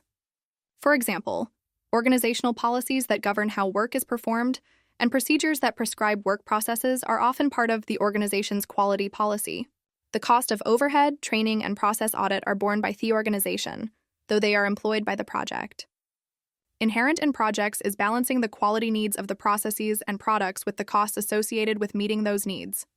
Ska Porter 3.1 Cost of Quality. The cost of quality, CO methodology, is used to find the appropriate balance for investing in quality prevention and appraisal to avoid defect or product failures. This model identifies 4 categories of costs associated with quality: prevention, appraisal, internal failure, and external failure. Prevention and appraisal costs are associated with the cost of compliance to quality requirements. Internal and external failure costs are associated with the cost of non-compliance. Prevention. Prevention costs are incurred to keep defects and failures out of a product. Prevention costs avoid quality problems. They are associated with the design, implementation, and maintenance of the quality management system. They are planned and incurred before actual operation. Examples include product or service requirements, such as the establishment of specifications for incoming materials, processes, finished products, and services quality planning, such as the creation of plans for quality, reliability, operations, production, and inspection, quality assurance, such as the creation and maintenance of the quality system, and training, such as the development, preparation, and maintenance of programs. Appraisal. Appraisal costs are incurred to determine the degree of conformance to quality requirements. Appraisal costs are associated with measuring and monitoring activities related to quality. These costs may be associated with evaluation of purchased materials, processes, products, and services to ensure that they conform to specifications. They could include verification, such as checking incoming material, process setup and products against agreed specifications quality audits, such as confirmation that the quality system is functioning correctly, and supplier rating, such as assessment and approval of suppliers of products and services. Internal failure. Internal failure costs are associated with finding and correcting defects before the customer receives the product. These costs are incurred when the results of work fail to reach design quality standards. Examples include waste, such as performance of unnecessary work or holding enough stock to account for errors, poor organization, or communication. Scrap, such as defective product or material that cannot be repaired, used, or sold. Reor or rectification, such as correction of defective material or errors. And failure analysis, such as activities required to establish the causes of internal product or service failure. External failure. External failure costs are associated with defects found after the customer has the product and with remediation. Note that to consider these failures holistically requires thinking about the project's product while it is in operation after months or years, not just at the handover date. External failure costs occur when products or services that fail to reach design quality standards are not detected until after they have reached the customer.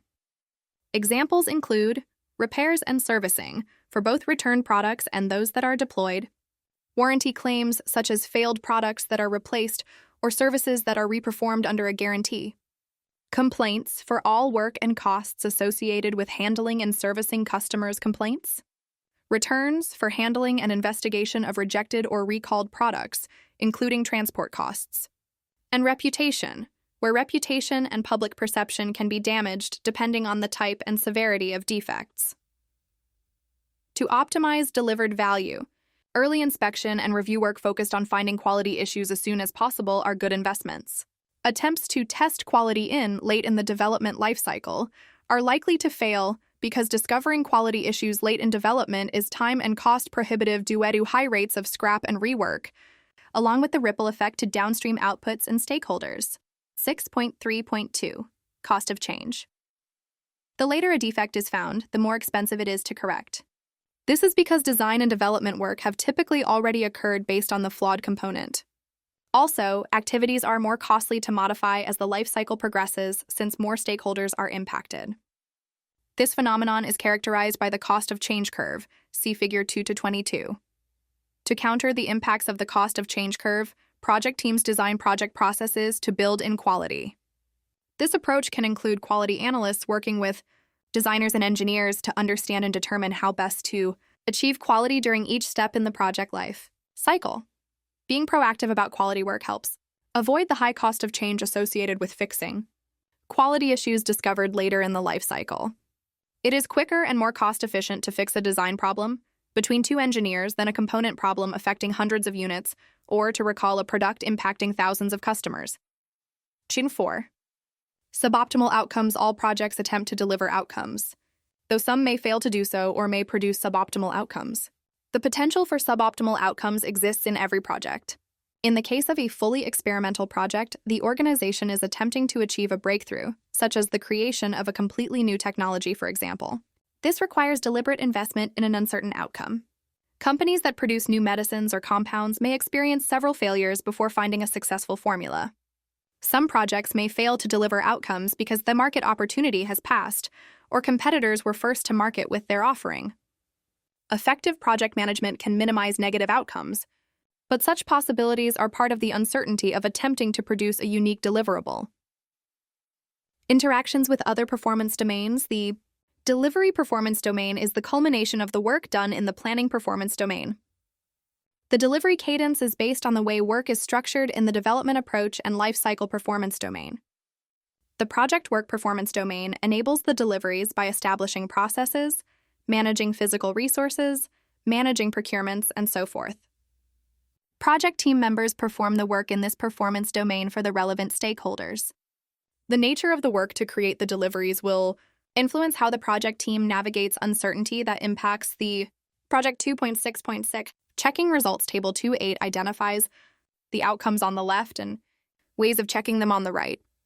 Measurement performance domain measurement involves assessing project performance and implementing appropriate responses to maintain optimal performance. The following definitions are relevant to the measurement performance domain. Metric: a description of a project or product attribute and how to measure at baseline. The approved version of a work product, used as a basis for comparison to actual results. Dashboard: a set of charts and graphs showing progress or performance against important measures of the project. The measurement performance domain evaluates the degree to which the work done in the delivery performance domain is meeting the metrics identified in the planning performance domain. For example, performance can be measured and evaluated using baselines identified in the planning performance domain. Having timely and accurate information about project work and performance allows the project team to learn and determine the appropriate action to take to address current or expected variances from the desired performance. Measures are used for multiple reasons, including evaluating performance compared to plan, tracking the utilization of resources, work completed, budget expended, etc.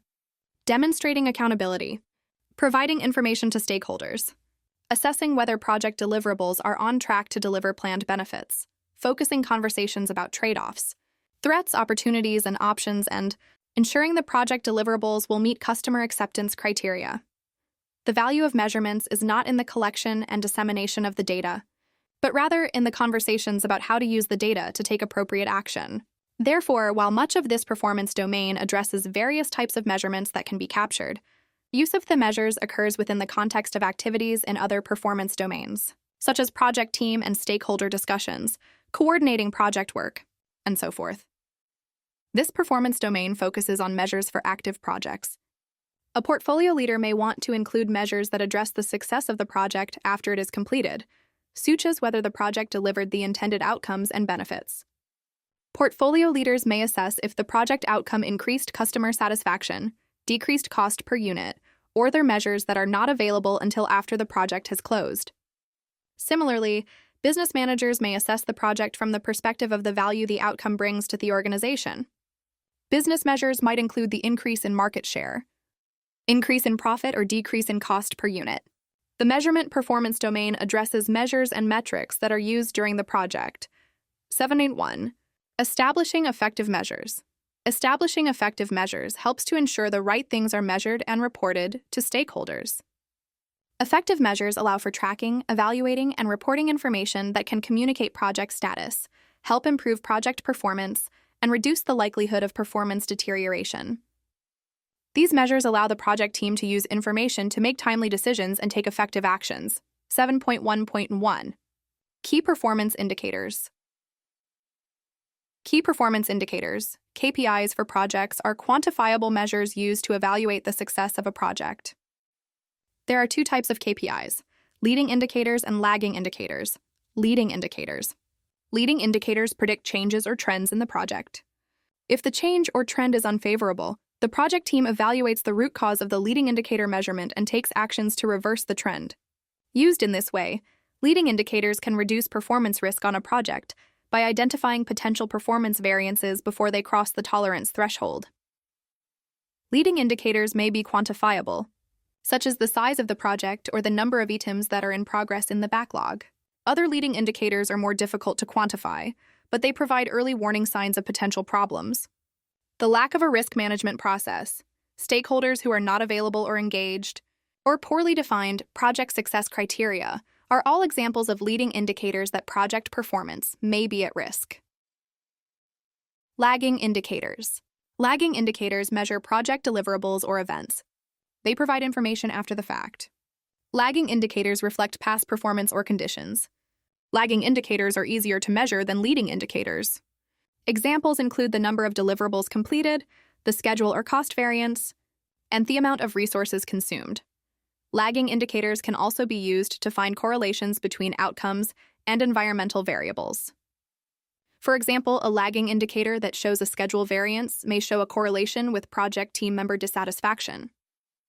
This correlation can assist the project team in addressing a root cause that may not have been obvious if the only measure was schedule status. In and of themselves, KPIs are simply measures that have no real use unless and until they're used. Discussing leading and lagging indicators and identifying areas for improvement, ACE appropriate, can have a positive impact on performance. Point 1. Effective metrics measuring takes time and effort, which could otherwise be spent on other productive work, therefore. Project teams should only measure what is relevant and should ensure that the metrics are useful.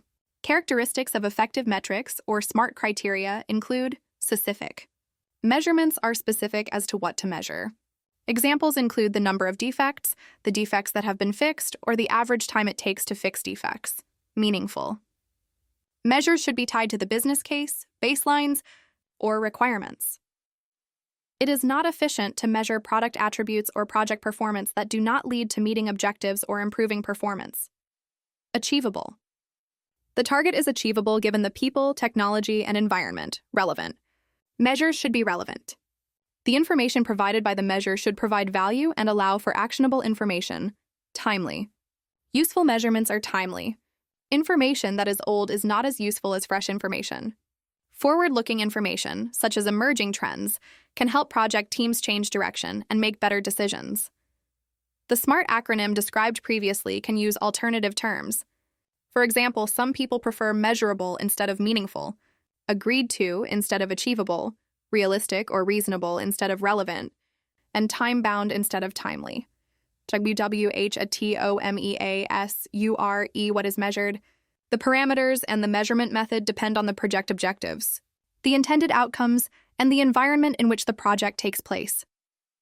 Common categories of metrics include deliverable metrics, delivery, baseline performance, resources, business value, stakeholders, and forecasts. A balanced set of metrics helps to provide a holistic picture of the project, its performance, and its outcomes. Sections 2.7.2.1 through 2.7.2.7 provide a brief description of these categories. 7.2.1 Deliverable metrics by necessity. The products, services, or results being delivered determine the useful measures. Customary measures include information on errors or defects. This measure includes the source of defects, number of defects identified, and number of defects resolved. Measures of performance. Measures of performance characterize physical or functional attributes relating to the system operation. Examples include size, weight, capacity, accuracy, reliability, efficiency, and similar performance measures. Technical performance measures. Quantifiable measures of technical performance are used to ensure system components meet technical requirements. They provide insights into progress in achieving the technical solution. 7.2.2 Delivery measurements are associated with work in progress. These measures are frequently used in projects using adaptive approaches, work in progress. This measure indicates the number of work items that are being worked on at any given time. It is used to help the project team limit the number of items in progress to a manageable size, lead time. This measure indicates the amount of elapsed time from a story or chunk of work entering the backlog to the end of the iteration or the release. Lower lead time indicates a more effective process and a more productive project team. Cycle time. Related to lead time, cycle time indicates the amount of time it takes the project team to complete a task. Shorter times indicate a more productive project team. A consistent time helps predict the possible rate of work in the future. Queue size. This measure tracks the number of items in a queue. This metric can be compared to the work in progress limit. Little's law states that queue size is proportional to both the rate of arrival in the queue and the rate of completion of items from the queue. One can gain insights into completion times by measuring work in progress and developing a forecast for future work completion. Batch size. Batch size measures the estimated amount of work, level of effort, story points, etc., that is expected to be completed in an iteration. Process efficiency. Process efficiency is a ratio used in lean systems to optimize the flow of work. This measure calculates the ratio between value-adding time and non-value-adding activities. Tasks that are waiting increase the non-value-adding time. Tasks that are in development or in verification represent value-adding time. Higher ratios indicate a more efficient process. 7.2.3. Baseline performance. The most common baselines are cost and schedule. Projects that track a scope or technical baseline can use information in the deliverable measures. Most schedule measures track actual performance to planned performance related to start and finish dates. Comparing the actual start dates to the planned start dates and the actual finish dates to the planned finish dates can measure the extent to which work is accomplished as planned. Even if work is not on the longest path through the project, the critical path, late start and finish dates indicate that the project is not performing to plan.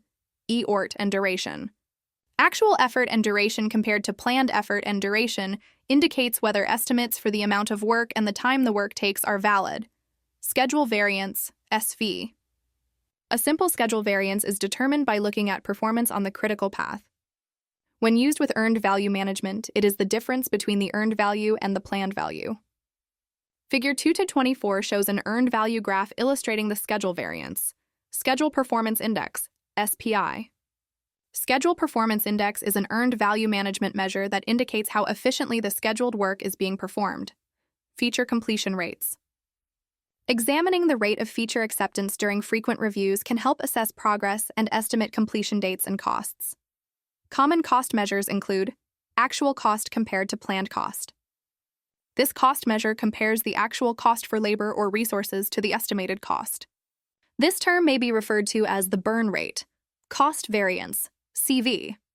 A simple cost variance is determined by comparing the actual cost of a deliverable to the estimated cost. When used with earned value management, it is the difference between the earned value and the actual cost. Figure 224 shows an earned value graph illustrating the cost variance. Cost Performance Index, CPI. An earned value management measure that indicates how efficiently the work is being performed with regard to the budgeted cost of the work, is 7.2.4. Resource measurements may be a subset of cost measurements, since resource variances frequently lead to cost variances. The two measures evaluate price variance and usage variance. Measures include planned resource utilization compared to actual resource utilization. This measurement compares the actual usage of resources to the estimated usage. A usage variance is calculated by subtracting the planned usage from the actual usage. Planned resource cost compared to actual resource cost. This measurement compares the actual cost of resources to the estimated cost. Price variance is calculated by subtracting the estimated cost from the actual cost. 2.7.2.5. Business value. Business value measurements are used to ensure the project deliverable stays aligned to the business case and the benefits realization plans. Business value has many aspects, both financial and non-financial. Metrics that measure financial business value include cost-benefit ratio. This is a measure of the expected present value of an investment with the initial cost. The cost-benefit ratio is used to determine if the costs of a project outweigh its benefits. If the costs are greater than the benefits, the result will be greater than 1.0. In this case, the project should not be considered unless there are regulatory, social good, or other reasons to do the project. A similar measure is a benefit-cost ratio. The same measures are used, but the benefits are in the numerator and the costs are in the denominator. For this measure, if the ratio is greater than 1.0, the project should be considered planned benefits delivery cord to actual benefits delivery. As part of a business case, organizations may identify value as the benefit that will be delivered as a result of doing the project. For projects that expect to deliver benefits during the project lifecycle, Measuring the benefits delivered and the value of those benefits, then comparing that information to the business case, provides information that can justify the continuation of the project, or in some cases, the cancellation of the project.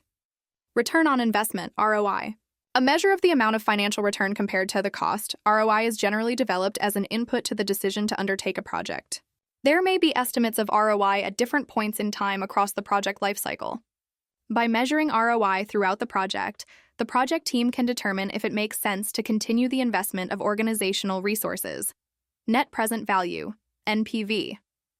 The difference between the present value of inflows of capital and the present value of outflows of capital over a period of time, NP is generally developed when deciding to undertake a project. By measuring the NPV throughout the project team can determine if it makes sense to continue the investment of organizational resources. Morale. Since mood boards can be subjective, another option is to measure project team morale. This can be done by surveys, asking project team members to rate their agreement on a scale of 1 to 5 to statements such as, "I feel my work contributes to the overall outcomes. I feel appreciated. I am satisfied with the way my project team works together." Turnover.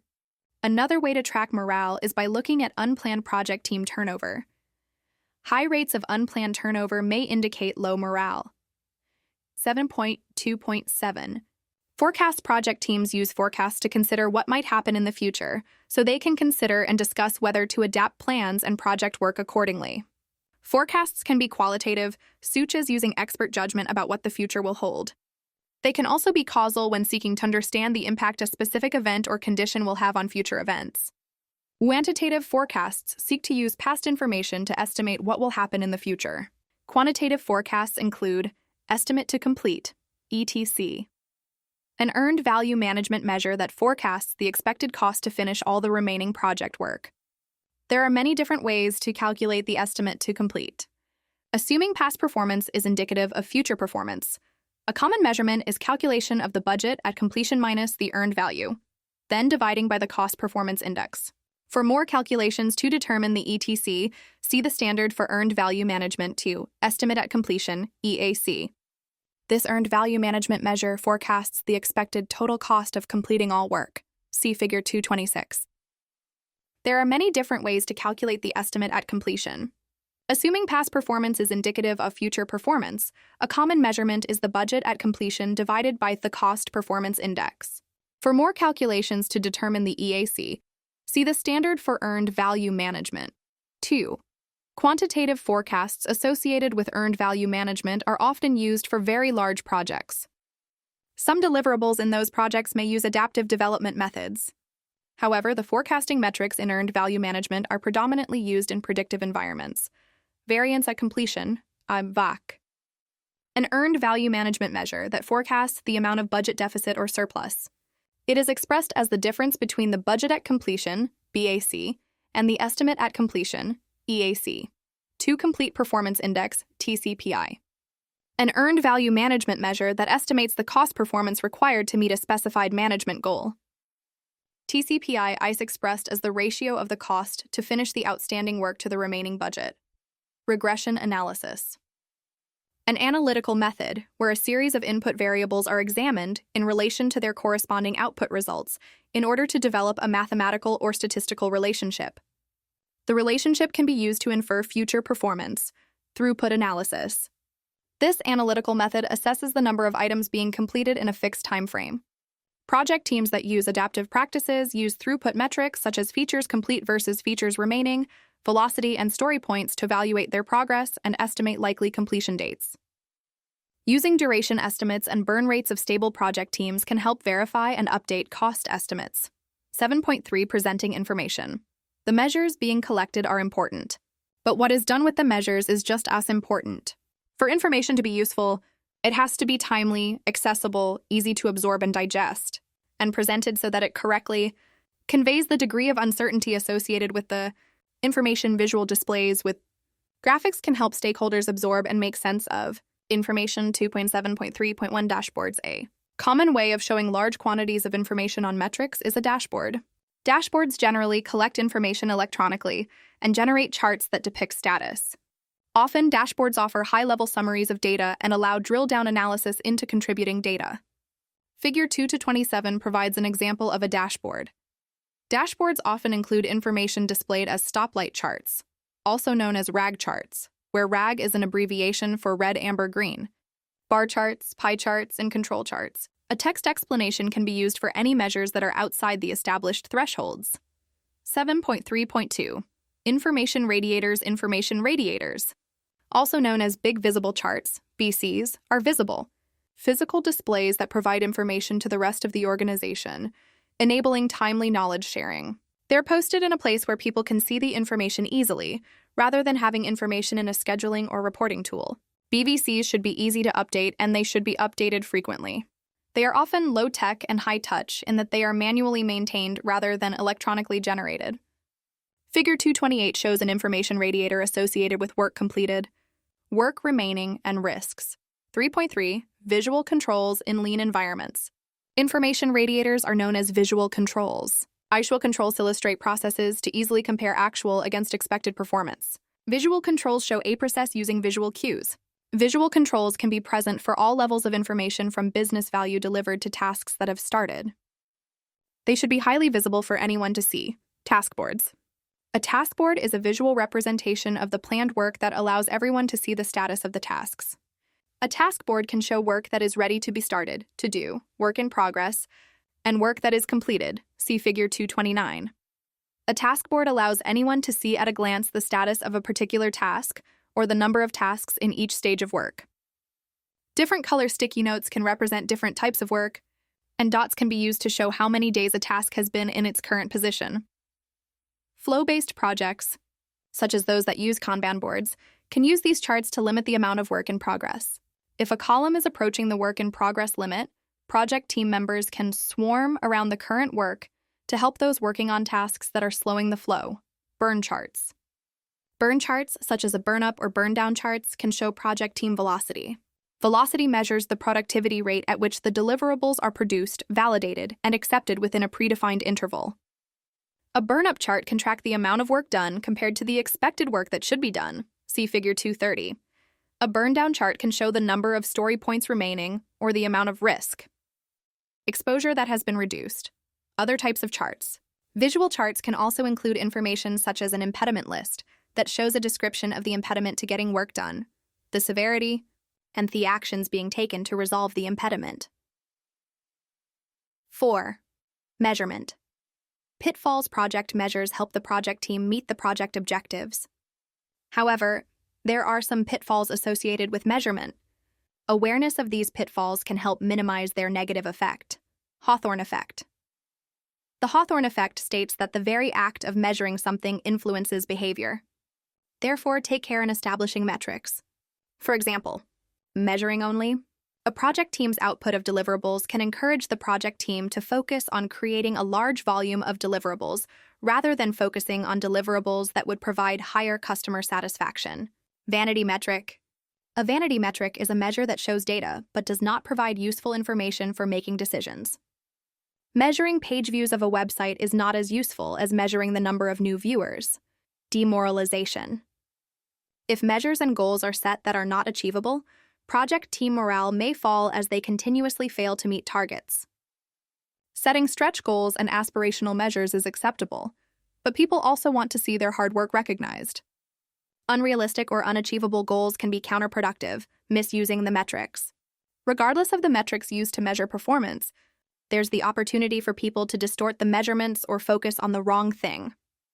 Examples include focusing on less important metrics rather than the metrics that matter most, focusing on performing well for the short-term measures at the expense of long-term metrics, and working on out-of-sequence activities that are easy to accomplish in order to improve performance indicators.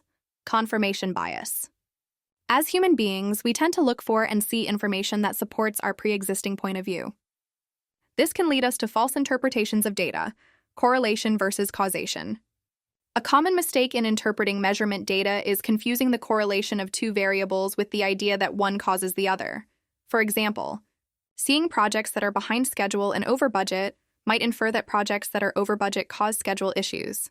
This is not true, nor is it true that projects that are behind schedule cause budget overruns. Instead, there are likely other correlating factors that are not being considered. such as skill in estimating the ability to manage change and actively managing risk. Being aware of the pitfalls associated with metrics can help with establishing effective metrics in addition to being vigilant regarding the dangers associated with inappropriate measures. 2.7.5 Troubleshooting. Performance part of measurement is having agreed to plans for measures that are outside the threshold ranges. Thresholds can be established for a variety of metrics such as schedule, budget, velocity, and other project-specific measures. The degree of variance will depend on stakeholder risk tolerances.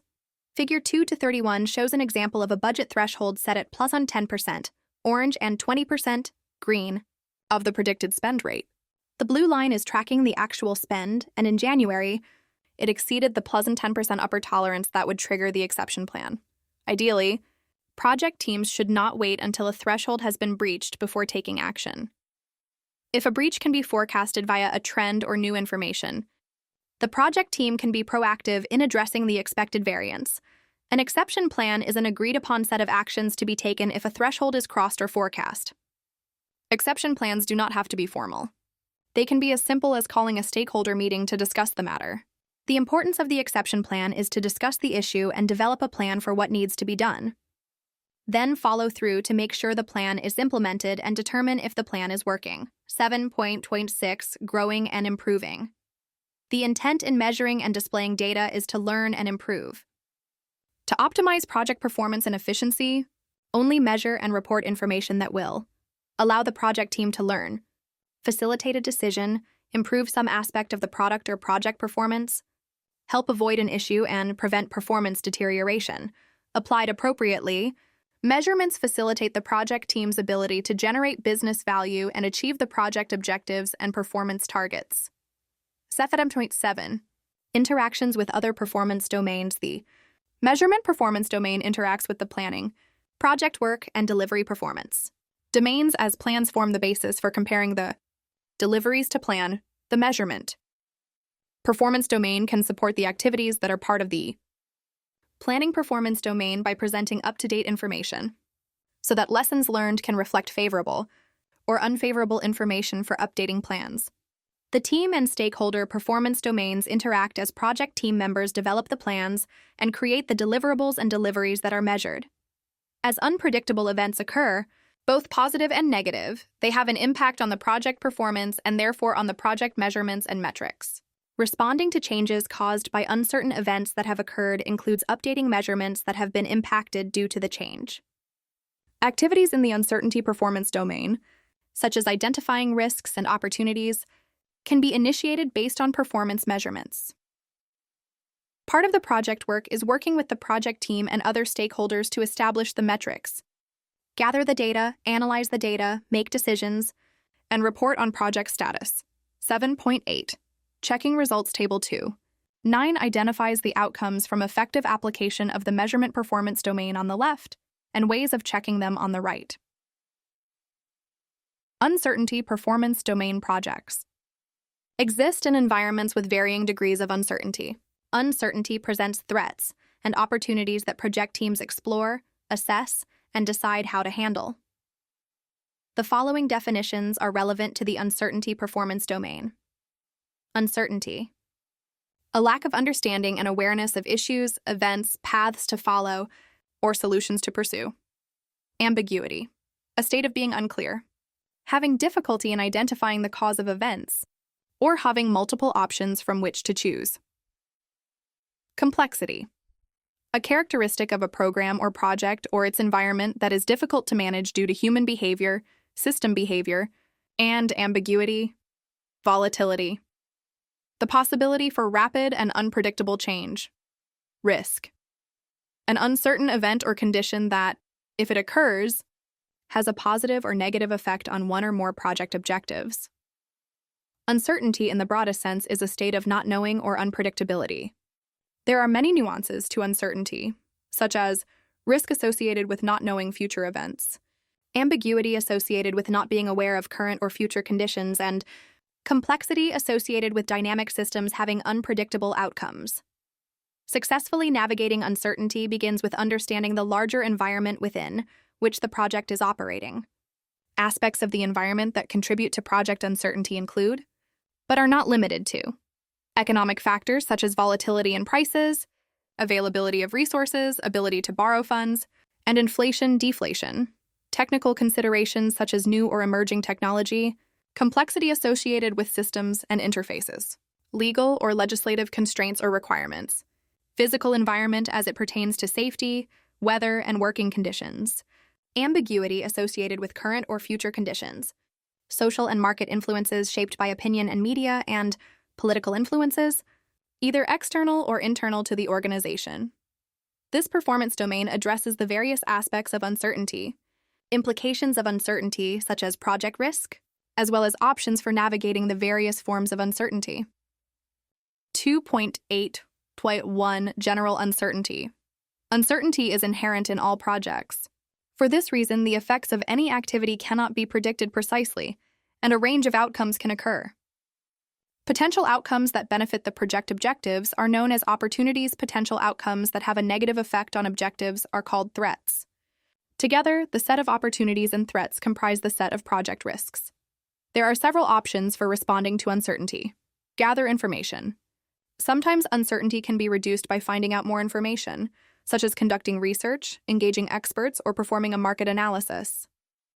It is also important to recognize when further information collection and analysis exceed the benefit of having the additional information. Prepare for multiple outcomes. In situations where there are only a few possible outcomes from an area of uncertainty, the project team can prepare for each of those outcomes. This entails having a primary solution available, as well as having backup or contingency plans in case the initial solution is not viable or effective. Where there is a large set of potential outcomes, the project team can categorize and assess the potential cause to estimate their likelihood of occurrence. This allows the project team to identify the most likely potential outcomes on which to focus. Set-based design. Multiple designs or alternatives can be investigated early in the project to reduce uncertainty. This allows the project team to look at trade-offs, such as time versus cost, quality versus cost, risk versus schedule, or schedule versus quality. The intention is to explore options so the project team can learn from working with the various alternatives. Ineffective or suboptimal alternatives are discarded throughout the process. Build in resilience. Resilience is the ability to adapt and respond quickly to unexpected changes. Resilience applies to both project team members and organizational processes. If the initial approach to product design or a prototype is not effective, the project team and the organization need to be able to learn, adapt, and respond quickly. 2. Ambiguity. There are two categories of ambiguity: conceptual ambiguity and situational. Ambiguity, conceptual ambiguity. The lack of effective understanding occurs when people use similar terms or arguments in different ways. For example, the statement, "The schedule was reported on track last week," is not clear. It isn't clear whether the schedule was on track last week or whether it was reported on last week. In addition, there could be some question as to what on track means. Ambiguity of this type can be reduced by formally establishing common rules and definitions of terms, such as what does on track mean. Situational ambiguity surfaces when more than one outcome is possible. Having multiple options to solve a problem is a form of situational ambiguity. Solutions for exploration of ambiguity include progressive elaboration, experimentation, and the use of prototypes. Progressive elaboration. This is the iterative process of increasing the level of detail in a project management plan as greater amounts of information and more accurate estimates become available. Experiments. A well-designed series of experiments can help identify cause and effect relationships, or at least can reduce the amount of ambiguity. Prototypes. Prototypes can help distinguish the relationships between different variables. 8.3. Complexity. Complexity is a characteristic of a program, project, or its environment which is difficult to manage due to human behavior, system behavior, or ambiguity. Complexity exists when there are many interconnected influences that behave and interact in diverse ways. In complex environments, it is not uncommon to see an aggregation of individual elements leading to unforeseen or unintended outcomes. The effect of complexity is that there is no way of making accurate predictions about the likelihood of any potential outcome, or even of knowing what outcomes might emerge. There are numerous ways to work with complexity. Some of them are systems-based, some entail reframing, and others are based on process. 3.1 1. Systems-based. Examples of working with complexity that is systems-based include decoupling. Decoupling entails disconnecting parts of the system to both simplify the system and reduce the number of connected variables. Determining how a piece of a system works on its own reduces the overall size of the problem. Simulation. There may be similar, though unrelated, scenarios that can be used to simulate components of a system. A project to build a new airport that includes an area with. Shopping and restaurants can learn about consumer buying habits by seeking out analogous information on shopping malls and entertainment establishments. 8.3.2. Reframing. Examples of working with complexity that entail reframing are diversity. Complex systems require viewing the system from diverse perspectives. This can include brainstorming with the project team to open up divergent ways of seeing the system. It can also include Delphi-like processes to move from divergent to convergent thinking. Balance. Balancing the type of data used rather than only using forecasting data or data that report on the past or lagging indicators provides a broader perspective. This can include using elements whose variations are likely to counteract each other's potential negative effects. 3.3. Process-based. Examples of working with complexity that is process-based include iterate. Build iteratively or incrementally. Add features one at a time. After each iteration, identify what worked, what did not work, customer reaction, and what the project team learned. Engage. Build in opportunities to get stakeholder engagement. This reduces the number of assumptions and builds learning and engagement into the process. Fail-safe. For elements of a system that are critical, build in redundancy or elements that can provide a graceful degradation of functionality in the event of a critical component failure. 4. Volatility. Volatility exists in an environment that is subject to rapid and unpredictable change. Volatility can occur when there are ongoing fluctuations in available skill sets or materials. Volatility usually impacts cost and schedule. Alternatives analysis and use of cost or schedule reserve address volatility. Alternatives analysis.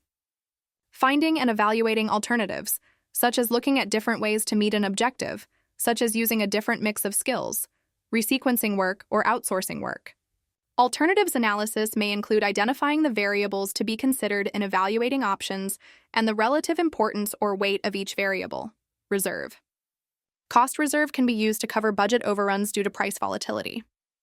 In some circumstances, schedule reserve can be used to address delays due to volatility associated with resource availability.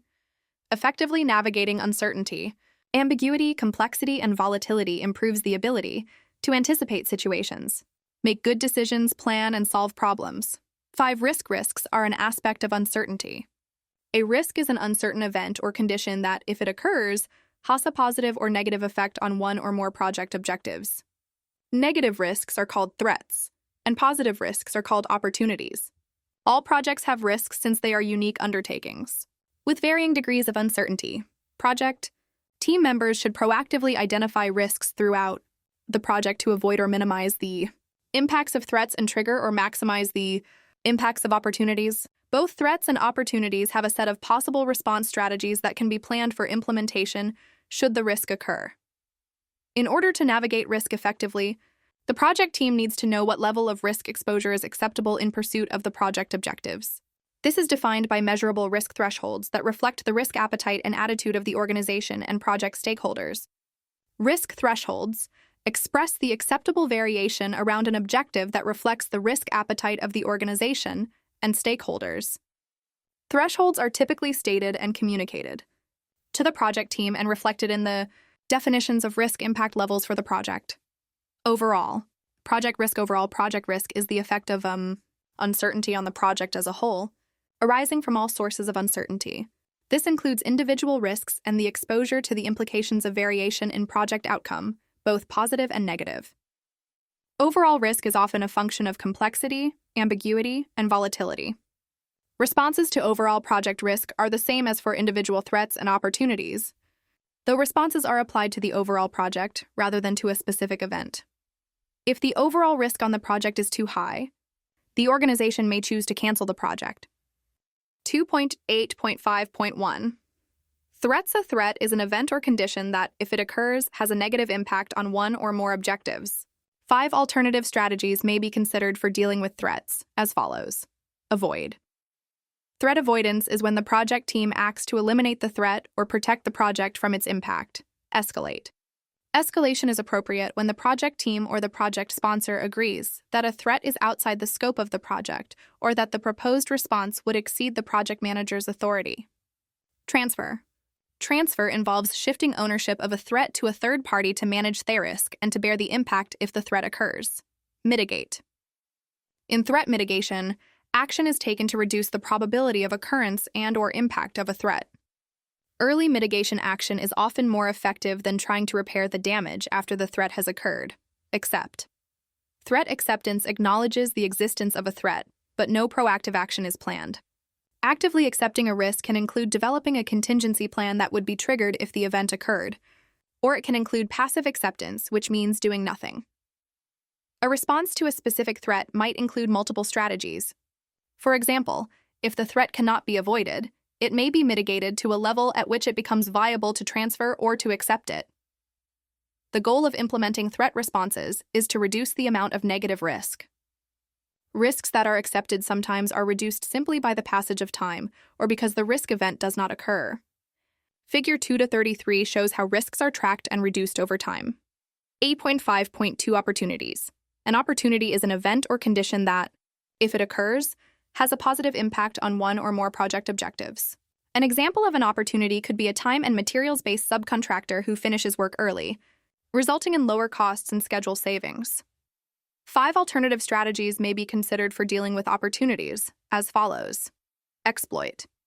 A response strategy whereby the project team acts to ensure that an opportunity occurs. Escalate. As with threats, this opportunity response strategy is used when the project team or the project sponsor agrees that an opportunity is outside the scope of the project or that the proposed response would exceed the project manager's authority. Share. Opportunity sharing involves allocating ownership of an opportunity to a third party who is best able to capture the benefit of that opportunity. Enhance. In opportunity enhancement, the project team acts to increase the probability of occurrence or impact of an opportunity. Early enhancement action is often more effective than trying to improve the opportunity after it has occurred. Accept. As with threats, accepting an opportunity acknowledges its existence, but no proactive action is planned. Once a set of risk responses has been developed, it should be reviewed to see whether the planned responses have added any secondary risks. The review should also assess the residual risk that will remain once the response actions have been carried out. Response planning should be repeated until residual. Risk is compatible with the organization's risk appetite. Taking an economic view of work prioritization allows the team to prioritize threat avoidance and reduction. Activities. Comparing the expected monetary value, EMV, of a risk to the anticipated return on investment ROI of a deliverable or feature allows the project manager to have conversations with sponsors or product owners about where and when to incorporate risks responses into the planned work. See figure 234-2853. Management and contingency reserve is an amount of time or budget set aside to account for handling risks. Contingency reserve is set aside to address identified risks should they occur. Management reserve is a budget category used for unknown events such as unplanned, in-scope work. 8.5.4. Risk review, establishing a frequent rhythm or cadence of review and feedback. Sessions from a broad selection of stakeholders is helpful for navigating project risk and being proactive with risk responses. Daily. Stand-up meetings can be used in any project and are a source for identifying potential threats and opportunities. Reports of blockers or impediments could become threats if they continue to delay progress.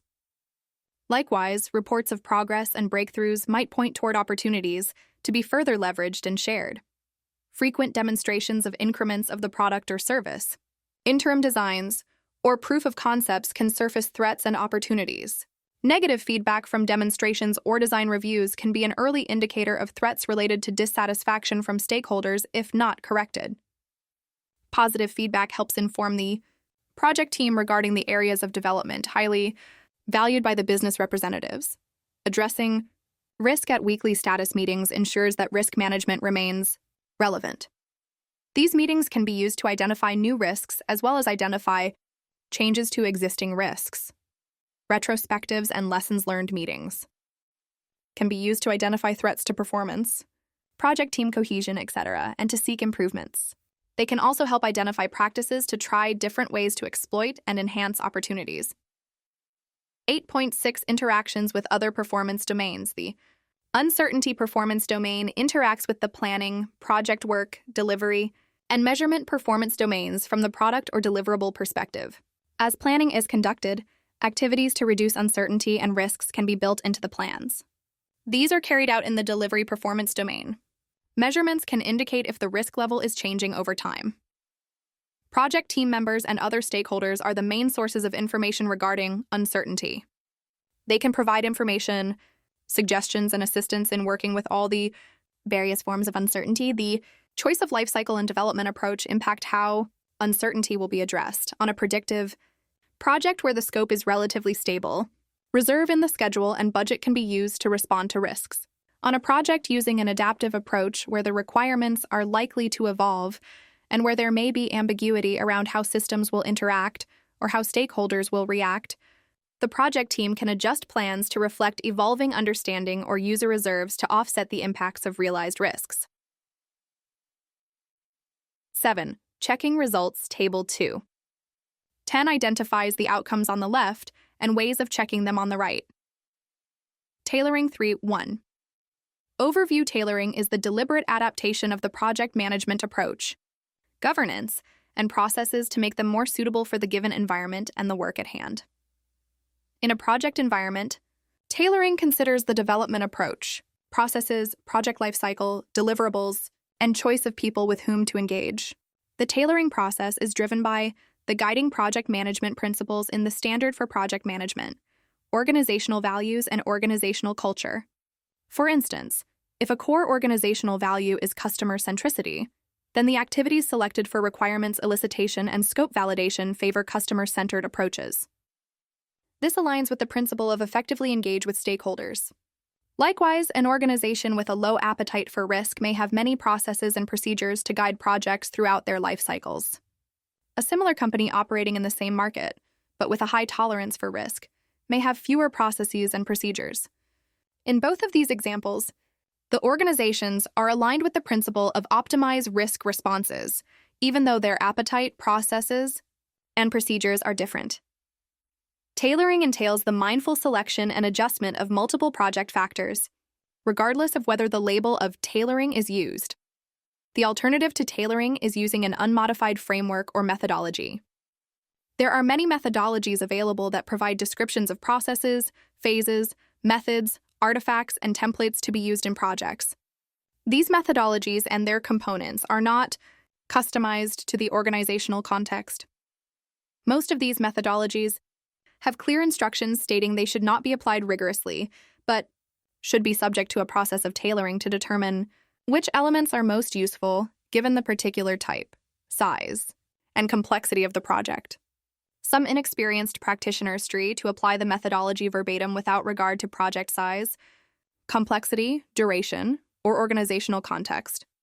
Tailoring involves understanding the project context, goals, and operating environment. Projects operate in complex environments that need to balance potentially competing demands that include, but are not limited to, delivering as quickly as possible, minimizing project costs, optimizing the value delivered, creating high-quality deliverables and outcomes, providing compliance with regulatory standards, satisfying diverse stakeholder expectations, and adapting to change. These factors need to be understood, evaluated, and balanced to create a practical operating environment for the project. There may be situations that limit the degree to which project teams can tailor their approach. For example, when organizational policies mandate the use of a specific approach or a contract specifies a mandated approach. 3.2. Why tailor? Tailoring is performed to better suit the organization, operating environment, and project needs. Many variables factor into the tailoring process, including the criticality of the project and the number of stakeholders involved. Using these variables as an example, it is evident that the rigor, checks and balances, and reporting required for a critical project, e.g., building a nuclear reactor, are much greater than those for building a new office building. Likewise, the communication and coordination of work necessary for a project team of 10 people is insufficient for a project team of 200 people. Too few processes can omit key activities that support effective project management while employing more processes than required is costly and wasteful. Thus, tailoring facilitates appropriate management for the operating environment and the project needs. The structure used to deliver projects can be extensive or minimal, rigorous or lightweight, robust or simple. There is no single approach that can be applied to all projects all of the time. Instead, tailoring should reflect the size, duration, and complexity of each individual project and should be adapted to the industry, organizational culture, and level of project management maturity of the organization. Tailoring produces direct and indirect benefits to organizations. These include, but are not limited to, more commitment from project team members who help to tailor the approach, customer-oriented focus, as the needs of the customer are an important influencing factor in its development, and more efficient use of project resources. 3. What to tailor project aspects that can be tailored include life cycle and development approach, selection, processes, engagement, tools, and methods and artifacts. Sections 3.3.1 through 3.3.5 explore each of these in more detail. 3.1. Life cycle and development approach selection, deciding. On a life cycle, and the phases of the life cycle is an example of tailoring. Additional tailoring can be done when selecting the development and delivery approach for the project. Some large projects may use a combination of development and delivery approaches simultaneously. For instance, building a new data center could involve A. The use of I. Predictive approaches for the physical building, construction and finishing, and B. An iterative approach for understanding and establishing the computing capabilities required. Viewed from a project level, this combination of approaches represents a hybrid approach. But the construction team and the computing team mainly experience a predictive or iterative development approach. P.2.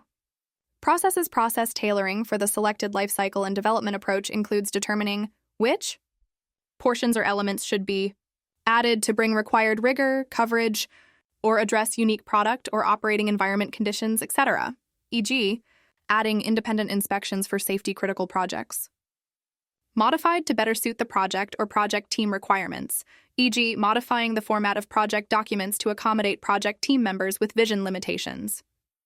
Removed to reduce cost or effort since it is no longer required or is not economical for the value it adds, e.g., removing the creation of meeting minutes for a small, collocated project team with good communications. Blended to bring additional benefits or value by mixing or combining elements, e.g., adding appreciative inquiry methods from organizational management to the lessons learned, meetings of predictive project management to help foster better collaboration. And aligned to harmonize elements so there is consistent definition, understanding, and application, e.g., many disciplines have standards and practices associated with risk management that are sufficiently different from each other that would need to be aligned. For example, on multidisciplinary project teams, different disciplines may have specific elements, such as their own language, tools, and practices related to the same area of focus. 3.33. Engagement tailoring engagement for the people involved in the project includes people. This entails evaluating the skills and capabilities of the project leadership and the project team, then selecting who should be involved and in what capacities based on the project type and operating conditions. For example, on a challenging or time-constrained project, assigning very experienced project team members is more logical than using inexperienced project team members. Empowerment. Empowerment involves choosing which responsibilities and forms of local decision-making should be deferred to the project team. Some environments and team member capabilities support high levels of empowerment. In other situations, less empowerment with more supervision and direction might be preferable. Integration. Project teams can include contributors from contracted entities, channel partners, and other external entities in addition to staff from inside the sponsoring organization. Tailoring considers how to create one project team from a diverse collection of contributors to facilitate optimal project team performance and realization of project outcomes. 3.4. Tools selecting the tools, e.g., software or equipment, the project team will use for the project is a form of tailoring. Often, the project team has the best insight into the most suitable tools for the situation, but those choices might need tempering based on the associated costs. Additionally, organizational leaders can impose constraints that the project team cannot change. 3.5 Methods and artifacts tailoring. The means that will be used to achieve the project outcomes is performed so that theme FIDs are suited for the environment and the culture. Tailoring the documents, templates, and other artifacts that will be used on the project helps to make sure the artifacts are appropriate for the project and the organization. Section 4 contains numerous examples of methods and artifacts that can be considered when tailoring methods and artifacts. 4. The tailoring processes noted in Section 2.4 of the Standard for Project Management. Projects exist in environments that may have an influence on them. Prior to tailoring, the project environment needs to be analyzed and understood. Tailoring typically begins by selecting a development and delivery approach, tailoring it for the organization, tailoring it for the project, and then implementing its ongoing improvement. These steps in the process are shown in Figure 3.1 and described in more detail in sections 3.4.1 through 3.4.3 of this guide. 4.1. Select initial development approach. This step determines the development approach that will be used for the project. Project teams apply their knowledge of the product, delivery cadence, and awareness of the available options to select the most appropriate development approach for the situation. Selecting the initial approach is depicted in Figure 3.2, Figure 3.2. Selecting the initial development approach. Suitability filter tool helps project teams consider whether a project has characteristics that lend themselves toward a predictive, hybrid, or adaptive approach. The suitability filter is an informational tool that combines its assessment with other data and decision-making activities so that the tailored approach is appropriate for each project.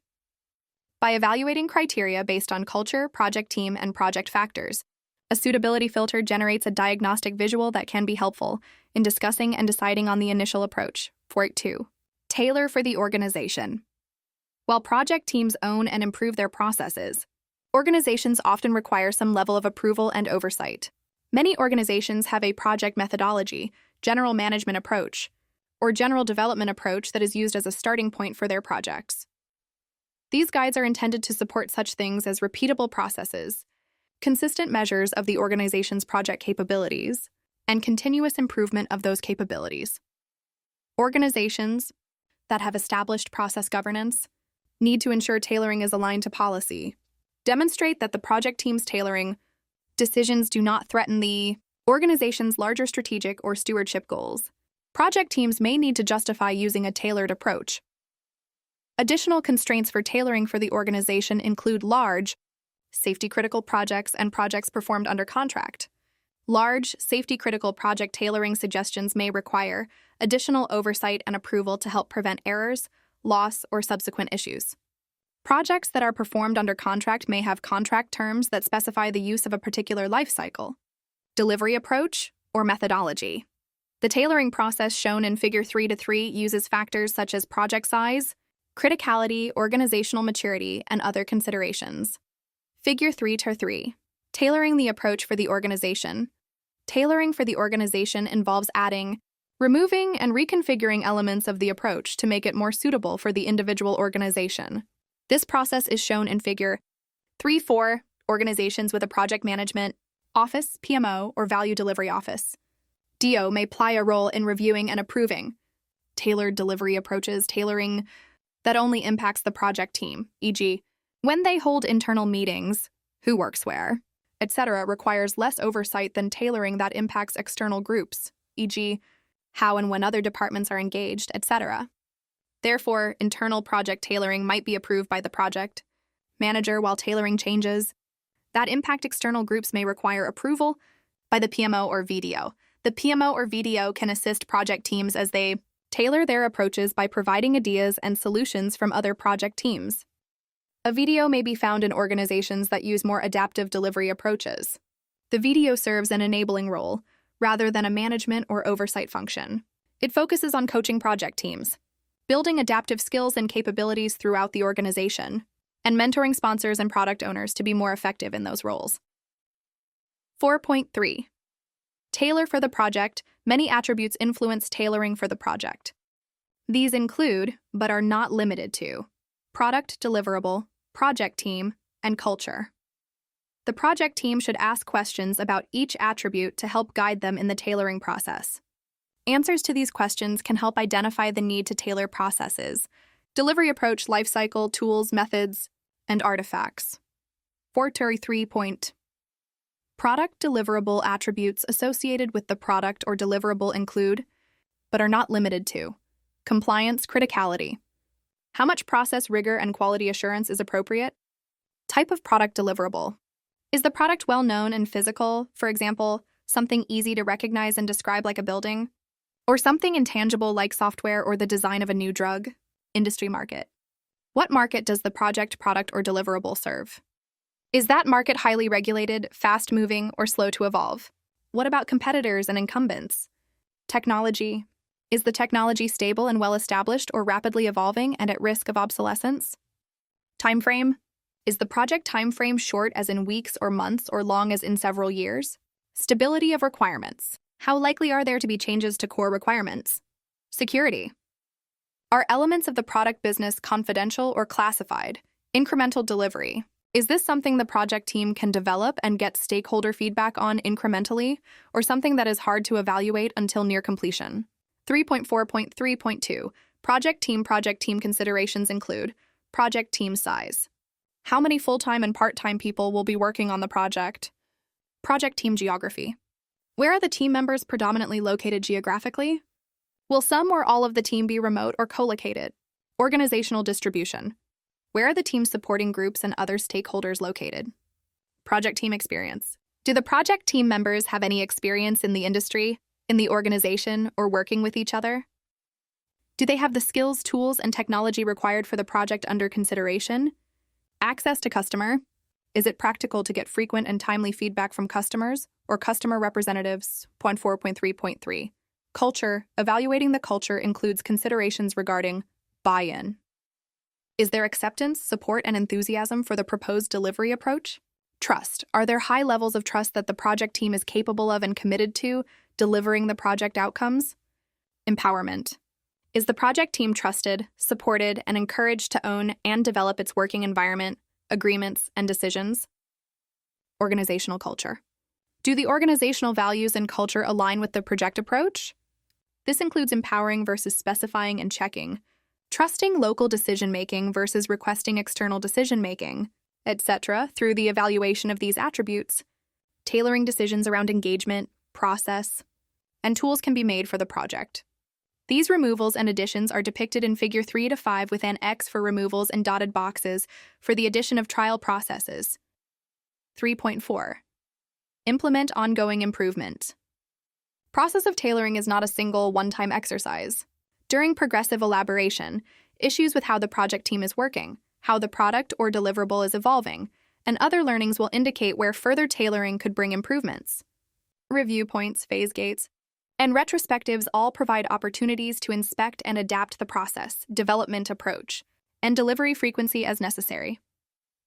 Keeping the project team engaged with improving its process can foster pride of ownership and demonstrate a commitment to implement ongoing improvements and quality. Engaging the project team to find and implement improvements also demonstrates trust in their skills and suggestions, along with empowerment. Project team engagement with tailoring demonstrates a mindset of innovation and improvement, rather than settling for the status quo. The concept of adding, removing, and changing processes is shown in Figure 3.6, Figure 3 to 6. Implement ongoing improvement. How organizations tailor can itself be tailored. However, most organizations undertake some or all of the 4 steps described. They use elements of selecting an initial approach, tailoring for the organization, tailoring for the project, and implementing ongoing improvement as shown in Figure 3 to 7.3.5. Tailoring performance domains. The work associated with each performance domain can also be tailored, based on the uniqueness of the project, as shown in Figure 3.8. The principles for project management provide guidance for the behavior of project practitioners, as they tailor the performance domains to meet the unique needs of the project, context, and the environment. Some tailoring considerations related to each of the performance domains include, but are not limited to, 5.1 stakeholders. Is there a collaborative environment for stakeholders and suppliers? Are the stakeholders internal or external to the organization or both? What technologies are most appropriate and cost-effective for communicating to stakeholders? What communication technology is available? Is one language used with stakeholders? Have allowances been made to adjust to stakeholders from diverse language groups? How many stakeholders are there? How diverse is the culture within the stakeholder community? What are the relationships within the stakeholder community? The more networks in which a stakeholder or stakeholder group participates, the more complex the networks of information and misinformation the stakeholder may receive. 2. Project team. What is the physical location of project team members? Is the project team collocated? Is the project team in the same geographical area? Is the project team distributed across multiple time zones? Does the project team reflect diverse viewpoints and cultural perspectives? How will project team members be identified for the project? Are project team members full-time or part-time on the project? Are there available contractors capable of performing the work? Does the project team have an established culture? How will tailoring be influenced by the existing culture? And how will the existing culture be influenced by tailoring? How is project team development managed for the project? Are there organizational tools to manage project team development, or will new ones need to be established? Are there project team members who have special needs? Will the project team need special training to manage diversity? 3.5.3 Development Approach and Life Cycle. Which development approach is appropriate for the product, service, or result? If adaptive, should the project be developed incrementally or iteratively? Is a hybrid approach best? What is an appropriate life cycle for this specific project? What phases should comprise the project life cycle? Does the organization have formal or informal audit and governance policies, procedures, and guidelines? 3.5.4 Planning. How might internal and external environmental factors influence the project and its deliverable? What are the factors influencing durations, such as the correlation between available resources and their productivity? Does the organization have formal or informal policies, procedures, and guidelines related to cost estimating and budgeting? How does the organization estimate cost when using adaptive approaches? Is there one main procurement, or are there multiple procurements at different times with different sellers that add to the complexity of the procurement processes? Are local laws and regulations regarding procurement activities integrated with the organization's procurement policies? How does this affect contract auditing requirements? 5. Project work. What management processes are most effective based on the organizational culture, complexity, and other project factors? How will knowledge be managed in the project to foster a collaborative working environment? What information should be collected throughout and at the end of the project? How will the information be collected and managed? What technology is available to develop, record, transmit, retrieve, track, and store information and artifacts?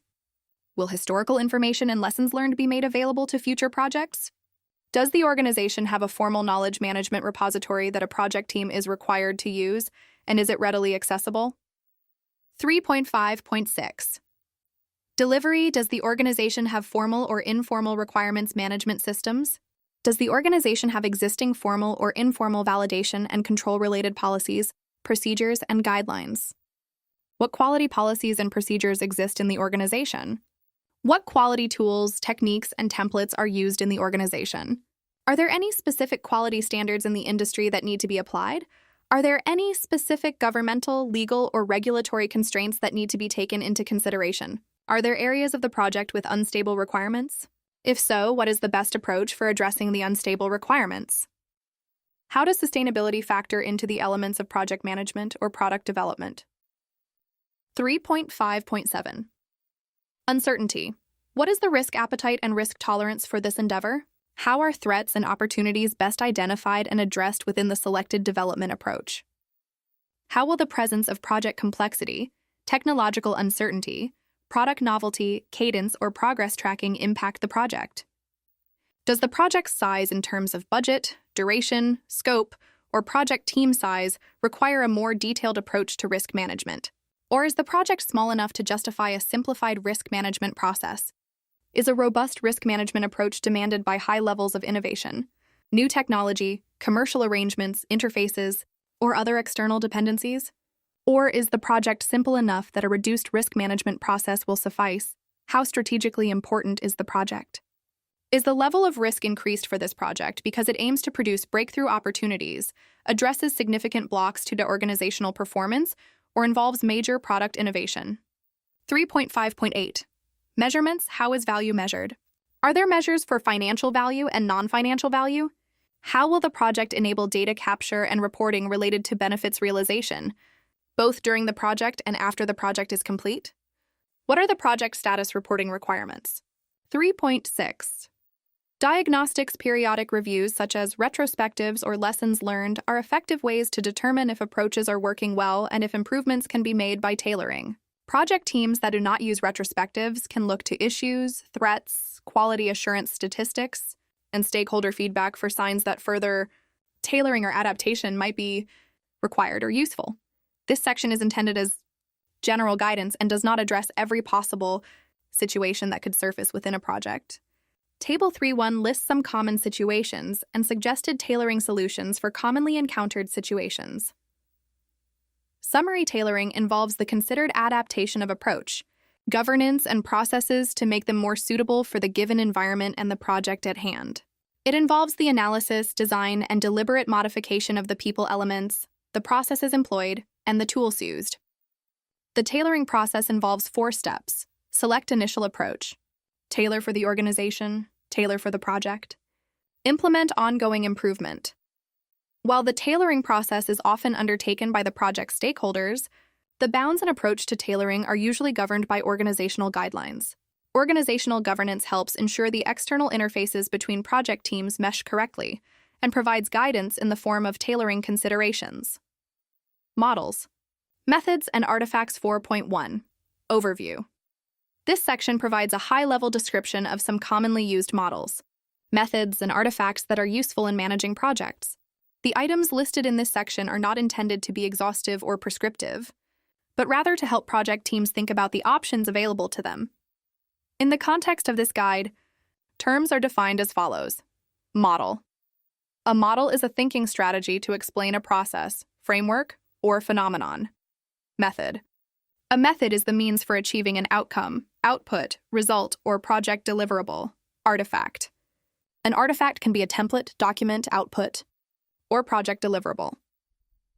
As project teams consider the tailoring questions in Section 3.5 and decide on specific responses to those questions, they will start to build a framework for structuring their efforts to deliver the project outcomes.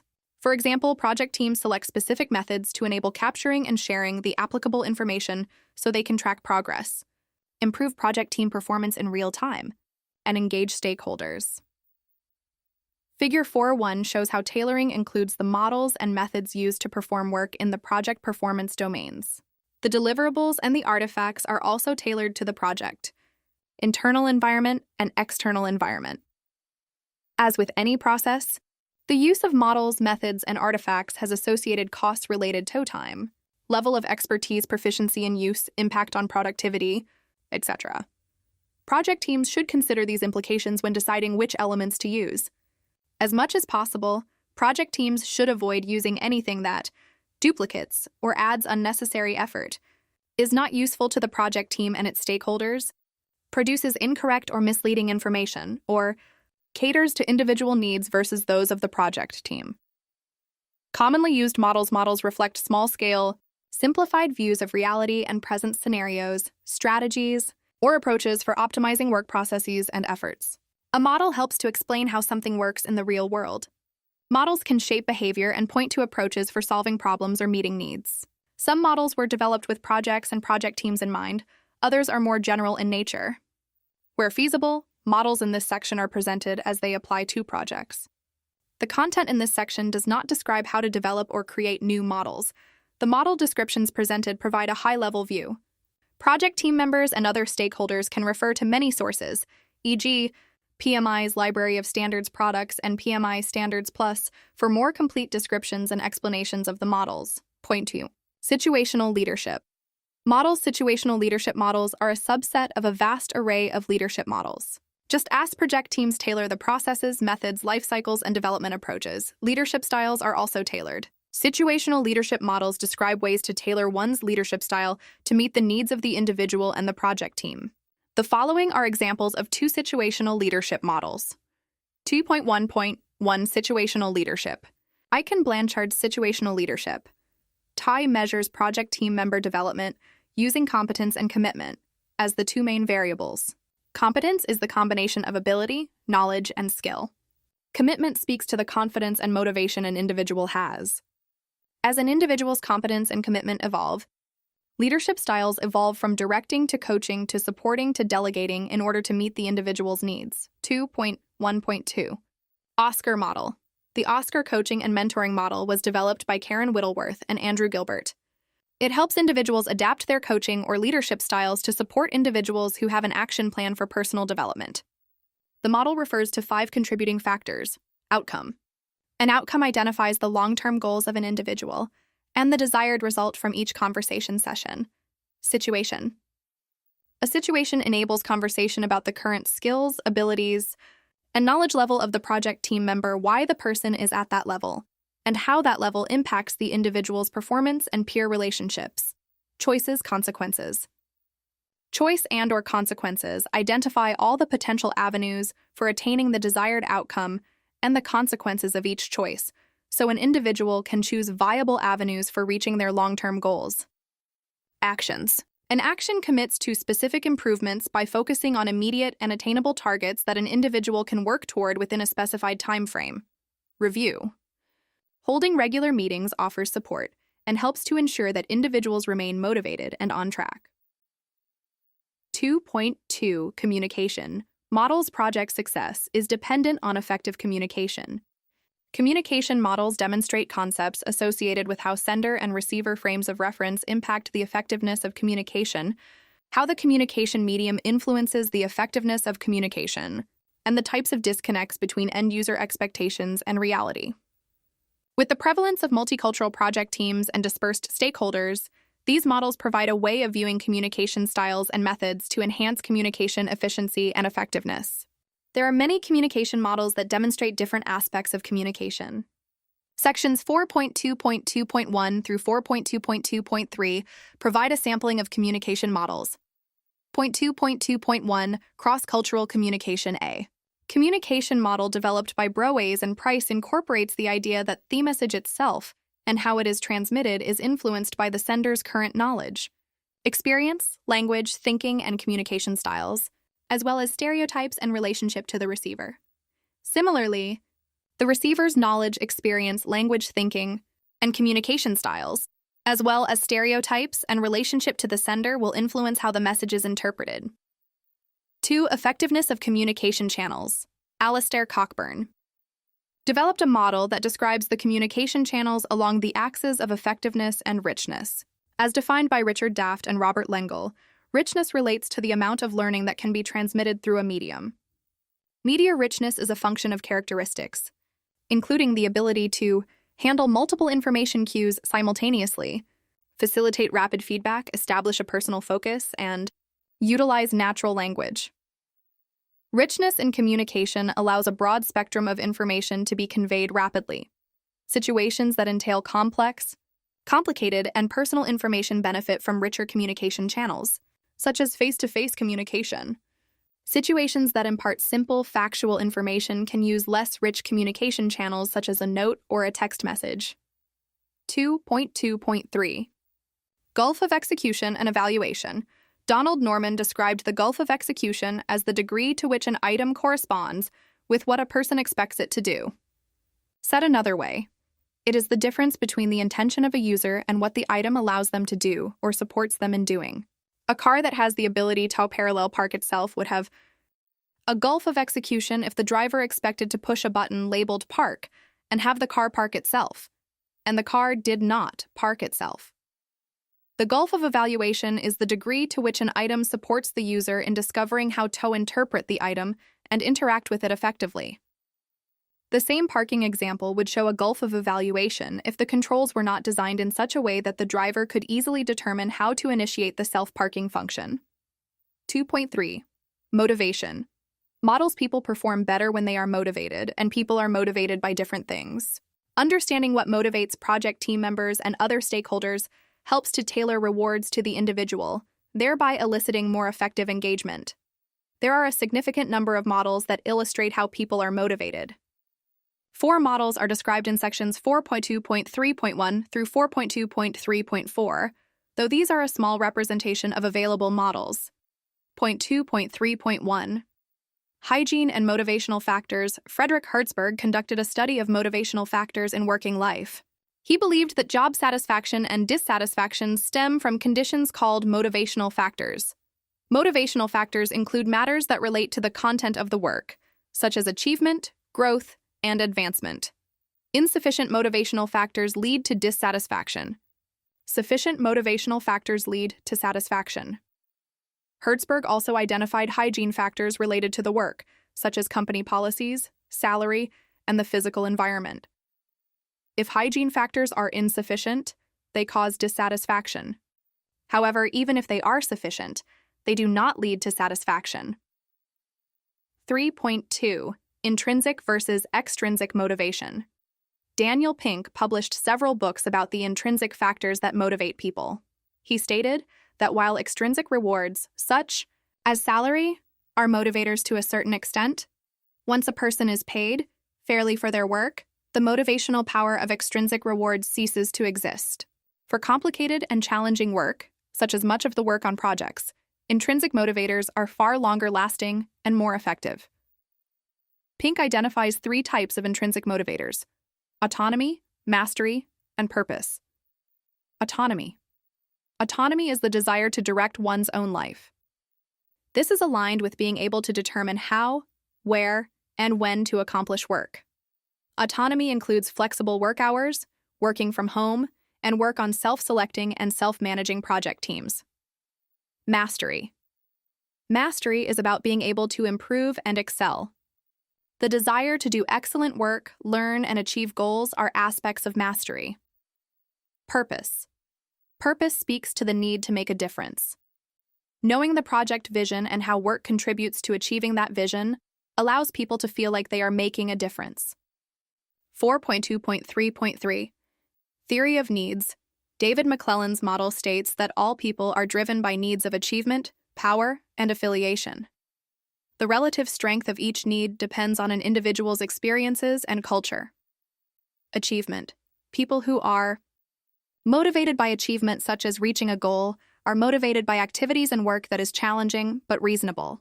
Power. People who are motivated by power like to organize, motivate, and lead others. They are motivated by increased responsibility. Affiliation. People who are motivated by affiliation seek acceptance and belonging. They are motivated by being part of a team. 4.2.3.4. Theory X, Theory Y, and Theory Z. Douglas McGregor devised the Theory and Theory Y models, which represent a spectrum of employee motivation and corresponding management styles. This was later expanded to include Theory Z. Theory X. The X side of the spectrum assumes individuals work for the sole purpose of income. They are not ambitious or goal-oriented. The corresponding management style to motivate these individuals is a hands-on and top-down approach. This management style is often seen in a production or labor-intensive environment, or one with many layers of management. Theory Y. The Y side of the spectrum assumes that individuals are intrinsically motivated to do good work. The corresponding management style has a more personal coaching feel. The manager encourages creativity and discussion. This management style is often seen in creative and knowledge worker environments. Theory Z. Abraham Maslow saw Theory Z as a transcendent dimension to work wherein individuals are motivated by self-realization, values, and a higher calling. The optimal management style in this situation is one that cultivates insight and meaning. William Ouch's version of Theory Z focuses on motivating employees by creating a job for life where the focus is on the well-being of employees and their families.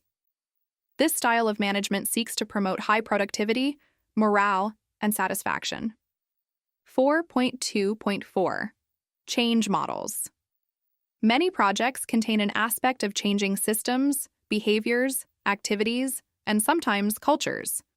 Managing this type of change requires thinking about how to transition from the current to the future desired state. There are many models that describe the activities necessary for successful change management. Sections 4.2.4.1 through 4.2.4.5 provide a sampling of the change models. 2.4.1. Managing change in organizations. Managing change in organizations. A practice guide is an iterative model that is based on common elements across a range of change management models. The framework has 5 associated elements interconnected through a series of feedback loops. Formulate change. This element focuses on building the rationale to help people understand why change is needed and how the future state will be better. Plan change. The identification of activities helps people prepare for the transition from the current to the future state. Implement change. This iterative element focuses on demonstrating the future state capabilities, checking to ensure the capabilities are having the intended impact, and making necessary improvements or adaptations in response. Manage transition. This element considers how to address needs related to the change that may surface once the future state is achieved. Sustain change. This element seeks to ensure that the new capabilities continue and previous processes or behaviors cease. 4.2.4.2 ADKAR R. Model Jeff Hyatt developed the ADKAR R model, which focuses on 5 sequential steps that individuals undergo when adapting to change. Step 1. Awareness. This step identifies why the change is necessary. Step 2. Desire. Once people know why the change is necessary, there needs to be a desire to be part of and support the change. Step 3. Knowledge. People need to understand how to change. This includes understanding new processes and systems in addition to new roles and responsibilities. Knowledge can be imparted through training and education. Step 4. Ability. In this step, knowledge is supported with hands-on practice and access to expertise and help as needed. Step 5. Reinforcement. Reinforcement supports the sustainment of the change. This can include rewards, recognition, feedback, and measurement. 4.2.4.3 The 8-step process for leading change. John Cotter introduced the 8-step process for leading change for transforming organizations. It is a top-down approach where the need for and approach to change originates at the top levels of the organization and then is promoted down through the organization's layers of management to the change recipients. The 8 steps are: Step 1. Create urgency. Identify potential threats and opportunities that drive the need for change. Step 2. Form a powerful coalition. Identify the change leaders. Change leaders are not necessarily based on hierarchy. The change leaders should be influential people from a variety of roles, expertise, social, and political importance. Step 3. Create a vision for change. Identify the values that are central to the change. Then create a brief vision statement that summarizes the change. Next, identify a strategy to realize the vision. Step 4. Communicate the vision. Communicate the vision throughout the change process. Apply the vision throughout all aspects of the organization. Senior management and the change coalition should consistently communicate the vision and demonstrate the urgency and benefits of the change. Step 5. Remove obstacles. All change comes with obstacles. Sometimes the obstacles are outdated processes, sometimes they are based on the organizational structure, and sometimes they are people resistant to change. Regardless, all obstacles need to be addressed. Step 6. Create short-term wins. Identify quick and easy wins to build momentum and support for the change. Step 7. Build on the change. Once the short-term wins are complete, the organization needs to set goals for continued improvement. Step 8. Anchor the changes in corporate culture. Ensure the change becomes ingrained into the culture. Continue to communicate the vision. Tell success stories. Recognize people in the organization who embody and empower the change, and continue to support the change coalition. 4.2.4.4 Virginia Satir Change. Model Virginia Satir developed a model of how people experience and cope with change. Its purpose is to help project team members understand what they are feeling and enable them to move through change more efficiently. Late status quo. This initial stage is when everything feels familiar and can be characterized as business as usual. For some people, business as usual may be good because they know what to expect. For others, this status may feel a bit stale or boring. The foreign element. Something happens that shifts the status quo in this stage. This may include initiating a project that introduces change to people's usual way of working. There's often a period of resistance and reduction in performance after the change is introduced. People may ignore the change or dismiss its relevance. Chaos. People are in unfamiliar territory. They are no longer comfortable, and performance drops to its lowest level. Feelings, actions, and behaviors are unpredictable. Some people feel anxious, others may shut down, and some individuals may feel excited. Chaos can make people very creative as they try to find ways to make sense of the situation. They try various ideas and behaviors to see which of these has a positive outcome. The transforming idea. People come to a point where they come up with an idea that helps them make sense of the situation. They begin to see how they can find a way out of the chaos and cope with the new reality. Work performance begins to increase. Practice and integration. People try to implement their new ideas or behaviors. There may be setbacks and a period of trial and error, but eventually they learn what works and what doesn't. This leads to improved performance. Often, performance is at a higher level than it was before the foreign element was introduced. New status quo. People get used to the new environment and their performance stabilizes. Eventually, the new status quo becomes the normal way of working. 2.4. Transition model William Bridges. Transition model provides an understanding of what occurs to individuals psychologically when an organizational change takes place. This model differentiates between change and transition. Change is situational and happens whether or not people transition through it. Transition is a psychological process where people gradually accept the details of the new situation and the changes that come with it. The model identifies 3 stages of transition associated with change: ending, losing, and letting go. The change is introduced in this stage. It is often associated with fear, anger, upset, uncertainty, denial, and resistance to the change, the neutral zone. The change is happening in this stage. In some instances, people may feel frustration, resentment, confusion, and anxiety about the change. Productivity may drop as people learn new ways of doing work. In other instances, people may become very creative, innovative, and passionate about trying new ways of working. The new beginning. At this point, people accept and even embrace the change. They are becoming more adept at the new skills and the new ways of working. People are often open to learning and are energized by the change. 2.5. Complexity. Models projects exist in a state of ambiguity and require interactions among multiple systems, often with uncertain outcomes. Complexity is a challenge to work with.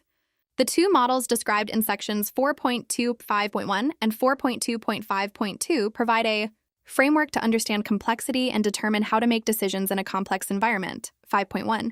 Sinofin Framework. The Sinofin Framework, created by Dave Snowden, is a conceptual framework used to diagnose cause and effect relationships as a decision-making aid. The framework offers 5 problem and decision-making contexts. Where there is an obvious cause and effect relationship, best practices are used to make decisions.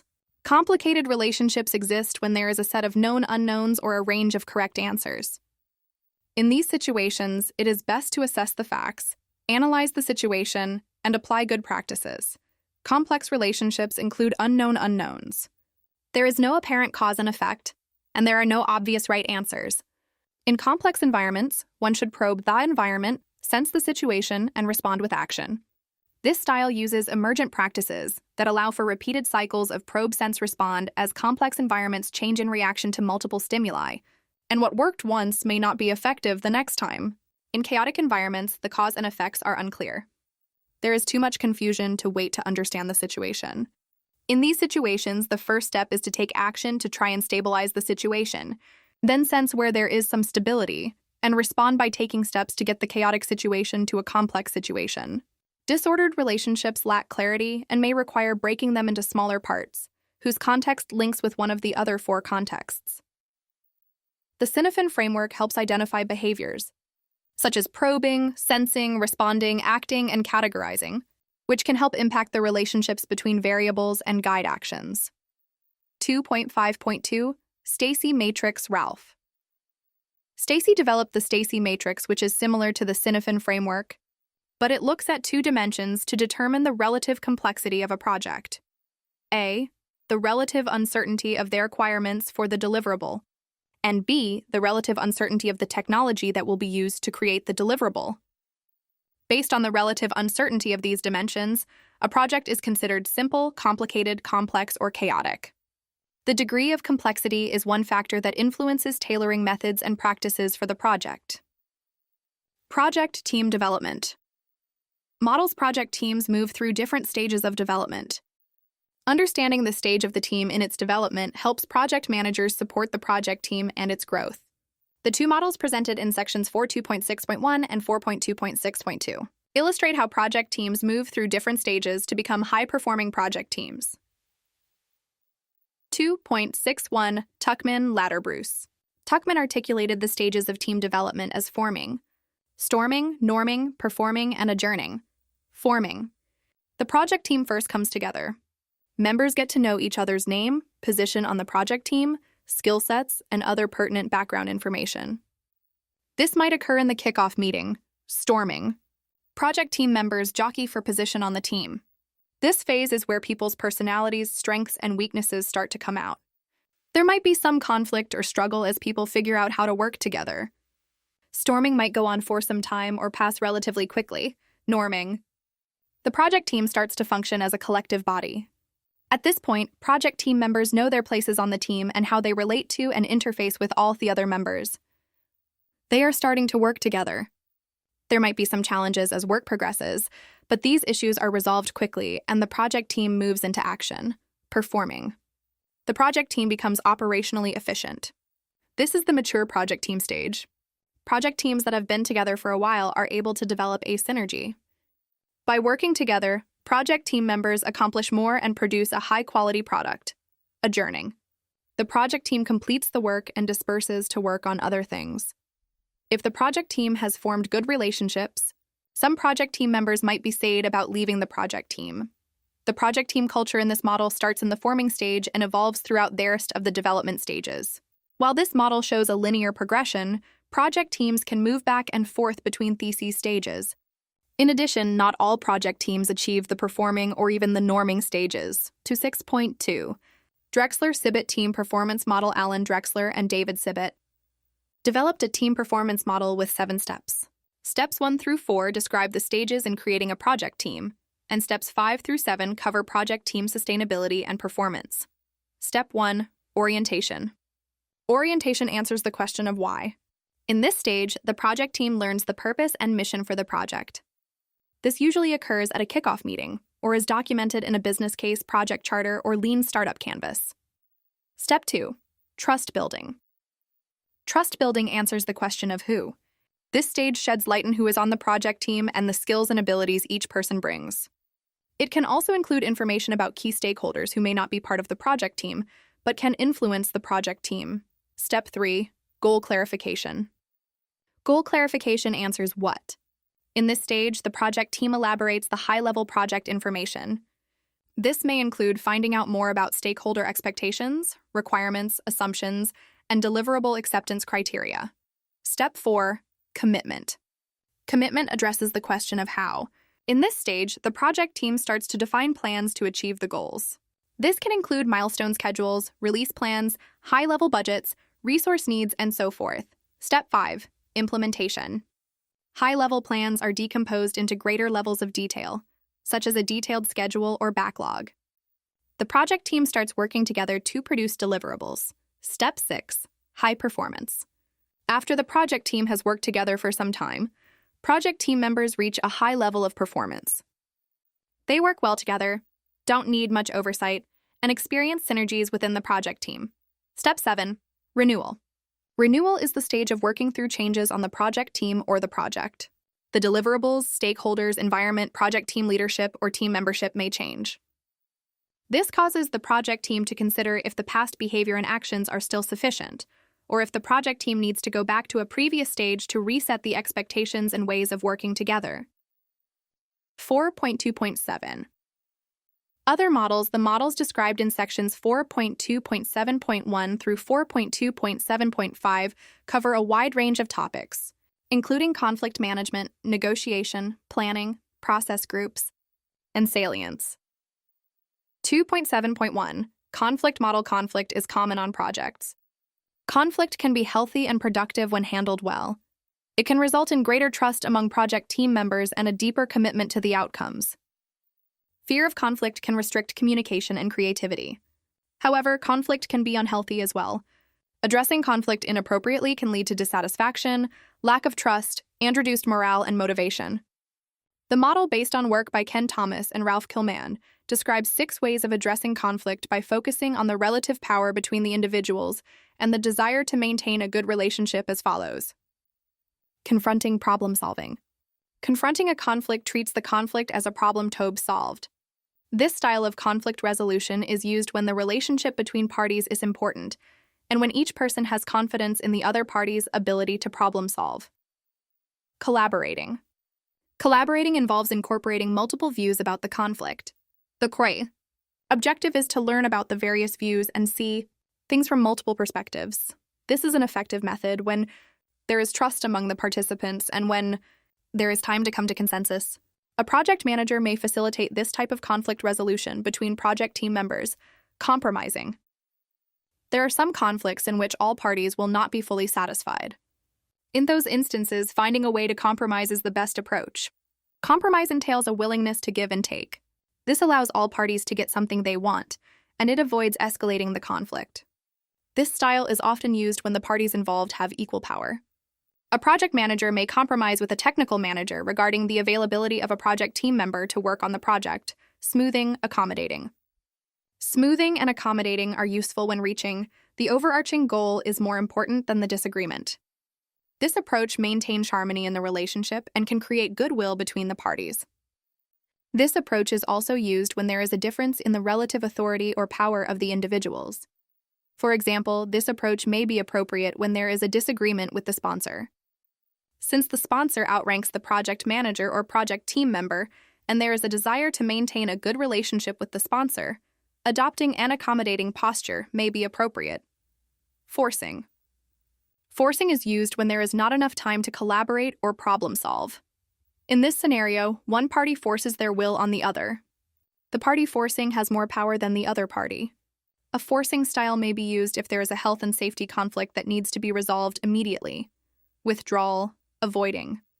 Sometimes a problem will go away on its own, or sometimes discussions get heated and people need a cooling off period. In both scenarios, withdrawing from the situation is appropriate. Withdrawal is also used in a no-win scenario, such as complying with a requirement imposed by a regulatory agency instead of challenging the requirement. 7.2 Negotiation. There are many models for negotiation. One model is Stephen Covey's principle of think win-win. This principle applies to all interactions, not just negotiations, but it is described here in the context of negotiation. In negotiations, there are different possible outcomes. Win-win. This is the optimal outcome, where each person is satisfied with the outcome. Win-lose, lose-win. This describes a competition perspective where in order to win, someone else loses. It may also come from a martyr perspective where someone chooses to lose so that others can win. Lose-lose. This outcome can occur when win-win outcomes may have been possible, but competition overwhelms collaboration. In this scenario, everyone ends up worse off. A win-win perspective is generally found when the following aspects are present. Character. The parties involved are mature, demonstrate integrity, and share the perspective that there is enough value for everybody. Trust. The parties trust each other, establish agreements on how to operate, and are accountable. Approach. Each party is willing to look at the situation from the other's point of view. The parties work together to identify key issues and concerns. They identify what an acceptable solution looks like and identify options to achieve an acceptable solution. 2.73. Planning Barry Boehm developed a model that compares the time and effort invested in developing plans to reduce risk, including the delay and other costs associated with overplanning. By taking more time to plan up front, many projects can reduce uncertainty, oversights, and rework. However, the longer the time spent planning, the longer it takes to get a return on investment, the more market share could be lost, and the more circumstances can change by the time the output is delivered. The intent of this model is to help identify the optimum amount of planning, sometimes called the sweet spot. The sweet spot is different for every project, therefore, there is no correct answer for the right amount of planning overall. This model demonstrates that there is a point where additional planning becomes counterproductive. 7.4. Process groups. Project management processes can be organized into logical groupings of project management inputs, tools and techniques and outputs that are tailored to meet the needs of the organization, stakeholders, and the project. Groups of processes are not project phases. The process groups interact within each phase of a project lifecycle. It is possible that all of these processes could occur within a single phase. Processes may be iterated within a phase or lifecycle. The number of iterations and interactions between processes varies based on the needs of the project. Projects that follow a process-based approach may use the following 5 process groupings as an organizing structure: initiating, Those processes performed to define a new project or a new phase of an existing project by obtaining authorization to start the project or phase. Planning. Those processes required to establish the scope of the project, refine the objectives, and define the course of action required to attain the objectives that the project was undertaken to achieve. Executing. Those processes performed to complete the work defined in the project management plan to satisfy the project requirements. Monitoring and controlling. Those processes required to track, review, and regulate the progress and performance of the project, identify any areas in which changes to the plan are required, and initiate the corresponding changes. Closing. Those processes performed to formally complete or close a project, phase, or contract. These process groups are independent of the delivery approach. Application areas such as marketing, information services, and accounting, or industry, such as construction, aerospace, and telecommunications. In a process-based approach, the output of one process generally becomes an input to another process, or is a deliverable of the project or project phase. For example, a project management plan and project documents, such as the risk register, assumption log, etc., which are produced in the planning process grouping, are inputs to the executing process grouping where updates are made to associated artifacts. 2.7.5 Salience Model. The salience model is about stakeholders. Salience means prominent, noticeable, or perceived as important. This model was proposed by Ronald K. Mitchell, Bradley R. Agel, and Donna J. Wood. The authors denoted a stakeholder identification based on three variables: power to influence, legitimacy of the stakeholders' relationships with the project, and the urgency of the stakeholders' claim on the project for stakeholder engagement. Models applied across performance domains different. Models are more likely to be useful in different project performance domains. While the needs of the project, stakeholders, and organizational environment will determine which models are most applicable for a specific project, there are some performance domains that are more likely to make use of each model. Table 4.1 suggests the performance domains where each model is most likely to be of use. However, the project manager and project team have the ultimate responsibility for selecting the right models for their project. 4.4. Commonly used methods. A method is a means for achieving an outcome, output, result, or project deliverable. The methods described here are a sampling of those commonly used to support project work. There are many methods that are not described here, either because they are used in project management the same way they are in other disciplines, such as interviewing, focus groups, checklists, and so forth, or because they are not frequently used across a broad spectrum of projects, i.e., the methods are industry-specific. Many of the methods are related by the purpose they serve, such as estimating or data gathering, and therefore are presented in a group. Others are related by the type of activity involved, such as those in the meetings and analysis groups. The content in this section is not meant to describe how a method is performed. The descriptions are presented at a high level, with more detailed information available from many sources, including PMI standards plus 4.4.1 data gathering and analysis. Data gathering and analysis methods are used to collect, assess, and evaluate data and information to gain a deeper understanding of a situation. The outputs of data analysis may be organized and presented as one of the artifacts shown in section 4.6.6. The data gathering and analysis methods described here, coupled with the artifacts described in section 4.6.6, are often used to inform decisions. Alternatives analysis. Alternatives analysis is used to evaluate identified options in order to select the options or approaches to perform the work of the project. Assumption and constraint analysis. An assumption is a factor that is considered to be true, real, or certain without proof or demonstration. A constraint is a limiting factor that affects the execution of a project, program, portfolio, or process. This form of analysis ensures that assumptions and constraints are integrated into the project plans and documents, and that there is consistency among them. Benchmarking. Benchmarking is the comparison of actual or planned products, processes, and practices to those of comparable organizations, which identifies best practices, generates ideas for improvement, and provides a basis for measuring performance. Business justification analysis methods. This group of analysis methods is associated with authorizing or justifying a project or a decision.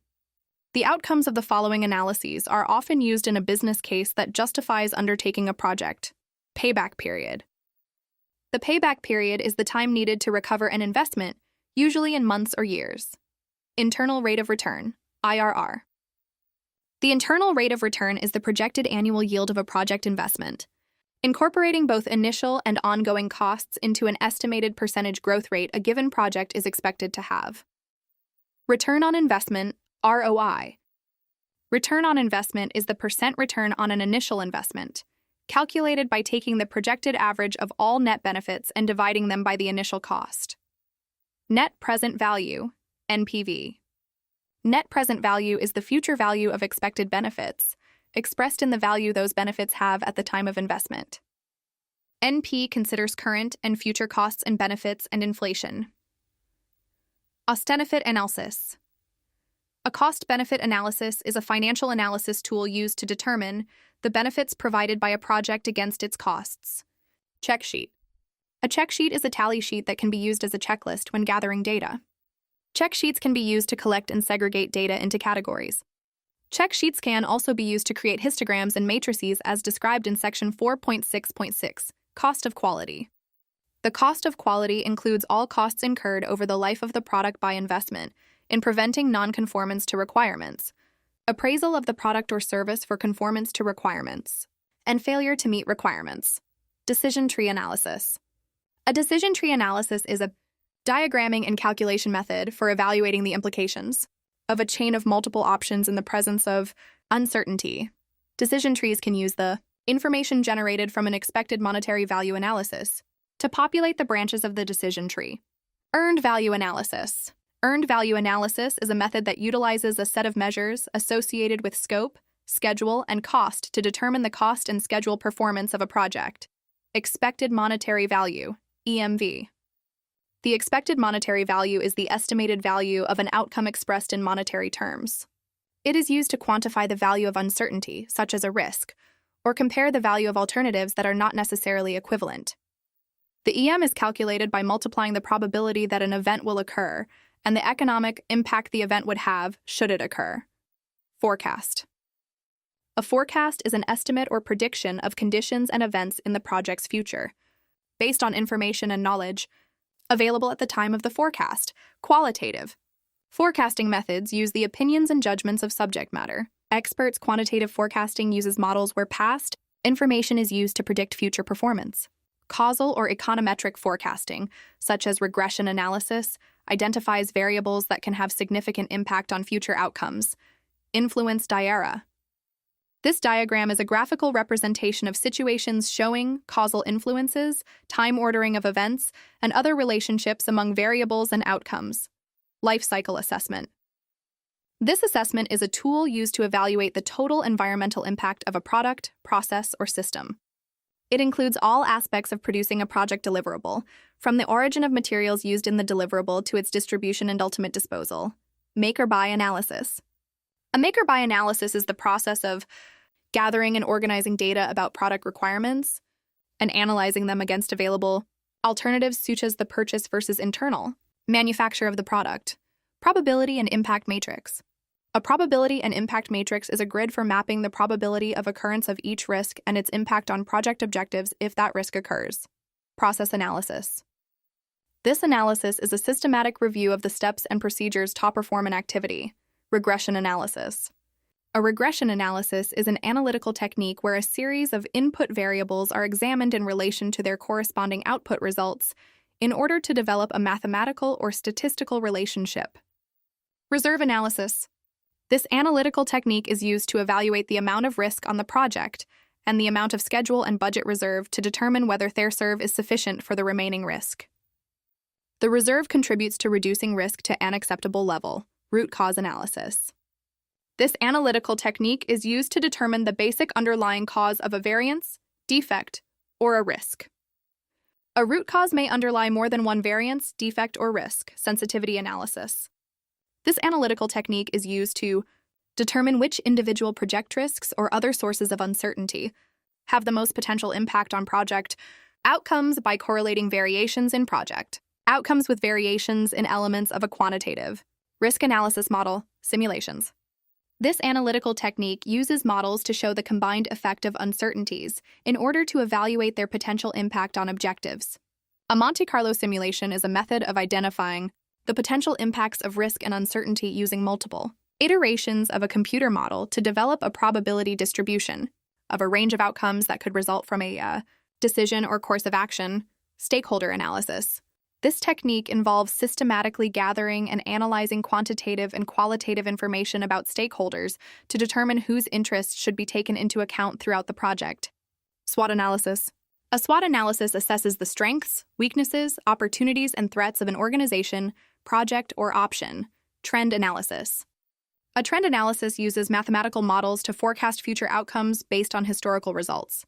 Value stream mapping. Value stream mapping is a lean enterprise method used to document, analyze, and improve the flow of information or materials required to produce a product or service for a customer. Variance analysis. Variance analysis is used to determine the cause and degree of difference between the baseline and actual performance. What-if scenario analysis. This analytical technique evaluates scenarios in order to predict their effect on project objectives. 4.4.2 Estimating methods are used to develop an approximation of work, time, or cost on a project. Affinity grouping. Affinity grouping involves classifying items into similar categories or collections on the basis of their likeness. Common affinity groupings include t-shirt sizing and Fibonacci numbers. Analogous estimating. Analogous estimating assesses the duration or cost of an activity or a project using historical data from a similar activity or project. Function point. A function point is an estimate of the amount of business functionality in an information system. Function points are used to calculate a functional size measurement (FSM) of a software system. Multi-point estimating. Multi-point estimating assesses cost or duration by applying an average or weighted average of optimistic, pessimistic, and most likely estimates when there is uncertainty with the individual activity estimates. Parametric estimating. Parametric estimating uses an algorithm to calculate cost or duration based on historical data and project parameters. Relative estimating.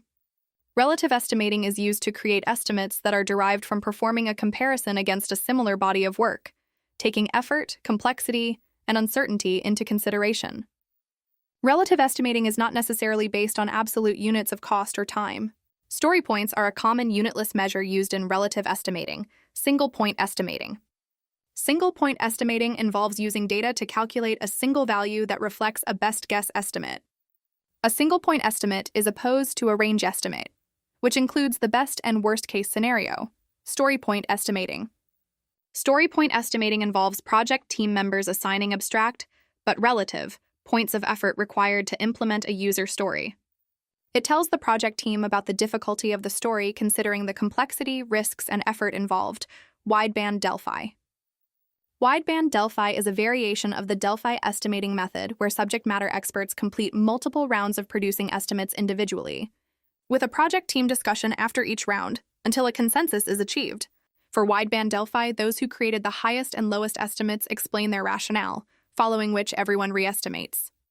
The process repeats until convergence is achieved. Planning poker is a variation of Wideband. Delphi 4.4.3 Meeting and events meetings are an important means for engaging the project team and other stakeholders. They're a primary means of communication throughout the project. Backlog refinement. At a backlog refinement meeting, the backlog is progressively elaborated and reprioritized to identify the work that can be accomplished in an upcoming iteration. Bidder conference. Meetings with prospective sellers prior to the preparation of a buy-door proposal to ensure all prospective vendors have a clear and common understanding of the procurement. This meeting may also be known as contractor conferences, vendor conferences, or pre-bid conferences. Change Control Board. A Change Control Board meeting includes the group of people who are accountable for reviewing, evaluating, approving, delaying, or rejecting changes to the project. The decisions made at this meeting are recorded and communicated to the appropriate stakeholders. This meeting may also be referred to as a change control meeting. Daily stand-up. A stand-up is a brief collaboration meeting during which the project team reviews its progress from the previous day, declares intentions for the current day, and highlights any obstacles encountered or anticipated. This meeting may also be referred to as a daily scrum. Iteration planning. An iteration planning meeting is used to clarify the details of the backlog items, acceptance criteria, and work effort required to meet an upcoming iteration commitment. This meeting may also be referred to as a sprint planning meeting. Iteration review. An iteration review is held at the end of an iteration to demonstrate the work that was accomplished during the iteration. This meeting may also be referred to as Aspirant Review, ICO. A kickoff meeting is a gathering of project team members and other key stakeholders at the outset of a project to formally set expectations, gain a common understanding, and commence work. It establishes the start of a project, phase, or iteration. Lessons learned meeting. A lessons learned meeting is used to identify and share the knowledge gained during a project, phase, or iteration with a focus on improving project team performance. This meeting can address situations that could have been handled better in addition to good practices and situations that produced very favorable outcomes. Planning meeting. A planning meeting is used to create, elaborate, or review a plan or plans and secure commitment for the plan. Project closeout. A project closeout meeting is used to obtain final acceptance of the delivered scope from the sponsor, product owner, or client. This meeting indicates that the product delivery is complete. Project review. A project review meeting is an event at the end of a phase or a project to assess the status. Evaluate the value delivered and determine if the project is ready to move to the next phase or transition to operations. Release planning. Release planning meetings identify a high-level plan for releasing or transitioning a product, deliverable, or increment of value. Retrospective. A retrospective is a regularly occurring workshop in which participants explore their work and results in order to improve both process and product. Retrospectives are a form of lessons learned meeting. Risk review. A meeting to analyze the status of existing risks and identify new risks. This includes determining if the risk is still active and if there have been changes to the risk attributes, such as probability, impact, urgency, etc. Risk responses are evaluated to determine if they are effective or should be updated. New risks may be identified and analyzed, and risks that are no longer active may be closed. Risk reassessment is an example of a risk review meeting. Status meeting. A status meeting is a regularly scheduled event to exchange and analyze information about the current progress of the project and its performance. Steering committee. A meeting where senior stakeholders provide direction and support to the project team and make decisions outside of the project team's authority. Other methods. Methods described in this section don't fit into a specific category, however. They are common methods that are used for a variety of purposes on projects. Impact mapping. Impact mapping is a strategic planning method that serves as a visual roadmap for the organization during product development. Modeling. Modeling is the process of creating simplified representations of systems, solutions, or deliverables, such as prototypes, diagrams, or storyboards.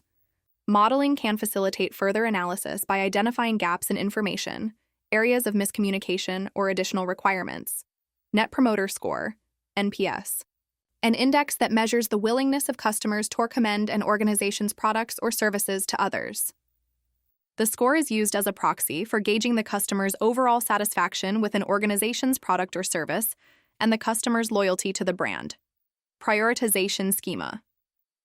Prioritization schema are methods used to prioritize portfolio, program, or project components, as well as requirements, risks, features, or other product information.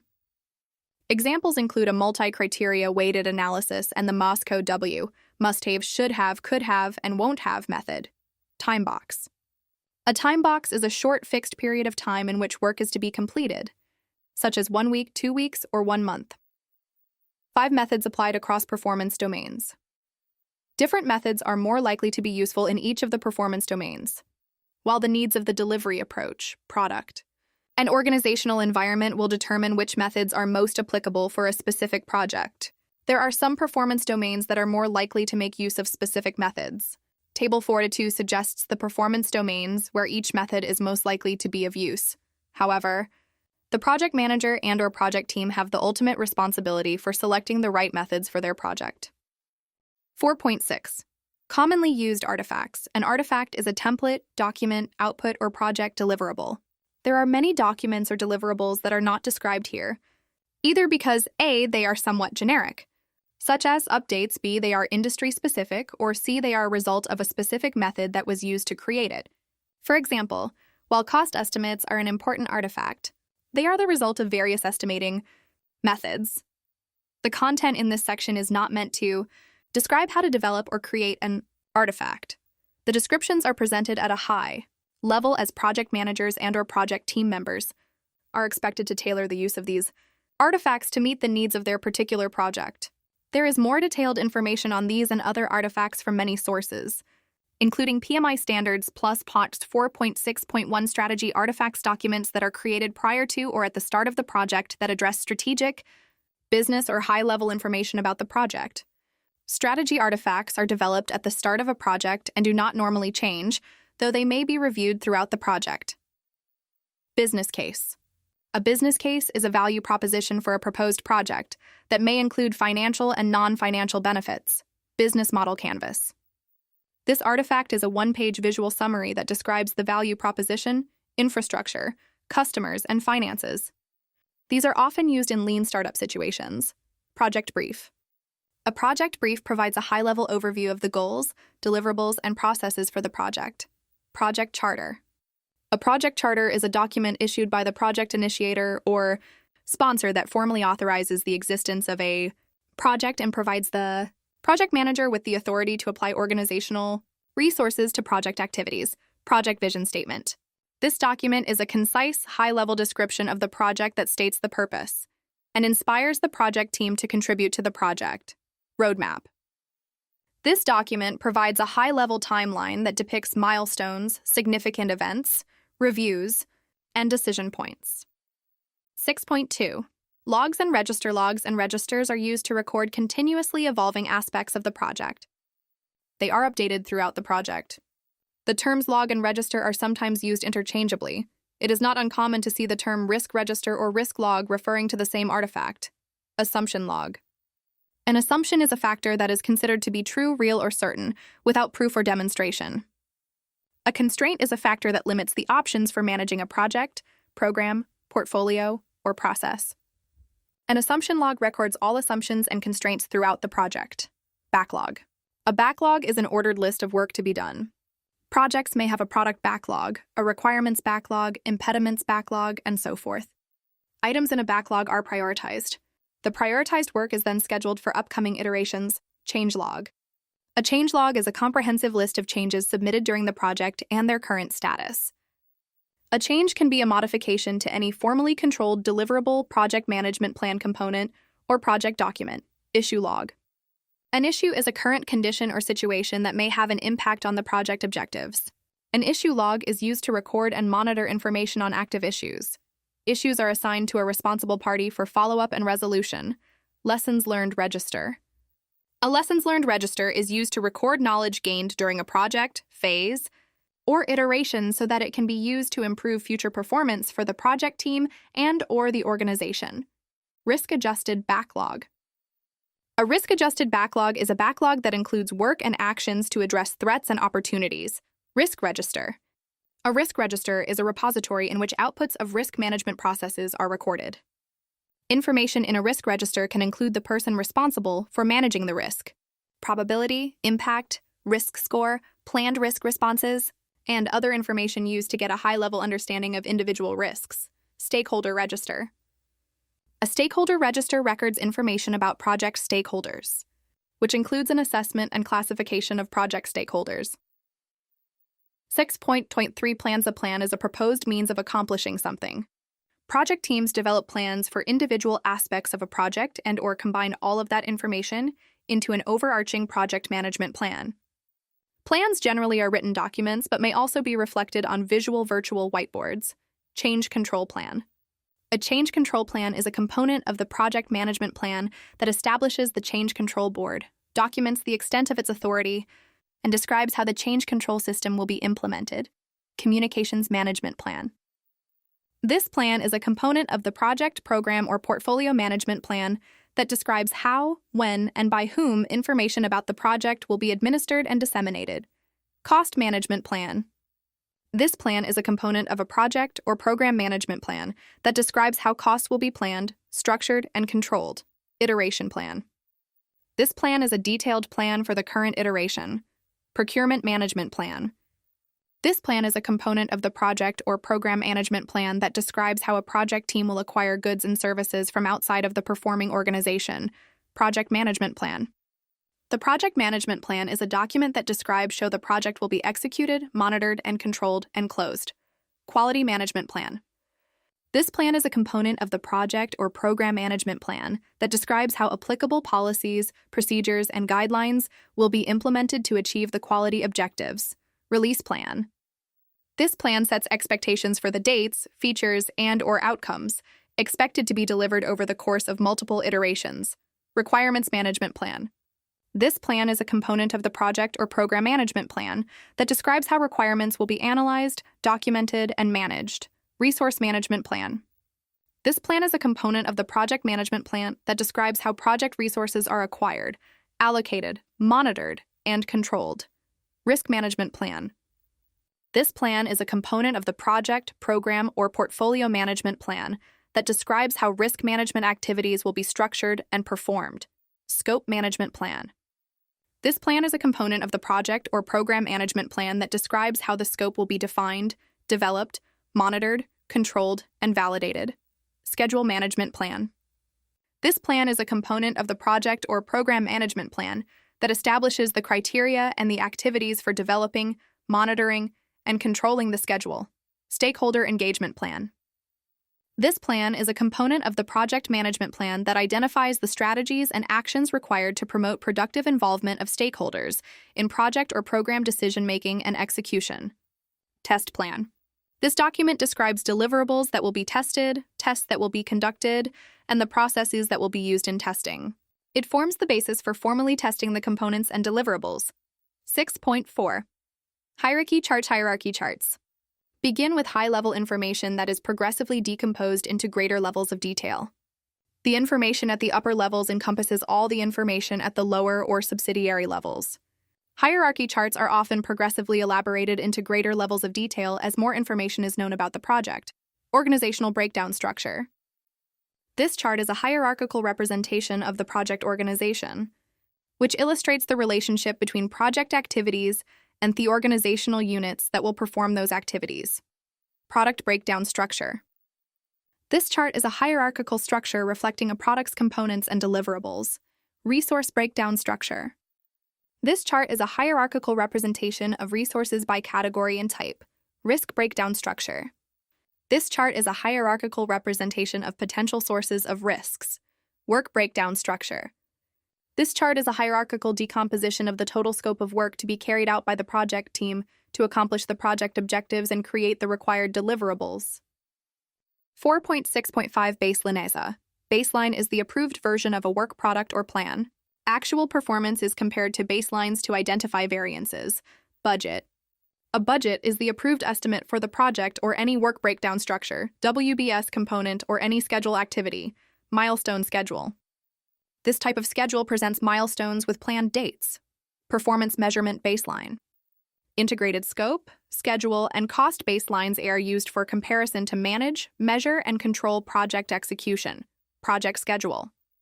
A project schedule is an output of a schedule model that presents linked activities with planned dates, durations, milestones, and resources. Scope baseline. This baseline is the approved version of a scope statement, work breakdown structure, WBS, and its associated WBS dictionary that can be changed using formal change control procedures and is used as the basis for comparison to actual results. 6.6. Visualization and information visual. Data and information are artifacts that organize and present data and information in a visual format, such as charts, graphs, matrices, and diagrams. Visualizing data makes it easier to absorb data and turn it into information. Visualization artifacts are often produced after data have been collected and analyzed. These artifacts can aid in decision-making and prioritization. Affinity diagram. This diagram shows large numbers of ideas classified into groups for review and analysis. Burn-down, burn-up chart. This chart is a graphical representation of the work remaining in a time box or the work completed toward the release of a product or project deliverable. Außendienst Diara. This diagram is a visual representation that helps trace an undesirable effect back to its root cause. Cumulative flow diagram, CFD. This chart indicates features completed over time, features in development, and those in the backlog. It may also include features at intermediate states, such as features designed but not yet constructed, those in quality assurance, or those in testing. Cycle time chart. This diagram shows the average cycle time of the work items completed over time. A cycle time chart may be shown as a scatter diagram or a bar chart. Dashboards. This set of charts and graphs shows progress or performance against important measures of the project. Flowchart. This diagram depicts the inputs, process actions, and outputs of one or more processes within a system. Gantt chart. This bar chart provides schedule information where activities are listed on the vertical axis, dates are shown on the horizontal axis, and activity durations are shown as horizontal bars placed according to start and finish dates. Histogram. This bar chart shows the graphical representation of numerical data. Information radiator. This artifact is a visible, physical display that provides information to the rest of the organization, enabling timely knowledge sharing. Lead time chart. This diagram shows the trend over time of the average lead time of the items completed in work. A lead time chart may be shown as a scatter diagram or a bar chart. Prioritization matrix. This matrix is a scatter diagram where effort is shown on the horizontal axis and value on the vertical axis, divided into 4 quadrants to classify items by priority. Project schedule network diagram. This graphical representation shows the logical relationships among the project schedule activities. Requirements traceability matrix. This matrix links product requirements from their origin to the deliverables that satisfy them. Responsibility assignment matrix. RAM. This matrix is a grid that shows the project resources assigned to each work package. A RACI chart is a common way of showing stakeholders who are responsible, accountable, consulted, or informed, and are associated with project activities, decisions, and deliverables. Scatter diagram. This graph shows the relationship between 2 variables. S-curve. This graph displays cumulative costs over a specified period of time. Stakeholder engagement assessment matrix. This matrix compares current and desired stakeholder engagement levels. Story map. A story map is a visual model of all the features and functionality desired for a given product, created to give the project team a holistic view of what they are building and why. Throughput chart. This chart shows the accepted deliverables over time. A throughput chart may be shown as a scatter diagram or a bar chart. Use case. This artifact describes and explores how a user interacts with a system to achieve a specific goal. Value stream map. This is a lean enterprise method used to document, analyze, and improve the flow of information or materials required to produce a product or service for a customer. Value stream maps can be used to identify waste. Velocity chart. This chart tracks the rate at which the deliverables are produced, validated, and accepted within a predefined interval. 6.7. Reports. Reports are formal records or summaries of information. Reports communicate relevant, usually summary-level information to stakeholders. Often reports are given to stakeholders who are interested in the project status, such as sponsors, business owners, or PMOs. Quality report. This project document includes quality management issues, recommendations for corrective actions, and a summary of findings from quality control activities. It may include recommendations for process, project, and product improvements. Risk report. This project document is developed progressively throughout the risk management processes and summarizes information on individual project risks and the level of overall project risk. Status report. This document provides a report on the current status of the project. It may include information on progress since the last report and forecasts for cost and schedule performance. 8. Agreements and contracts. An agreement is any document or communication that defines the intentions of the parties. In projects, agreements take the form of contracts or other defined understandings. A contract is a mutually binding agreement that obligates the seller to provide the specified product, service, or result, and obligates the buyer to pay for it. There are different types of contracts, some of which fall within a category of fixed price or cost reimbursable contracts, fixed price contracts. This category of contract involves setting a fixed price for a well-defined product, service, or result. Fixed price contracts include firm fixed price, FFP, fixed price incentive fee, FPIF, and fixed price with economic price adjustment, FPEPA, among others, cost reimbursable contracts. This category of contracts involves payments to the seller for actual costs incurred for completing the work, plus a fee representing seller profit. These contracts are often used when the project scope is not well defined or is subject to frequent change. Cost reimbursable contracts include cost plus award fee, CPAF, cost plus fixed fee, CPFF, and cost plus incentive fee, CPIF, time and materials, T&M. This contract establishes a fixed rate but not a precise statement of work. It can be used for staff augmentation, subject matter expertise, or other outside support. Indefinite delivery, indefinite quantity, IDIQ. This contract provides for an indefinite quantity of goods or services, with a stated lower and upper limit and within a fixed time period. These contracts can be used for architectural, engineering, or information technology engagements. Other agreements. Other types of agreements include Memorandum of Understanding, MOU, Memorandum of Agreement, MOA, Service Level Agreement, SLA, Basic Ordering Agreement, BOA, among others. 6.9 Other artifacts. The documents and deliverables described here do not fit into a specific category. However, they are important artifacts that are used for a variety of purposes. Activity list. This document provides a tabulation of schedule activities that shows the activity description, activity identifier, and a sufficiently detailed scope of work description, so project team members understand what work is to be performed. Bid documents. Bid documents are used to request proposals from prospective sellers.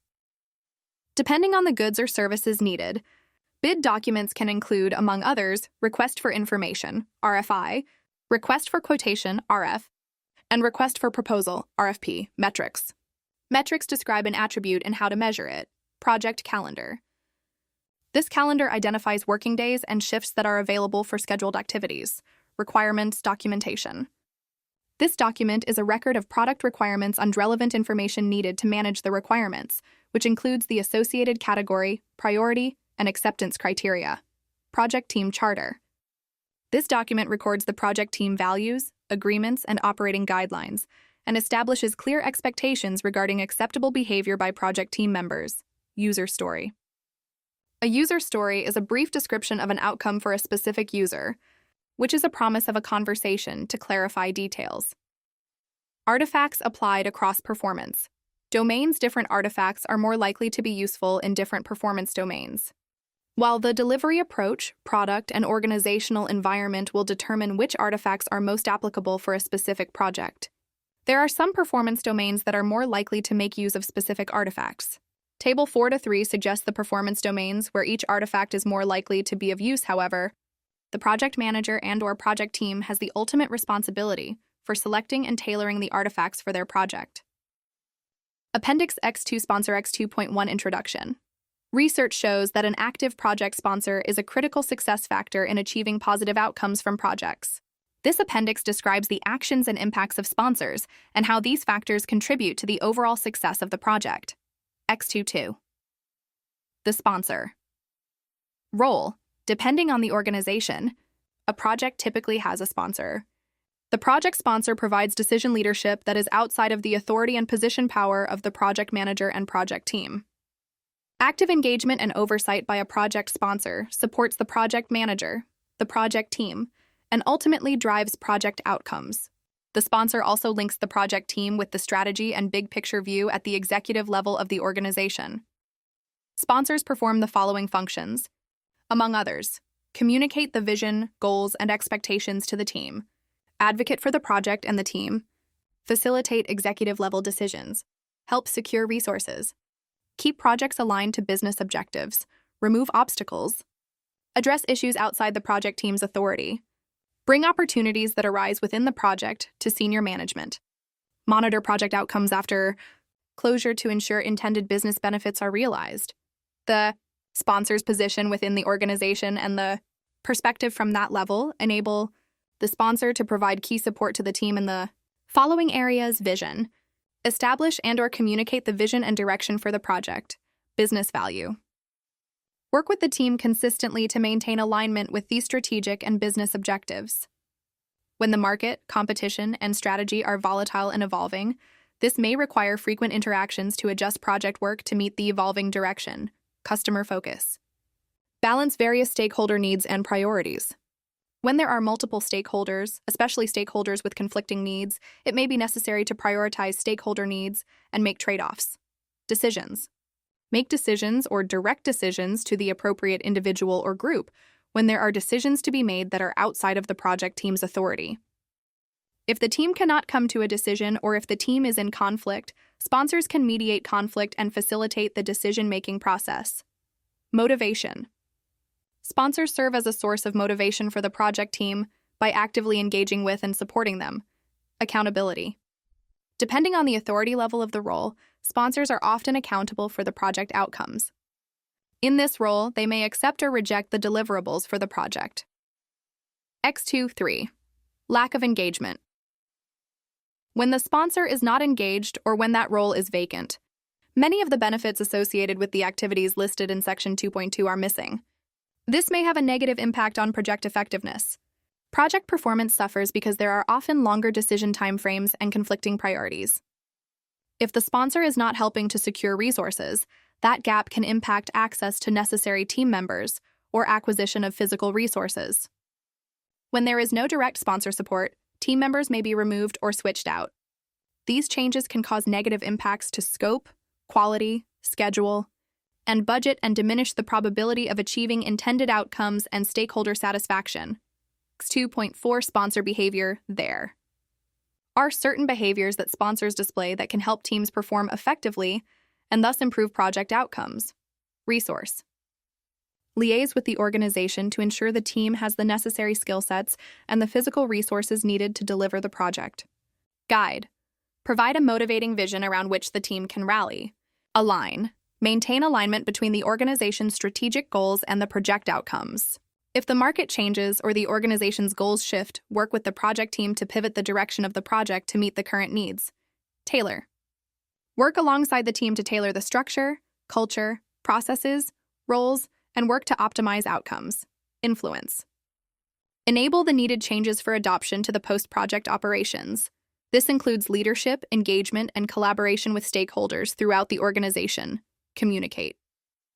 Provide an ongoing exchange of information from the organization to the team and from the team to the organization. Partner. Partner with the team in achieving success. This can include coaching, mentoring, and demonstrating a personal commitment to the project goal. Check. Engage with the team to stimulate critical thinking by asking questions, challenging assumptions, and fostering innovation. Unblock. Remove impediments and barriers and resolve issues that are outside the team's authority or ability to address. 2.5. Conclusion. The strategic link that the sponsor provides both empowers and enables the project team to optimize its performance by maintaining alignment with the organization's strategy. The sponsor facilitates engagement and decision-making and ensures that the skills and resources needed are available. These activities and behaviors increase the likelihood of achieving the desired project outcomes. Appendix X3, the Project Management Office, X3.1. Introduction. The acronym PMO can refer to a portfolio, program, or project management office.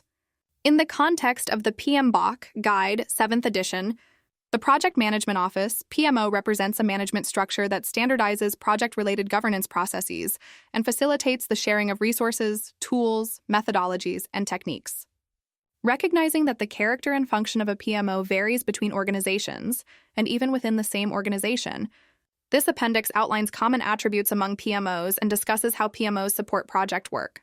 X3.2. The PMO value proposition. Why have one? Organizations establish PMOs for a variety of reasons, but with one core benefit in mind: improved project management in terms of schedule, cost, quality, risk, and other facets. PMOs have many potential roles in aligning work with strategic goals, engaging and collaborating with stakeholders, developing talent, and realizing value from investments in projects. PMOs can take multiple forms. Understanding how PMOs are utilized in organizations as well as assigned roles and responsibilities sheds light on the range of benefits PMOs can deliver. Some PMOs provide project management guidance that supports consistency in how projects are delivered. These PMOs may provide guidelines, templates, and examples of good practices along with training and coaching. Standardized approaches and tools promote a common business picture across projects and facilitate decisions that transcend individual project concerns. This type of PMO often exists in organizations that are just starting to improve their project management capabilities. A PMO may offer project support services for planning activities, risk management, project performance tracking, and similar activities. This shared services model of a PMO often exists in organizations with independent or diverse business units that want support with delivery while maintaining more direct control over their projects. PMOs can be part of a department or business unit and oversee a portfolio of projects. Oversight can include such activities as requiring a business case to initiate a project, allocating financial and other resources to deliver the project, approving requests to change project scope or activities, and similar functions. This type of PMO provides centralized management of projects. This structure exists in organizations that have departments with multiple projects and that deliver strategically important results, such as IT capabilities or new product development. An organization may have an enterprise-level PMO, EPMO, that links implementation of organizational strategy with portfolio-level investments in programs and projects that deliver specific results, changes, or products. This structure exists in organizations with well-established project management capabilities that are directly linked to achieving organizational strategy and broad business objectives. Organizations with flatter structures, customer-centered initiatives, and more adaptive delivery approaches may adopt an Agile Center of Excellence, ACOE, or Value Delivery Office, DO structure. The ACOE DO serves an enabling role, rather than a management or oversight function. It focuses on coaching teams, building agile skills and capabilities throughout the organization, and mentoring sponsors and product owners to be more effective in those roles. This type of structure is emerging within organizations adopting more decentralized structures where teams need to respond quickly to changing customer needs. PMOs may be layered. For example, an EPMO may have subordinate PMOs and VDOs that reside within specific departments. Such layering supports strategic alignment at the EPMO level and specific project management capabilities within the departmental PMO or DO. The formation of any type of PMO or DO is based on organizational needs.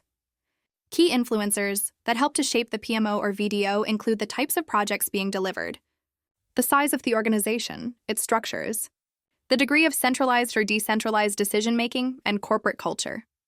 As organizational needs change over time, PMOs and VDOs evolve in response.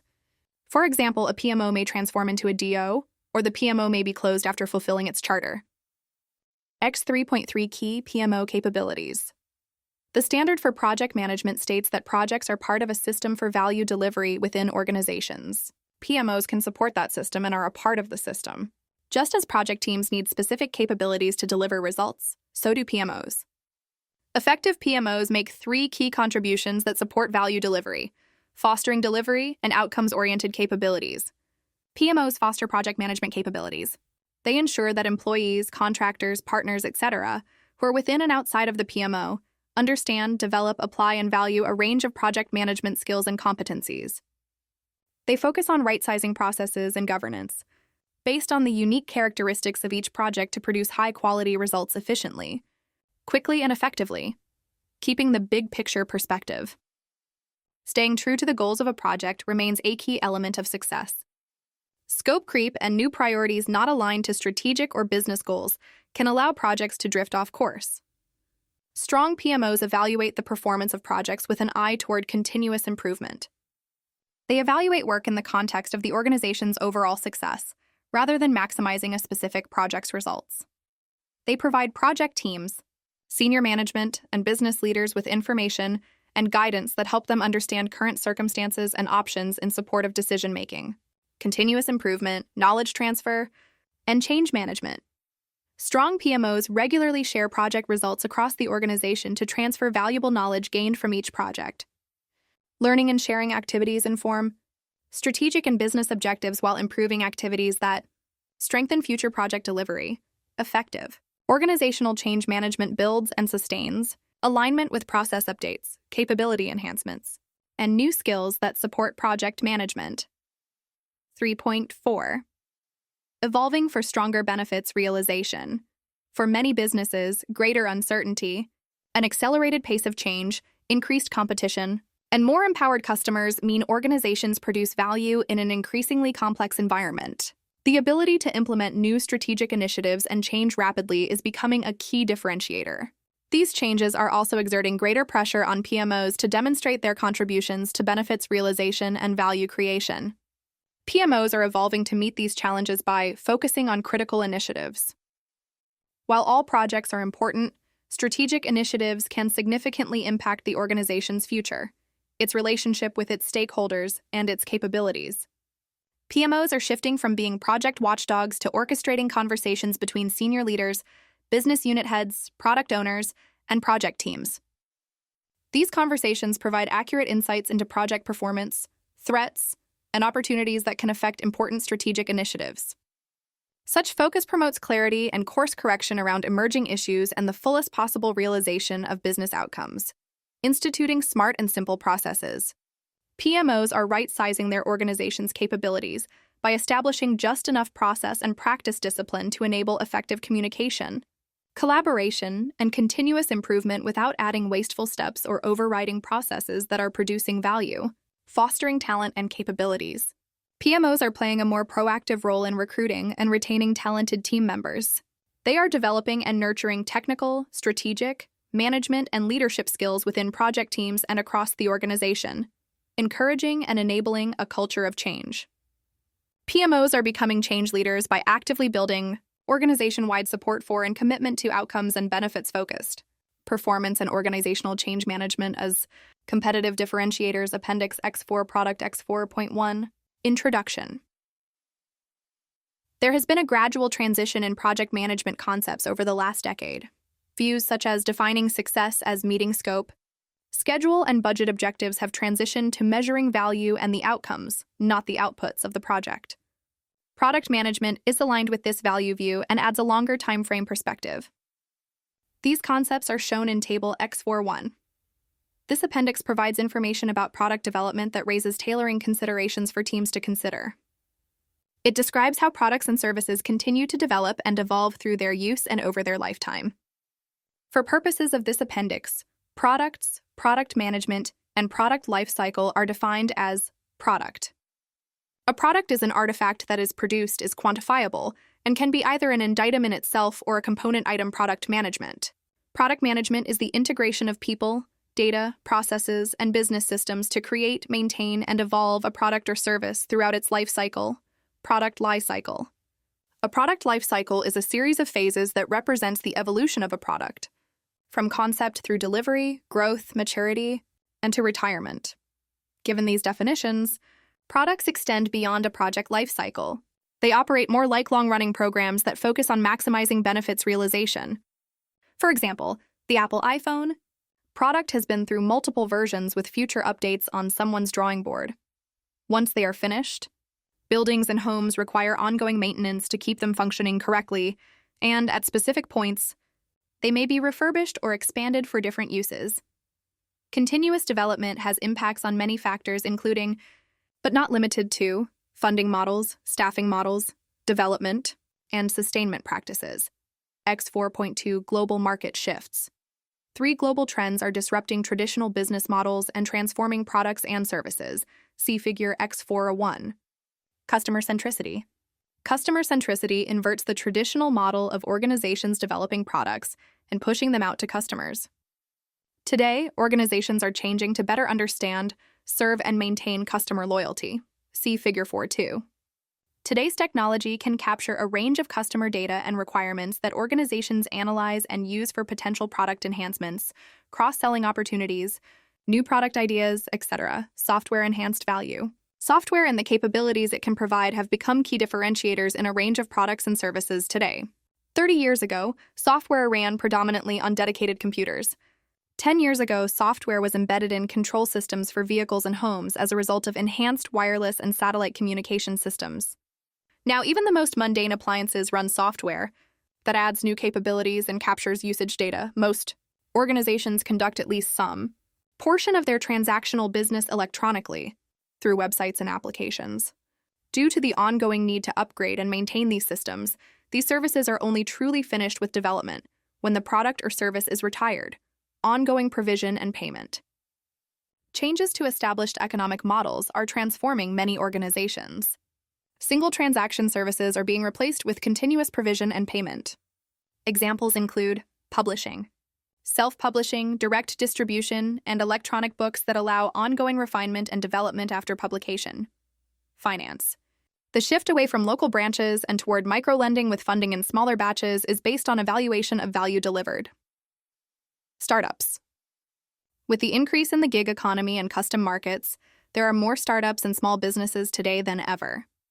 Work is more distributed, fragmented, and fluid than with traditional models. Media. A move away from buying DVDs and CDs from centralized outlets. Instead, a rise in subscription services with ongoing funding and delivery of benefits. 4.3. Impact project delivery. Practices markets shift from a single project delivery model to an ongoing delivery model. Some organizations are looking for alternatives to temporary project structures that deliver a single product, change, or service. Instead, they are looking for delivery constructs that have a strong customer focus, recognize the rapid evolution of technology, and align with the ongoing service and revenue streams of loyal customers. These factors have led to an increased interest in and shift toward product management life cycles for value delivery. Product management takes a longer life cycle view that encompasses support, sustainment, and ongoing evolution with the same team. Stable teams are especially valuable in complex and unique domains, such as systems with embedded software where knowledge transfer is time-consuming and costly. The shifting focus to product management is prompting some project-oriented organizations to adapt their delivery models. 4.4 Organization for product considerations. Management organizations that are shifting to long-running, product-based environments can utilize several strategies to align and coordinate product management. 3 strategies include, but are not limited to, the following, see also Figure 4.3. Partners or contractors who develop initial products for deployment on a customer site incorporate effective change management to ensure customers have the capabilities to maintain the product once it is transitioned. Part of transition planning can include discussions on building a team within the receiving organization that can support and evolve the product over its lifecycle. Use incremental guidance and funding. Instead of predefined project durations or annual budgets, consider more frequent reviews such as quarterly and funding for the next quarter. With more frequent evaluations and funding, the business is in closer control of overall progress, direction, and decision-making. Similar to venture capital funding, regular reviews of delivered value allow direct funding toward products that are providing expected value and reduce or curtail investment in underperforming initiatives. Such funding models enable organizations to pursue new market opportunities and capitalize on successful endeavors, while limiting exposure to the inevitable percentage of new initiatives that fail. Utilize program management structures. Practitioners operating with stable teams that support customer-centric products can apply program management constructs for managing long-running initiatives. Programs align well with adjusting to market changes and focusing on customer benefits. They are also typically much longer running than a single project. The standard for program management addresses ongoing priority changes as follows. The primary difference between projects and programs is based on the recognition within programs that the strategies for delivering benefits may need to be optimized adaptively as the outcomes of components are individually realized. The best mechanisms for delivering a program's benefits may initially be ambiguous or uncertain. This acceptance of upfront uncertainty, need for adaptation, focus on benefits, and longer timeframes may make programs a better fit than projects for many organizations managing product delivery. Many traditional product industries, such as infrastructure, aerospace, and automotive, use program management guides and frameworks.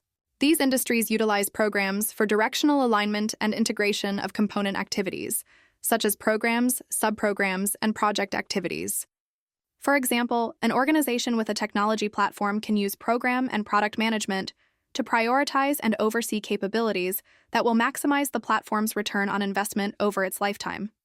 A stable, continuous development team can work on customer-focused, value-adding features and functions. Project teams then deliver equipment, upgrades, and interfaces with new or enhanced systems.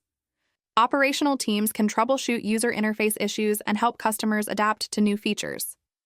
When program structures already exist in organizations, shifting to those structures for product management does not require reorienting everyone to a new way of thinking or working organizations. Taking an integrated view of project and product management can benefit from examining program management frameworks as a stepping stone. Programs are much better aligned with product thinking through their acceptance of upfront uncertainty, need for adaptation, focus on benefits, and longer timeframes, 4.5 summary global markets, increased diversification, and the addition of software to more products are resulting in extended support, sustainment, and timeframes for realization of value. Customer-centric and digitally focused organizations are finding advantages in forming stable teams for the lifetime support and growth of these new classes of products. Life cycles may appear at odds with traditional project delivery constructs such as the temporary nature of projects. However, they have many overlaps with the evolution of project thinking that includes focusing on customer value. Organizations, In such environments can find alignment and additional resources in creating long-running stable teams, staged funding, and program management constructs. Appendix X5 Research and Development for the Standard for Project Management X5.1. Introduction.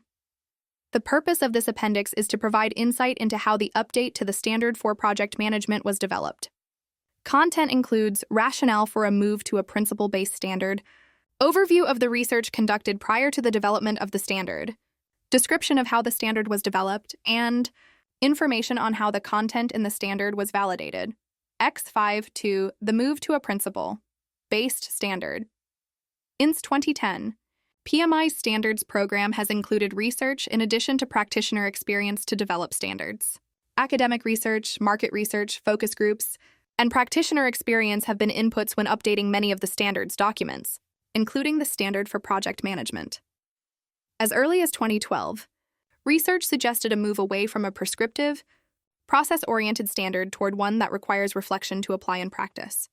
Since that time, many of PMI's standards have moved to a principle-based format, such as the Standard for Program Management, 3rd edition, and the Standard for Portfolio Management, 4th edition.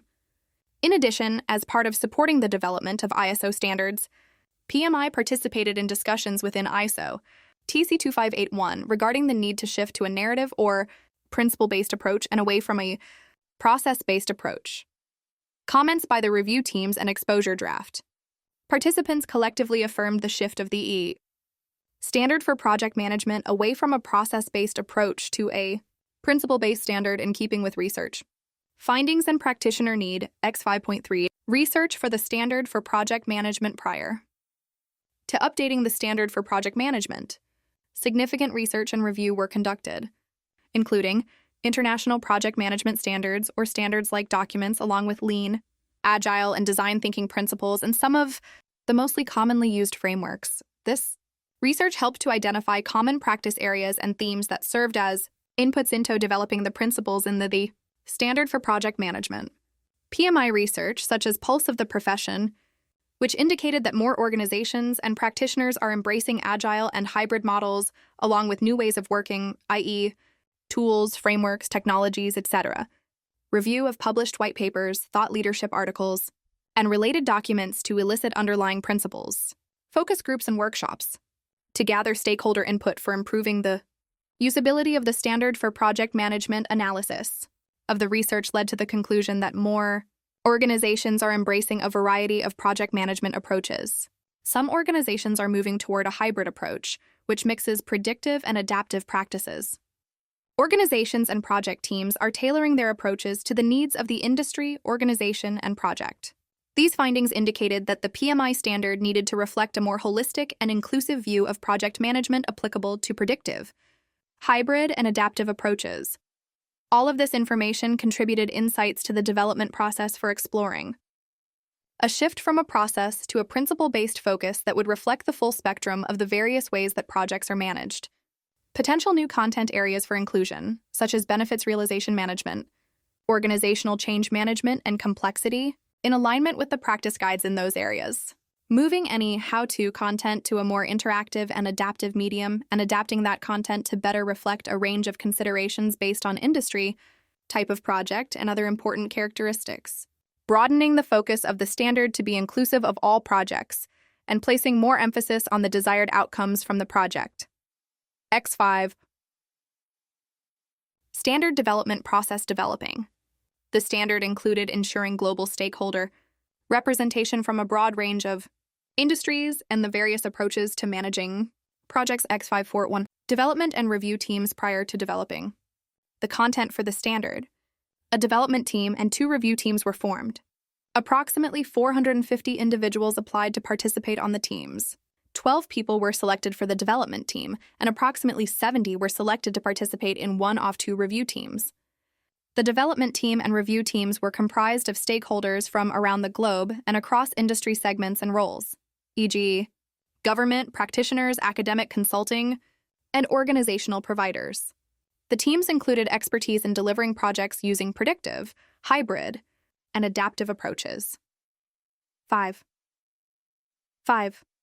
1 global workshops throughout the development process, Global workshops were held where the move to a principle-based standard was presented, and workshop participants were asked to explore guiding principles for project management.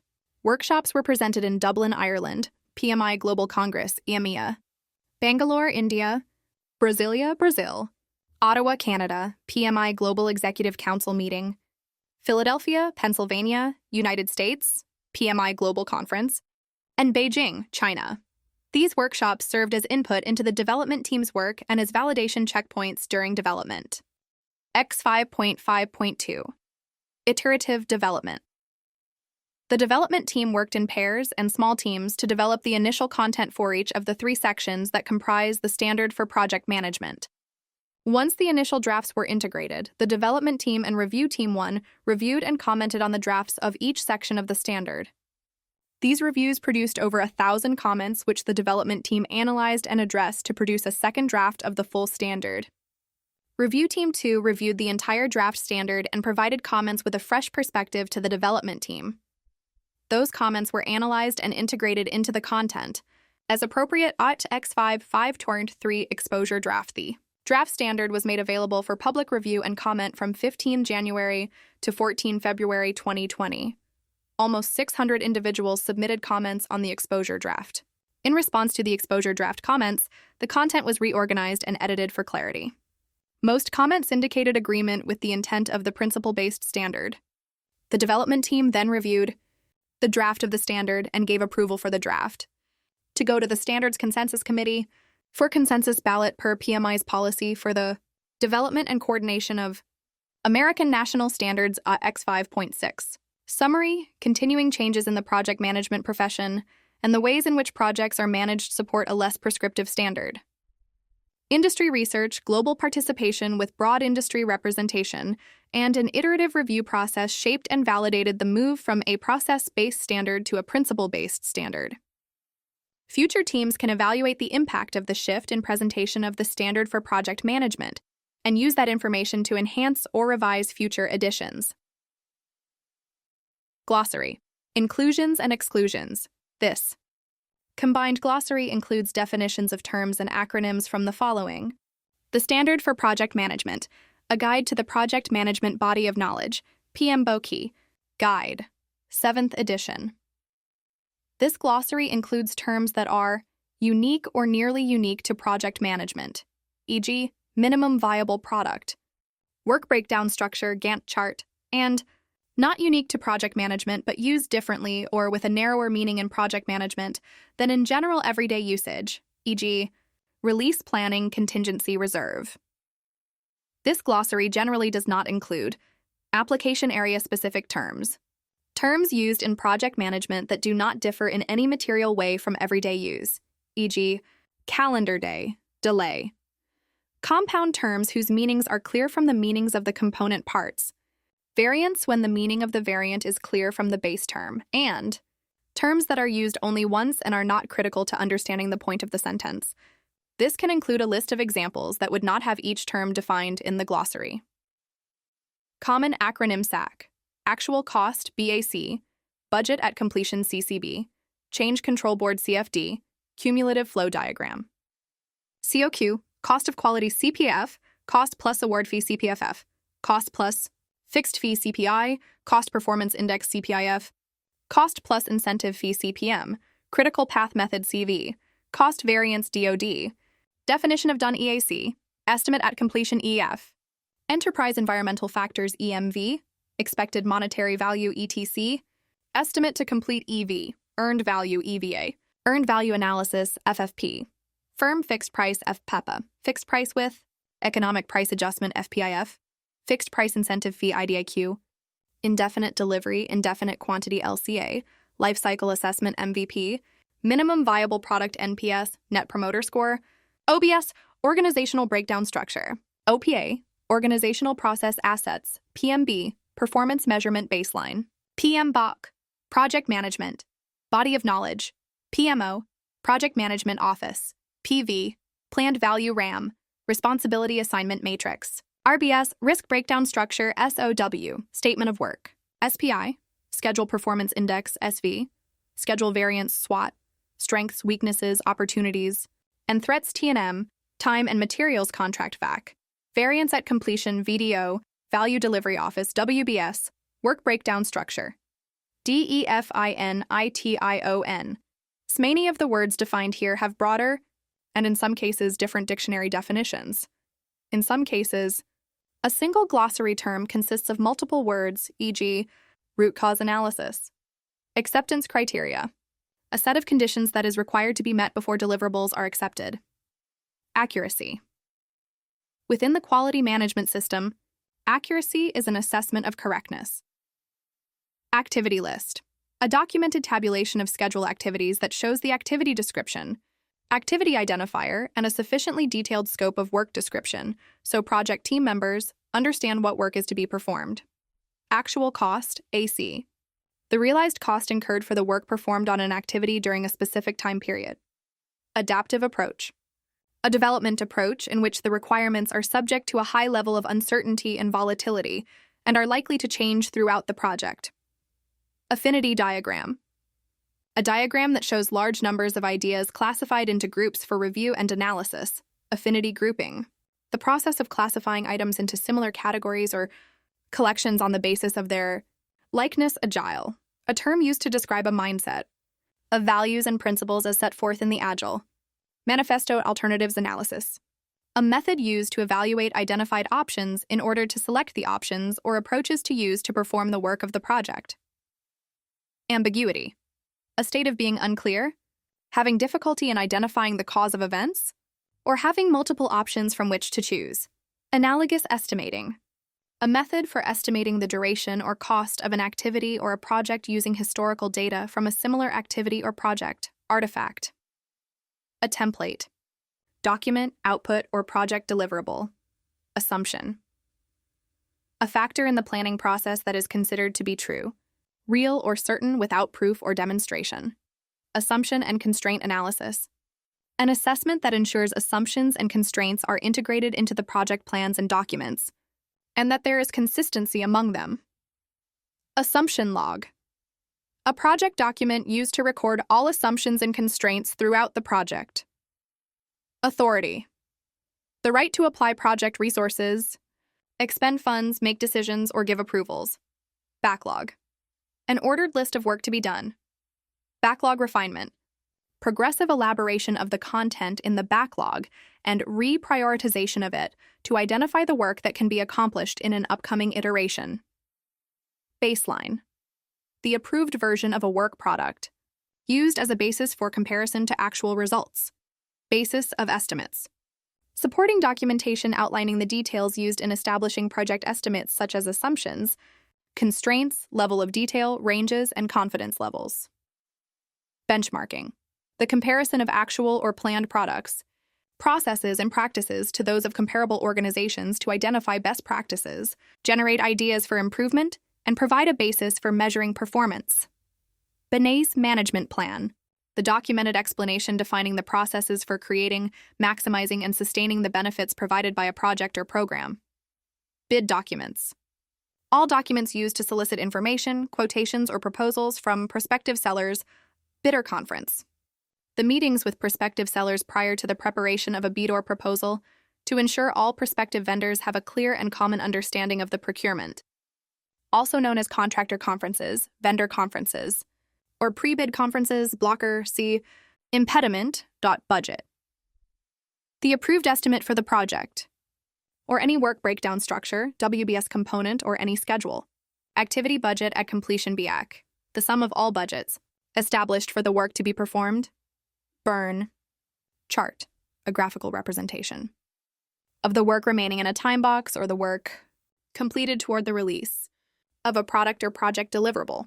Business case, a value proposition for a proposed project that may include financial and non-financial benefits. Business model canvas, a one-page visual summary that describes the value proposition, infrastructure, customers, and finances. These are often used in lean startup situations.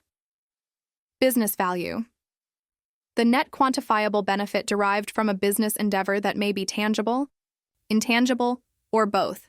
Cadence, a rhythm of activities conducted throughout the project.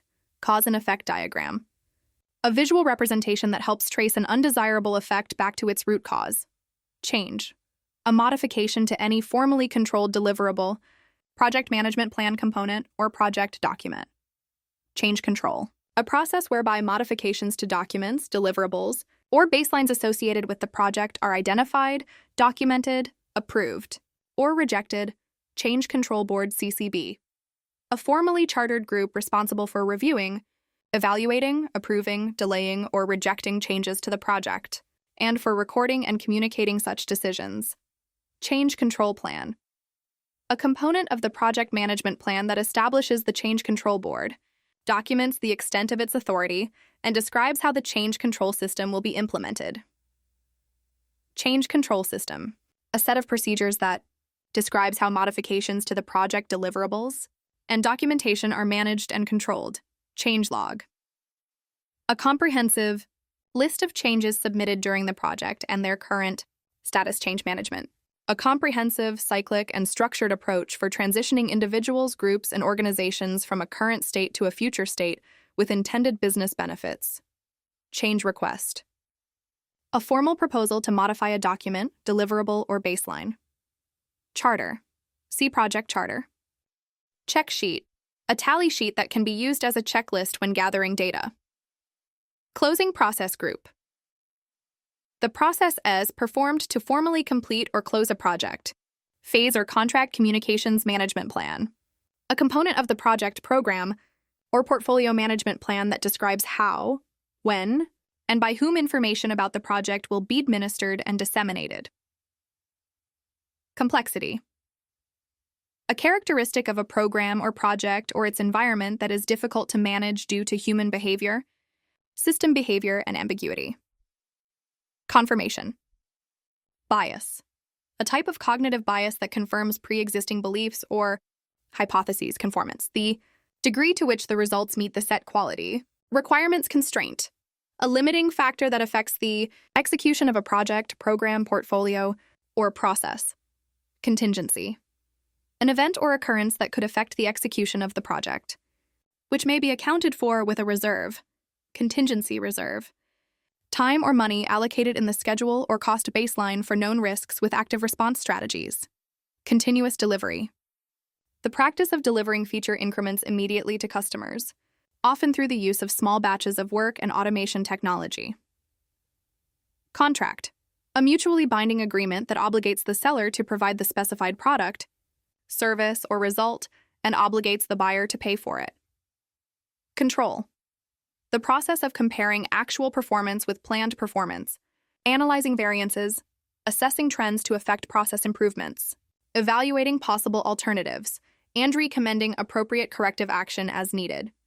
Control chart, a graphic display of process data over time and against established control limits, which has a center line that assists in detecting a trend of plotted values toward either control limit. Cost baseline, the approved version of the time-phased project budget, excluding any management reserves, which can be changed only through formal change control procedures and is used as a basis for comparison to actual results. Cost-benefit analysis, a financial analysis method used to determine the benefits provided by a project against its costs. Cost management plan, a component of a project or program management plan that describes how costs will be planned, structured, and controlled.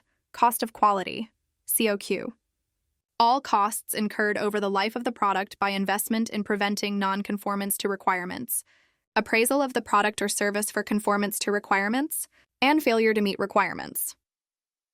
Cost Performance Index CPI, AO, measure of the cost efficiency of budgeted resources expressed as the ratio of earned value to actual cost plus award fee contract, CPF, a category of contract that involves payments to the seller for all legitimate actual costs incurred for completed work, plus an award fee representing seller, profit cost plus fixed fee contract, CFF, a type of cost reimbursable contract where the buyer reimburses the seller for the seller's allowable costs. Allowable costs are defined by the contract plus a fixed amount of profit, fee, cost, plus incentive fee contract, CPIF, a type of cost reimbursable contract where the buyer reimburses the seller for the seller's allowable costs. Allowable costs are defined by the contract and the seller earns its profit if it meets defined performance criteria. Cost reimbursable contract. A type of contract involving payment to the seller for the seller's actual costs, plus a fee typically representing the seller's profit.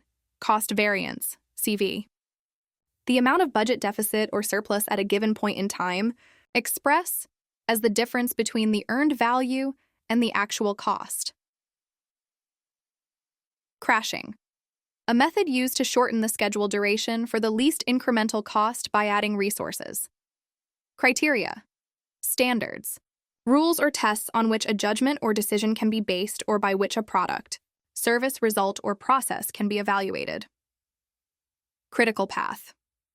The sequence of activities that represents the longest path through a project, which determines the shortest possible.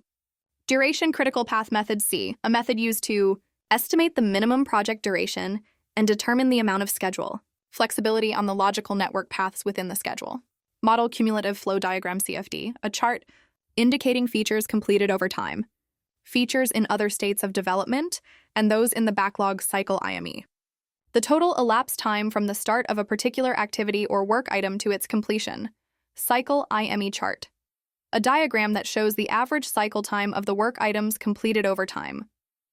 Daily stand-up. A brief daily collaboration meeting in which the team reviews progress from the previous day, declares intentions for the current day, and highlights any obstacles encountered or anticipated. Dashboard. A set of charts and graphs showing progress or performance against important measures of the project.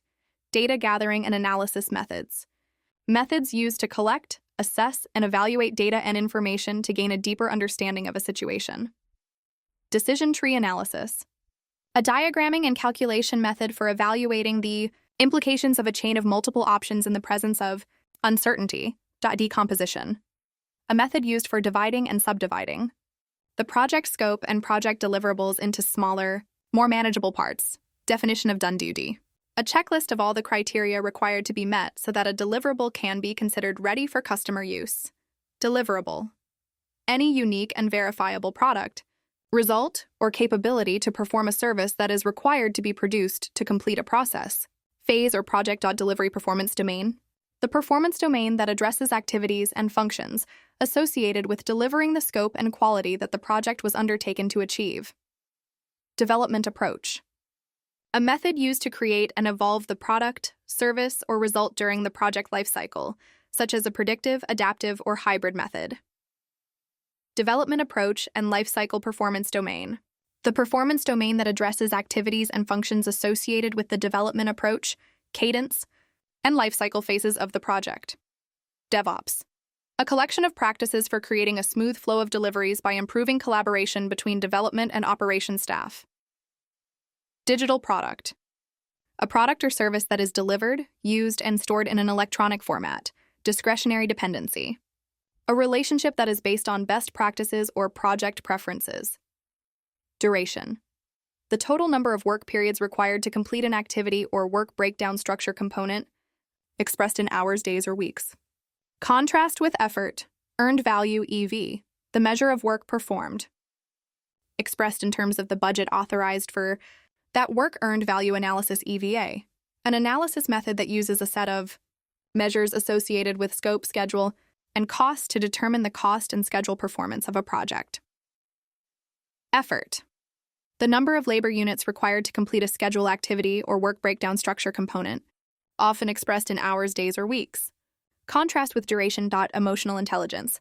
The ability to identify, assess, and manage the personal emotions of oneself and other people, as well as the collective emotions of groups of people. Enterprise environmental factors, EEF. Conditions, not under the immediate control of the team, that influence, constrain, or direct the project, program, or portfolio epic. A large, related body of work intended to hierarchically organize a set of requirements and deliver specific business outcomes. Estimate. A quantitative assessment of the likely amount or outcome of a variable, such as project costs, resources, effort, or durations. Estimate at completion, EAC. The expected total cost of completing all work expressed as the sum of the actual cost to date and the estimate to complete. Estimate to complete, ETC. The expected cost to finish all the remaining project work, Estimating methods. Methods used to develop an approximation of work, time, or cost on a project. Executing process group. Those processes performed to complete the work defined in the project management plan to satisfy the project requirements. Expected monetary value, EMV. The estimated value of an outcome expressed in monetary terms, explicit knowledge. Knowledge that can be codified using symbols such as words, numbers, and pictures. External dependency. A relationship between project activities and non-project activities. Fast tracking. A schedule compression method in which activities or phases, normally done in sequence, are performed in parallel for at least a portion of their duration feature, a set of related requirements or functionalities that provides value to an organization. Firm fixed price contract, FFP. A type of fixed price contract where the buyer pays the seller a set amount, as defined by the contract, regardless of the seller's costs. Fixed duration. A type of activity where the length of time required to complete the activity remains constant, regardless of the number of people or resources assigned to the activity. Fixed price contract. An agreement that sets the fee that will be paid for a defined scope of work, regardless of the cost or effort to deliver it. Fixed price incentive fee contract, FPIF. A type of contract where the buyer pays the seller a set amount, as defined by the contract, and the seller can earn an additional amount if the seller meets defined performance criteria. Fixed price with economic price adjustment contract, FPEPA.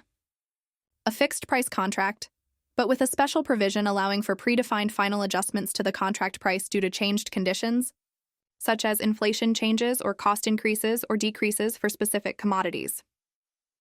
Flow. The measure of how efficiently work moves through a given process or framework. Flowchart. The depiction in a diagram format of the inputs, process actions, and outputs of one or more processes within a system. Forecast. An estimate or prediction of conditions and events in the project's future based on information and knowledge available at the time of the forecast. Function point. An estimate of the amount of business functionality in an information system used to calculate the functional size measurement of a software system. Gantt chart.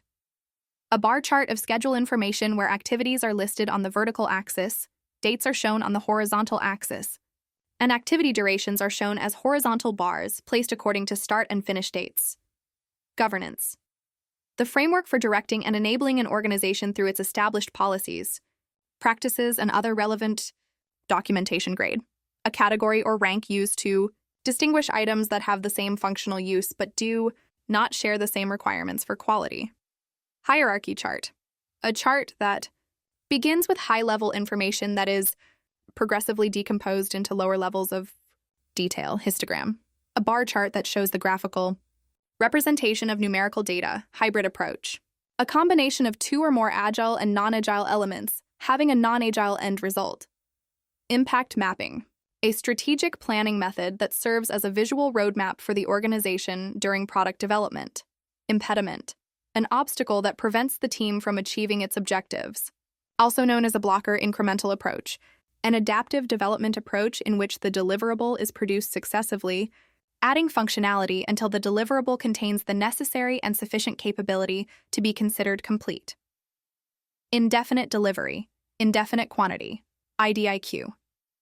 A contract that provides for an indefinite quantity of goods or services with a stated lower and upper limit within a fixed time period. Influence diagram. A graphical representation of situations showing causal influences, time ordering of events, and other relationships among variables and outcomes. Information radiator. A visible physical display that provides information to the rest of the organization, enabling timely knowledge sharing. Initiating. Process group. Those processes performed to define a new project or a new phase of an existing project by obtaining authorization to start the project or phase. Internal dependency. A relationship between two or more project activities. Interpersonal skills. Skills used to establish and maintain relationships with other people. Issue. Current condition or situation that may have an impact on the project objectives. Issue log. A project. Document where information about issues is recorded and monitored. Iteration. A time-boxed cycle of development on a product or deliverable in which all of the work that is needed to deliver value is Performed iteration plan, a detailed plan for the current. Iteration planning, a meeting to clarify the details of the backlog items, acceptance criteria, and work effort required to meet an upcoming iteration commitment. Iteration review, a meeting held at the end of an iteration to demonstrate the work that was accomplished during the iteration. Iterative approach, a development approach that focuses on an initial, simplified implementation, then progressively elaborates, adding to the feature set until the final deliverable is complete. Kanban board, a visualization tool that shows work in progress to help identify bottlenecks and overcommitments, thereby allowing the team to optimize the workflow. Kickoff meeting, a gathering of team members and other key stakeholders at the outset of a project to formally set expectations, gain a common understanding, and commence work. Knowledge, a mixture of experience, values and beliefs, contextual information, intuition, and insight that people use to make sense of new experiences and information. Lag, the amount of time whereby a successor activity will be delayed with respect to a predecessor activity. Last responsible moment, the concept of deferring a decision to allow the team to consider multiple options until the cost of further delay would exceed the benefit lead, the amount of time whereby a successor activity can be advanced with respect to a predecessor activity. Lead time, the time between a customer request and the actual delivery. Lead time chart, a diagram showing the trend over time of the average lead time of the items. Completed in Work.Lean Startup Canvas, a one-page template designed to communicate a business plan with key stakeholders in an efficient and effective manner. Lessons learned, the knowledge gained during a project, which shows how project events were addressed or should be addressed in the future for the purpose of improving future performance. Lessons learned register, a project document used to record knowledge gained during a project, phase, or iteration so that it can be used to improve future performance for the team and the organization. Life cycle. See Project Life Cycle. Life Cycle Assessment, LCA.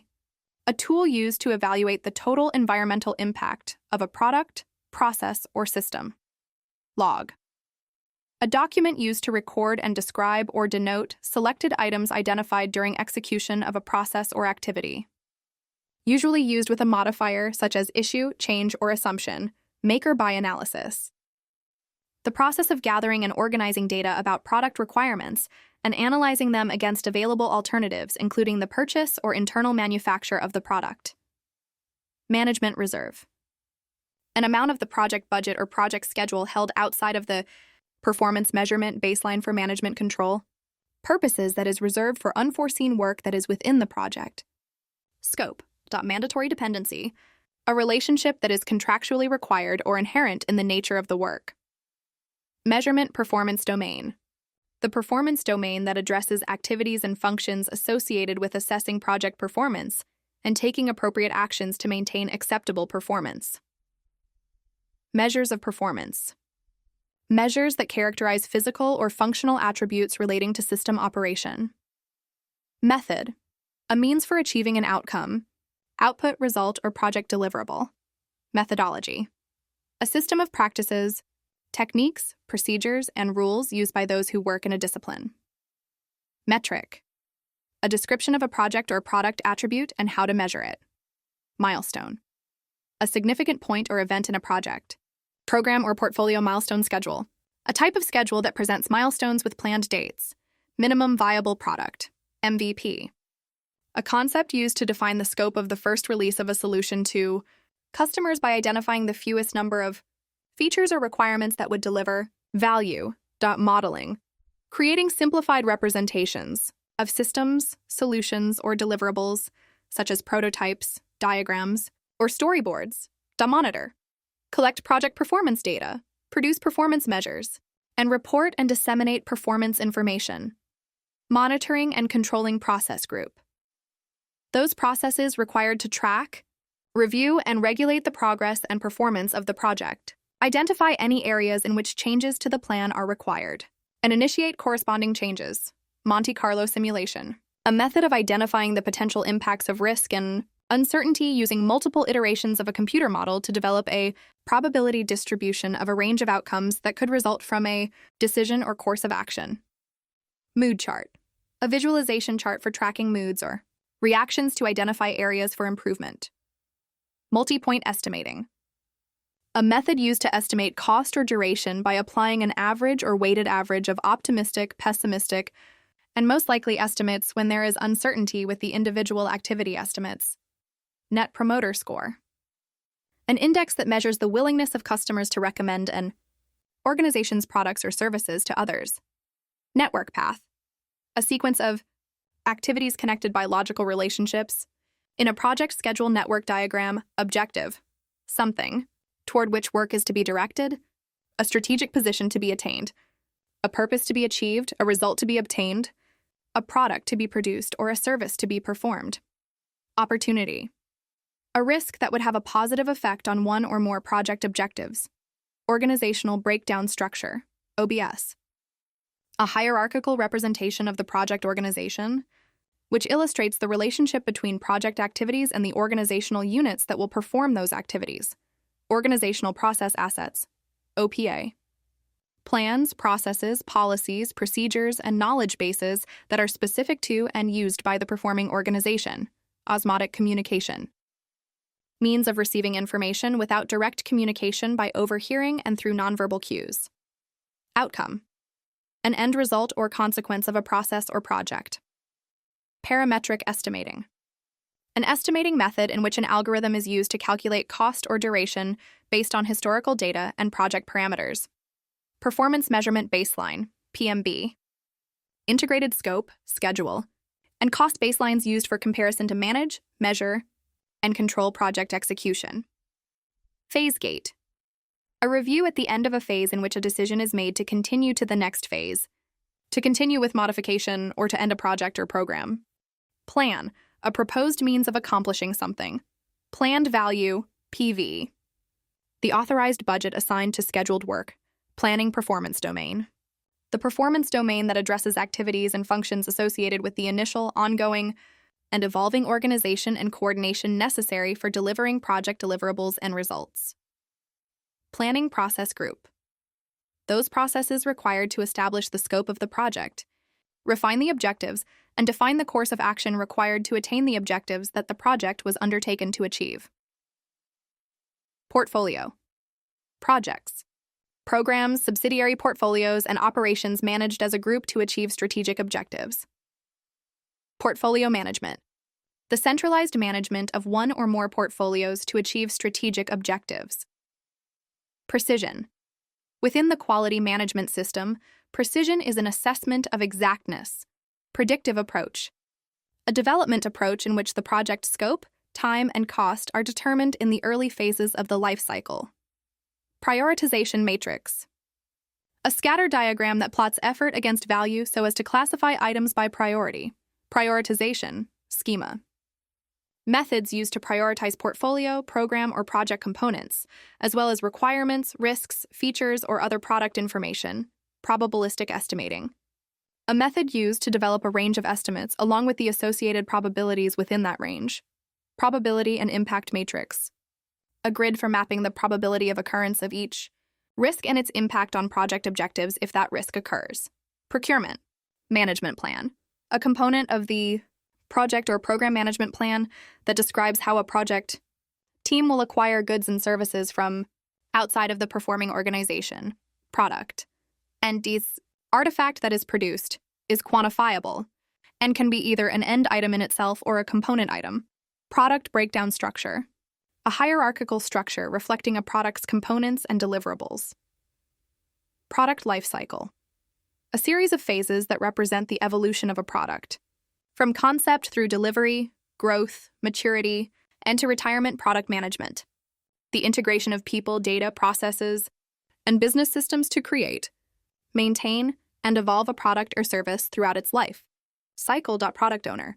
A person responsible for maximizing the value of the product and accountable for the end product, product scope, the features and functions that characterize a product, service, or result program, related projects, subsidiary programs, and program activities that are managed in a coordinated manner to obtain benefits not available from managing them individually.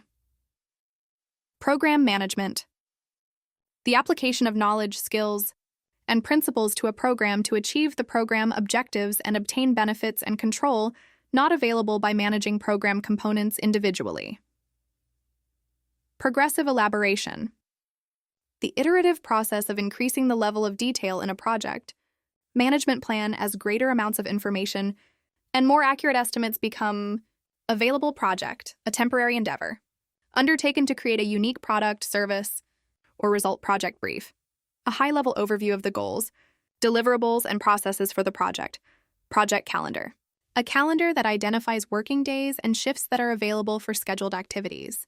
Project charter, a document issued by the project initiator or sponsor that formally authorizes the existence of a project and provides the project manager with the authority to apply organizational resources to project activities. Project governance, the framework, functions, and processes that guide project management activities in order to create a unique product, service, or result to meet organizational, strategic, and operational goals. Project lead, a person who helps the project team to achieve the project objectives, typically by orchestrating the work of the project. See also project manager. Project life cycle, the series of phases that a project passes through from its start to its completion. Project management, the application of knowledge, skills, tools, and techniques to project activities to meet the project requirements. Project management body of knowledge, PMBOK, a term that describes the knowledge within the profession of project management. Project management office, PMO, a management structure that standardizes the project-related governance processes and facilitates the sharing of resources, methodologies, tools, and techniques. Project management plan, the document that describes how the project will be executed, monitored and controlled and closed. Project management process group, a logical grouping of project management inputs, tools and techniques, and outputs. The project management process groups include initiating processes, planning processes, executing processes, monitoring and controlling processes, and closing processes. Project management team, the members of the project team who are directly involved in project management activities. Project manager, the person assigned by the performing organization to lead the team that is responsible for achieving the project objectives. See also project lead. Project phase, a collection of logically related project activities that culminates in the completion of one or more deliverables. Project review, an event at the end of a phase or project to assess the status, evaluate the value delivered, and determine if the project is ready to move to the next phase or transition to operations. Project schedule, an output of a schedule model that presents linked activities with planned dates, durations, milestones, and resources. Project schedule network diagram, a graphical representation of the logical relationships among the project schedule activities. Project scope, the work performed to deliver a product, service, or result with the specified features and functions. Project scope statement, the description of the project scope, major deliverables and exclusions. Project team, a set of individuals performing the work of the project to achieve its objectives. Project vision statement, a concise high-level description of the project that states the purpose and inspires the team to contribute to the project. Project work performance domain, the performance domain that addresses activities and functions associated with establishing project processes, managing physical resources, and fostering a learning environment. Prototype, working model used to obtain early feedback on the expected product before actually building it to quality. The degree to which a set of inherent characteristics fulfills requirements. Quality. Management plan, a component of the project or program management plan that describes how applicable policies, procedures, and guidelines will be implemented to achieve the quality objectives. Quality metrics, a description of a project or product attribute and how to measure it. Quality policy, the basic principles that should govern the organization's actions as it implements its system for quality management. Quality report, a project document that includes quality management issues, recommendations for corrective actions, and a summary of findings from quality control activities, and may include recommendations for process, project, and product improvements. Register. A written record of regular entries for evolving aspects of a project, such as risks, stakeholders, or defects. Regression analysis. An analytical method where a series of input variables are examined in relation to their corresponding output results, in order to develop a mathematical or statistical relationship. Regulations. Requirements imposed by a governmental body. These requirements can establish product, process, or service characteristics, including applicable administrative provisions that have government-mandated compliance. Relative estimating. A method for creating estimates that are derived from performing a comparison against a similar body of work, taking effort, complexity, and uncertainty into consideration. Release. One or more components of one or more products, which are intended to be put into production at the same time. Release plan. The plan that sets expectations for the dates, features, and/or outcomes expected to be delivered over the course of multiple iterations. Release planning. The process of identifying a high-level plan for releasing or transitioning a product, deliverable, or increment of value. Report. A formal record or summary of information. Requirement. A condition or capability that is necessary to be present in a product, service, or result to satisfy a business need. Requirements. Documentation. A record of product requirements and other product information, along with whatever is recorded to manage it. Requirements management plan. A component of the project or program management plan that describes how requirements will be analyzed, documented, and managed. Requirements traceability matrix.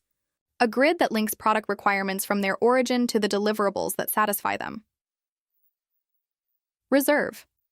A provision in the project management plan to mitigate cost and/or schedule risk, often used with a modifier, e.g., management reserve. Contingency reserve, to provide further detail on what types of risk are meant to be mitigated. Reserve analysis.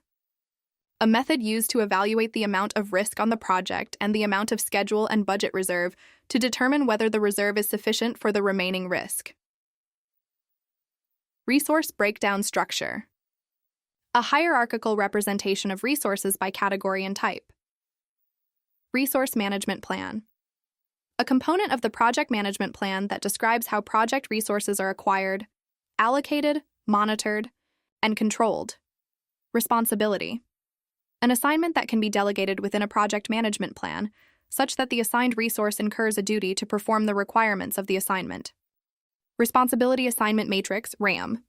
A grid that shows the project resources assigned to each work package. Result. An output from performing project management processes and activities. See also deliverable.retrospective, a regularly occurring workshop in which participants explore their work and results in order to improve both the process and product. Rework. Action taken to bring a defective or non-conforming component into compliance with requirements or specifications, risk, an uncertain event or condition that, if it occurs, has a positive or negative effect on one or more project objectives. Risk appetite. The degree of uncertainty an organization or individual is willing to accept in anticipation of a reward. Risk audit. A type of audit used to consider the effectiveness of the risk responses and the risk management process. Risk breakdown structure, RBS. A hierarchical representation of risks according to their risk categories. Risk category. A group of potential causes of risk that are arranged by sources of risk or areas of the project. Affected.risk management plan. A component of the project management plan that describes how risk management activities will be structured and performed. Risk owner. The person responsible for monitoring the risk and for selecting and implementing an appropriate risk response strategy. Risk register. A repository in which outputs of risk management processes are recorded. Risk threshold. The measure of the level of uncertainty or impact at which a stakeholder may have a specific interest expressed in measurable terms. Risk tolerance. The degree, amount, or volume of risk that an organization or individual will withstand. Risk trigger. An event or condition that indicates that a risk is about to occur. Roadmap. A high-level summary that describes the major deliverables and project phases planned over time, showing dependencies and milestones to provide a strategic overview of project objectives and timelines. Rolling wave planning. An iterative planning technique in which the work to be accomplished in the near term is planned in detail, while the work farther in the future is planned at a higher level.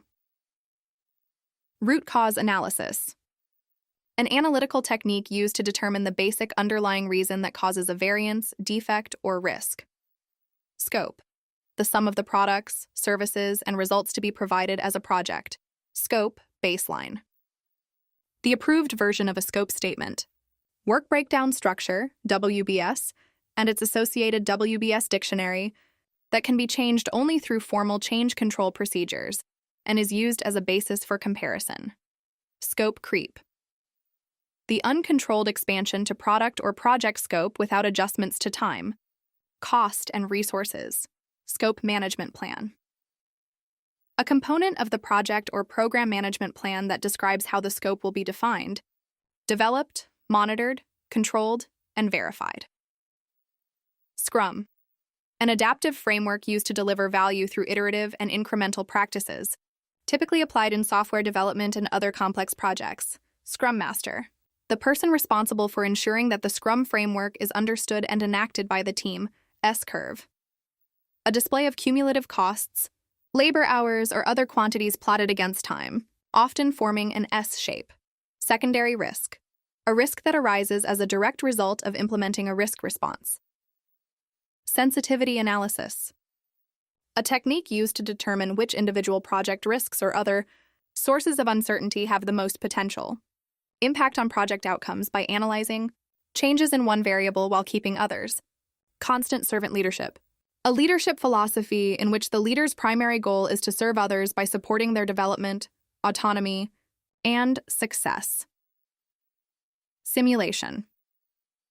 A method for analyzing uncertainty by modeling project variables and running multiple scenarios to predict possible outcomes, often using statistical or probabilistic techniques. Source selection criteria.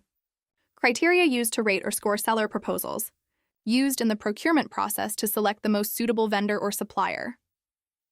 Specification. A precise statement of the needs to be satisfied and the essential characteristics that a product, service, or result must possess. Sponsor. A person or group who provides resources and support for the project, program, or portfolio and is accountable for enabling success. Sprint. A time-boxed iteration of work within the Scrum framework, typically lasting from 1 to 4 weeks, in which a usable and potentially releasable product increment is created. Sprint backlog. The set of product backlog items selected for a sprint, plus a plan for delivering the product increment and realizing the sprint goal. A concise statement of the purpose of a sprint that provides guidance to the development team on why it is building the increment stakeholder, an individual, group, or organization that may be affected by, or perceive itself to be affected by a decision, activity, or outcome of a project, program, or portfolio stakeholder engagement. The process of identifying, understanding, and engaging stakeholders to meet their needs and expectations, address issues as they occur, and foster appropriate stakeholder involvement. Stakeholder engagement assessment matrix. A matrix that compares the current and desired levels of stakeholder engagement to support effective management of stakeholder relationships. Stakeholder register. A project document that includes information about identified stakeholders, including their interests, influence, and impact on the project. Standard.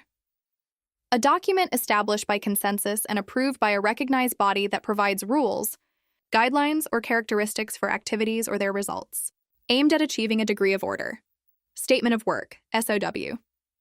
A narrative description of products, services, or results to be delivered by the project. Story point. A unit of measure used in Agile to express the overall size or complexity of a user story or other piece of work, based on relative effort, strategic alignment. The process of ensuring that project, program, and portfolio goals are consistent with the organization's strategic objectives. Strategy. A plan of action designed to achieve a long-term or overall goal. Strengths, weaknesses, opportunities, and threats, SWOT analysis. A strategic planning tool used to identify internal strengths and weaknesses of an organization and external opportunities and threat subproject, a smaller portion of the overall project created to improve management control. often contracted to an external entity or managed internally. Success criteria. Standards or measures used to determine whether a project, phase, or deliverable has been successful. System. A set of interacting or interdependent components that form an integrated whole to achieve a purpose. Tailoring. The act of selecting and adapting appropriate project management processes, methods, and artifacts to meet the specific needs of the project. Team charter. A document that defines the team's values, agreements, and operating guidelines, and establishes clear expectations for behavior and collaboration. Team performance domain.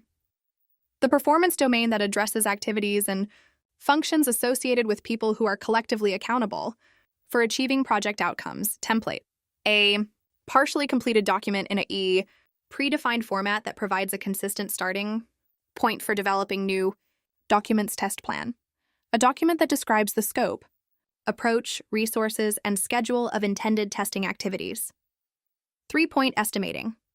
An estimating technique that uses 3 estimates: optimistic, most likely, and pessimistic to define an approximate range for an activity's cost or duration.